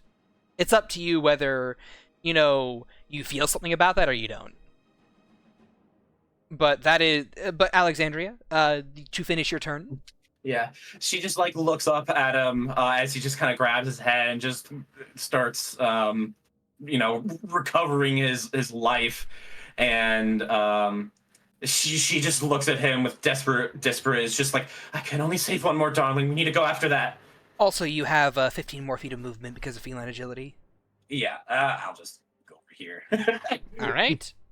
Yeah, so Tychus, so as you hit Tychus with this, his feline eyes just dilate all the way as the memories start flooding back, and then as they begin to close, he holds his head a little bit and shakes it, and looks down at this person he doesn't recognize, and then is like, "What should we do about him?" It's me, Scoil, you daft bastard. Oh no, you recognize Scoil now. No, he saw disguise self up. Oh yeah, shit. Yeah, that's why he 'cause asked. didn't drop it. Also, very very minor side. Disguise self is not a concentration spell. I thought it was. No, it is not. Ultra self is. Ultra self is. However, Oh, so I just assume you're a horrible person we're fighting. Well, Oh. no, a horrible person wouldn't be able to summon a double. very fair and very true. Also, the double isn't disguised. The double is just like him. Also, Yeah, so I'm just helping these people pummel you for being an ass. So, Can I check the book for a hot second to see if his name returns? that does- sure, you certainly can. So that does also bring up a point. If my echo doesn't Your show its echo disguise. does not look like you, but at the same time, like you appeared, you're also holding the same weapons your echo is using. Fair enough. Anyway, so, and also, like, this woman's smart. She can put 2 and 2 together. Anyway, Artavan coming up. She's going to make 4 attacks. First one with advantage is going to miss. I have an AC of 21 right now. The second one is a natural 20 critical hit. I would like you to make me a Constitution saving throw. Get stunned! Get stunned! Get stunned! We will see. No stun. I'm glad I took levels in fighter first. Yeah, for real, dude. You take 11 points of bludgeoning damage. Does a 25 hit? Yes, that'll hit. Okay. Roll another con save. Alright, take 8 points of damage. 2, 3. Dude, 2 I know that more we're gonna attacks. hand it on you here, but you didn't tell us anything. You kind of had this coming. Ooh. She's rolling hot tonight, boyos, but that is another, She has advantage. She has advantage on 1 attack, which missed. So that's where all my good attack rolls are going. So, yeah. Artavan claimed them in the wedding. So that is a 25 and a 26 respectively. I would like you to make me a dex save. And that's where my lease is. All right, you are prone, so I get to crit fish on the second attack, or on the 4th attack. It's not a critical hit. So you're gonna roll me 2 more con saves. Hey, and you stun. There it is. As you take 17 more bludgeoning damage, as this woman just like, "Row!" and just kind of like pounces on you, and just like the first attack misses, but that only gives her enough time to wind up and knee you in the guts with the second attack, and then perform a spinning roundhouse that throws you to the ground, and then she lifts up her leg and just stomps on your chest, and you feel your body freeze up as you just kind of like, I'm exaggerating your head. Like, God, I wish that was me. just seeing his shit get kids like, never mind. Meanwhile, Taika said, even after saying all of that with everything involved, is going, God, I wish that was me. He's just like hot. And also, I forgot, she is a large-sized creature, so you take an additional 11 bludgeoning damage from those attacks. Oh my God. Holy fucking shit. But The other mage that was with us just kind of like slowly walked back into his shop and He was like, I did it. She was my bodyguard. Uh-huh. Scoil, you are stunned. Soft, your turn. Can I at least get telepathy out? No. While you are stunned, you cannot take actions or reactions, and you speak falteringly. So I would imagine that since you need to establish a mental connection, in order to actually speak to someone. So I don't think you could do that while your body is currently racked with pain and you're unable to concentrate.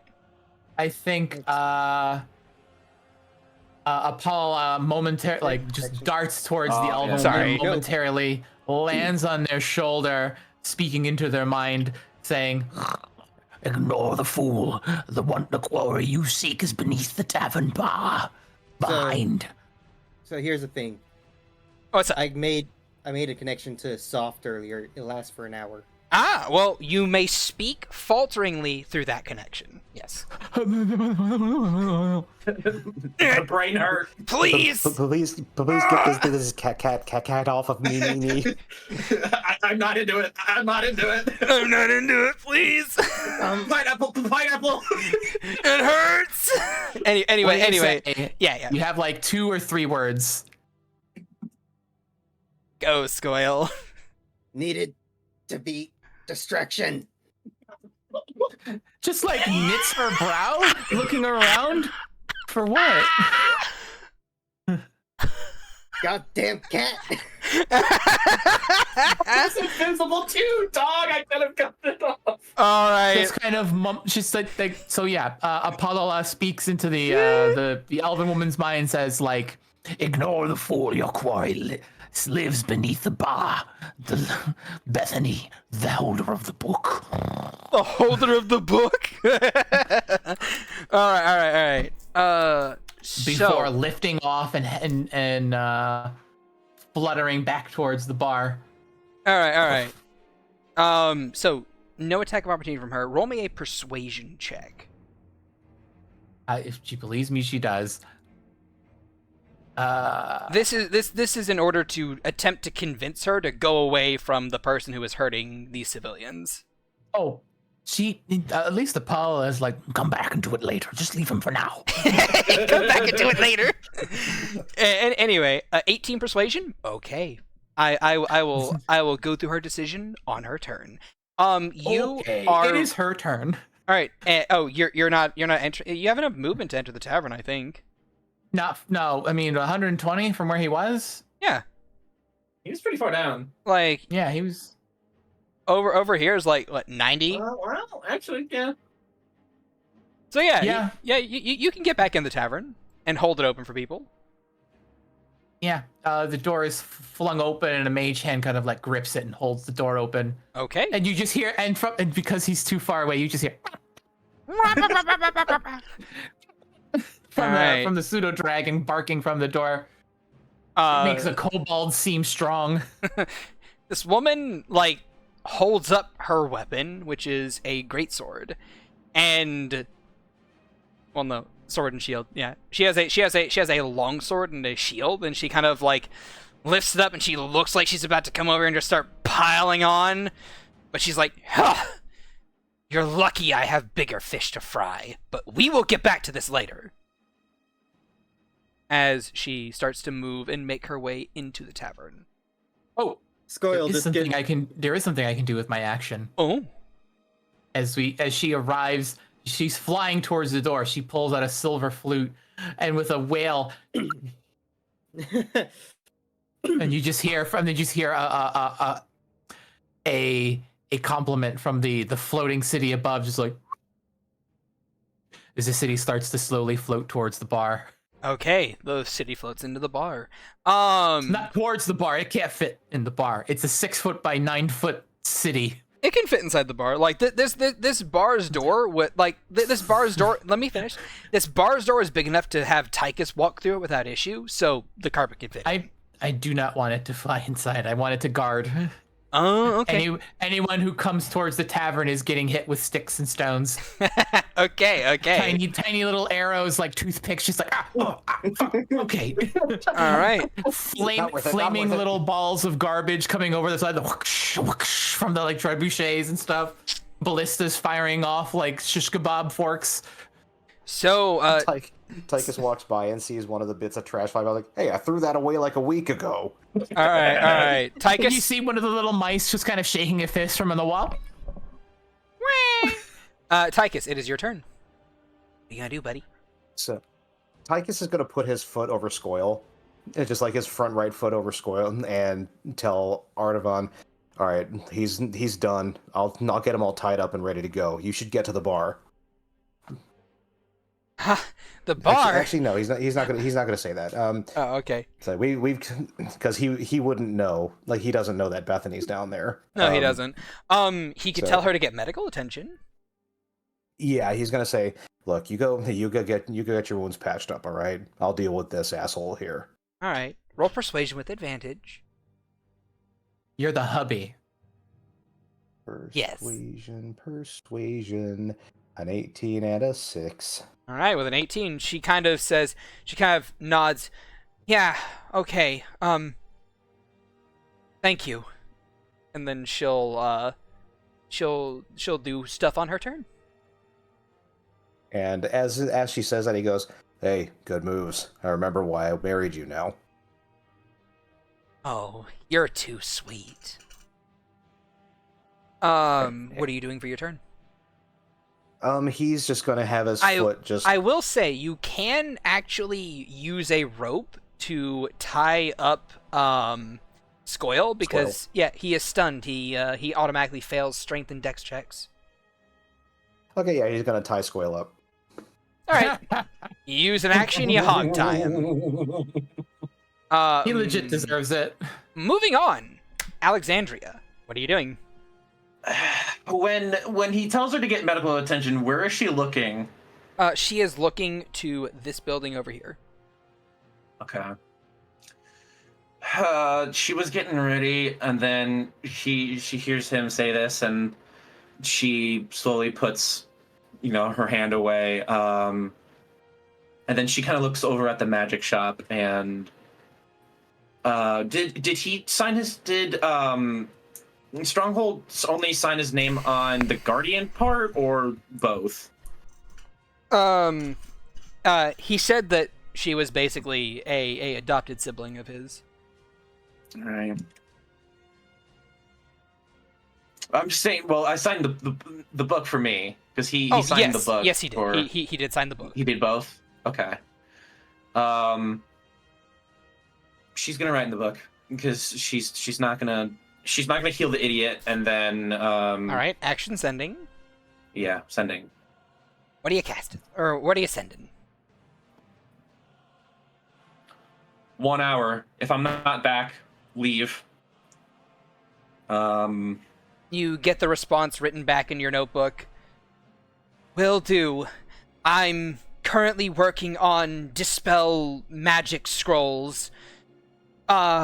Is Artavan safe? And, Yeah, I'll answer that in a minute, but I don't want to waste any more of my resources. I'm really limited. I'll just kind of go behind him, just like kind of keep out of her line of sight, and then you can make your way inside the bar. Yeah, I think I'm gonna make my way inside. Did Tychus's name come back? Yes. Into the book? Yes, it did. Okay. She sighs a little bit, and yeah, she'll very she wants to run. She does not want any part of this, but it's like, okay, she has her name, she has a book. If she just does a thing, we're fucked. So it's like I can't. Yeah, so she doesn't know that. Well, that's true. All she knows is that Tychus's name disappeared, and then whenever she great arrested him, it reappeared. That's true, yeah. But still, some memory bullshit's going on. She's nervous. But she'll start making her way slowly, but worried, into the bar. Okay. You go into Le Bar. Artavan is gonna take one look at Scoil. Holy shit! Did she just crit on him again? Yes, she did. I shit you not. A parting natural 20 kick to the nuts. Warranted. Can Tychus react to this? Not as an action, but just with a statement. Oh, what is your statement? He winces a little bit, and he goes, he's tied up. You could have done that later. Yeah, but now felt a lot better. That's 29 points of damage. Fucking hell! A dick shot will do that to you. And then 29 from a god. What did she hit him with? Her foot. Her foot. She will then. Oh right, she's large, so he takes extra damage. That's right. She deals extra damage, and then she is going to step of the wind dash over here. And that is her out of initiative. Skoil, you are no longer stunned. But you are tied up. The fucking dick shot. Bonus action to summon Echo and untie him and cut himself loose. It is a bonus action to summon your Echo. You can then make an attack originate from your Echo to cut the ropes. Yes, you can. You can certainly do that. So, you summon your Echo, and your Echo cuts the ropes. What do you do next? Skoil will drop the disguise self. That is also another action, I believe. I have the craziest idea. It's gonna be great. We're gonna need a Hail Mary for this fight.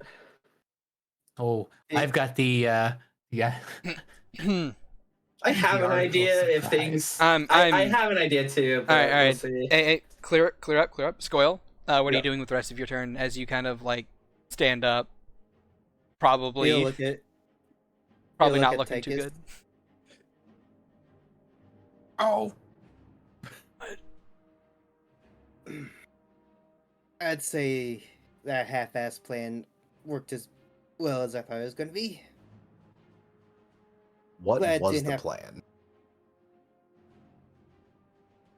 Either knockouts that one and free you from whatever was going on magically, since I knew one of our friends was limited on resources to freeing people. His accent's gone again. Yeah, truly your Valen is showing. meanwhile, all I have to do to be Apollo is just snort at the end of my sentences. Yeah. Nah, the accent just makes me I was not cough. expecting this stressful No, situation. I get you. You're good. Yeah. You're good. But since that one's gone, I'd say that's half a success, although got more wounded than I thought. You are Into the tavern. you are bloodied right now. So Tychus Oh. puts his big hand on Skoil's shoulder and says, "The next time you use disguise self on yourself to appear as somebody else, and you call me a daft bastard for not knowing who you are," and his hand clenches a little bit, and he says, "It's going to be my foot in your balls." That's a big foot. That's if you can hit me. Wait, it'd be better to say this is like, I'd like to see you try. They're inside me now. And he'll take out some of his potions and start downing them. All right. You two make your way into tavern, and that is where I'm gonna leave you guys off for this part 1 of a part 2 session. I was gonna do something so cool. What are you gonna do? I was gonna make a hole. Oh, like what do you mean by a hole? I have a robe of many things with a couple of good, nice patches. You know what? Fair enough. Here, let me put you guys onto this map here. Transfer you over. As you guys step into this bar and begin to look around, two things. First of all, also, Skoil, if you're using an action to drink a healing potion, it is max recovery. Keep that in mind. Oh yeah. Yeah, you'll probably want to do that. Yeah. You were bloodied by that fight. Yeah, just let me know. Let me know when you have stuff left over. Yeah, how much? What health was I at? You were at 43. Alright. So you were at 43 out of like 123, I think? 112. 112. Oh God. You're at 43 out of 112. Let's see. Dear God. Anyway, so as each of you guys walk into this area, Fox, go ahead and describe where you put the hole and what and how it looks. What do you do? I want to. Is it a wild idea to make an assumption on the construction of this building where that patch leads and where this Bethany may be dwelling beneath the floor with an intuition check? I would say go ahead and roll an intelligence check. Okie dokie. 23. Okay, 23. I would say with a 23, you can ascertain, based on the direction the stairs were going, which was off in this direction, that whatever underground complex is stretching out in this way. Like over here. Okay. So I would surmise if the stairs are coming this way, it comes down, it would be somewhere over here. Somewhere over here. Oh, over here. Yes, over here or outside. That would be strange because it doesn't look like there's any construction out there. But all right, I come up here. You see, because Soft was the first one in here. She's fluttered over here, and you see her reach underneath her little robe, and you hear a slight rip of something getting torn from underneath her little robe, and she throws it, and you just watch this thing unfold, just like flip, flip, flip, flip, flip, flip, flip, and it just like lands on the ground with a thud, and you just like poof, as all of the matter in a 10-foot square disappears. Unfortunately, since it was Soft and she's a tiny person, that's only about an inch wide. Shut up! It started off an inch wide, and it just unfolds until it makes a 10-foot by 10-foot square that goes 20 feet deep. And it just goes thunk, and all that matter just fucking vanishes. And you can see inside this hole that there appears to be cobblestones beneath it and a stone room. I do not see her, though, do I? No, you do not. However, you do see a door leading out of that room, going in this direction. All right. I look to the rest of the group and nod before I swoop down, and that's what's going on. All right. Beatrice, the paladin, is going to throw a rope down and use a python to jam it in here before going down herself. If I get another turn, I throw another patch and a big ladder just appears, like boom. You know what? You do that, and she's like, That's "Oh!" awesome. And she's like, "Oh, a ladder." She just throws another patch. It goes boom, and it lands like clack, clack, clack, clack, clack, clack. It just lands up against the edge. All right. Darlings, I can only save one more person. Maybe we should go to the big lady and just cut our losses. We could come back later. I'm not leaving until I've saved everyone. I can only save one more.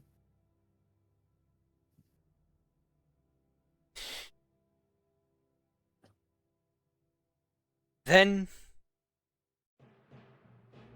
I'm not sure. She just looks at the others. It's just, well, if I'm gonna get mind controlled, I guess doing it here isn't the worst thing in the world.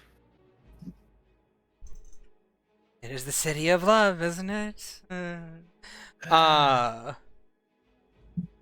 I'm sure you can just contact Regina in the bar, inform her what's going on. She's not in my book, darling. Also, I'm not even gonna. We'll talk about this later. It's just goes to. She just looks fucking scared. It's just. Here, I thought you had everyone write their names in your pretty little book. I do, but only your names matter. All right. Well, as each of you get around the hole and begin to climb a ladder down with your compatriot, your unlikely compatriot Beatrice. Who's gonna stab us in the back? Well, no, she's gonna get instantly mind controlled. I will move you guys to the map, and I will put you guys where you would logically. Actually, for maximum stealthiness, can I ritual cast something? It'll take 10 minutes to do it. Yeah, if we're quiet enough, I want to start ritual casting something. Well, I'm wrapping up session here. Yeah, I know. Yeah. As you guys land one by one, just kind of like dismounting off the ladder. I've used one pit and one wooden ladder. Yes. Let's get those patches out of there. You see that there is a door in front of you and what appears to be a large underground complex. But what mysteries lie within? And just who? And putting up a whole ass dungeon crawl for a one-off. Yeah, right. I know, right? And just who is behind it all? Truly or not truly? We know it's happening. Archmage versus Archmage. whatever. Yeah. No, they're not Let him an finish. archmage. Let him finish. Yeah. Let him finish. Let him cook. Also, I need to give this vision. Let him serve. If anything, we're gonna just fight Let him delicious. Bethany the Lich Pin. I mean, let's be honest. It's probably not even going to be Bethany. It's probably going to be another simulacrum. A linchpin is nothing compared to an archmage. You have one in your party. That little archmage there. Apparently doesn't really like me, but who can blame them? Hardly anyone enjoys the All company right. bounty hunters. No, it's just you. I can't see anything. It's okay. I moved the stream. I got it. I can't see anything. You can't see anything? Oh, I fuck. can't see anything in the dungeon. I'm sorry. I can't. Yeah. I had a lot jeez. of fun playing soft. I'm glad you guys did. Palala. It was, Thank it was you, good to step back into the boots of Tychus again. Thank I you, think I still got it. thank you guys for viewing our lovely little Valentine's Day one-off. We will be back next week with the continuation and conclusion. And I'll have Maybe we'll have Francois jump in as the paladin. that's exactly what I was gonna do. Hell yeah. I'll just boost their level up a little bit more. Apollo. Other than that, you guys had fun, right? And Yes. and Valen, you did, and Valen, you didn't think I was bullying you, did I? Did you? No, the party was bullying him. Oh, that was I helped out. Motherfucker did some stupid shit. Found out. It was a monk. Let's be honest. I am so sorry. Well, at least we saved one person. Yeah, you see, what went through my head was, alright, you only have enough for 2 people. The paladin is a maybe. Or the captain of the guard is a maybe. Tychus is definitely. I don't know if this one can fight, so let me just knock her out first. Deal with Tychus. Deal with paladin last. Paladin was already on our side. Listen, when the it's paladin great. locks you into a building, Yeah, because it's her job. Yeah, she locked you in the building just to make sure that you were, that you were safe, that people couldn't get to you.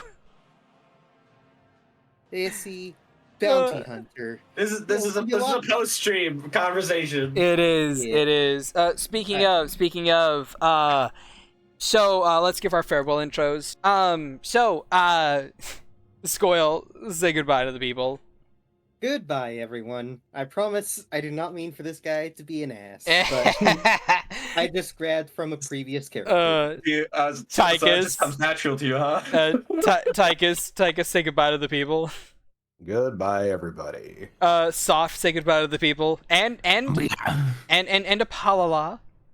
On behalf of my mistress, I bid you farewell. and lastly, Alexandria, say goodbye to the people. Nothing says love like mind control, darling. Yes, yes. That is so dark. And now we're going to the post stream. I thank you all for your awesomeness.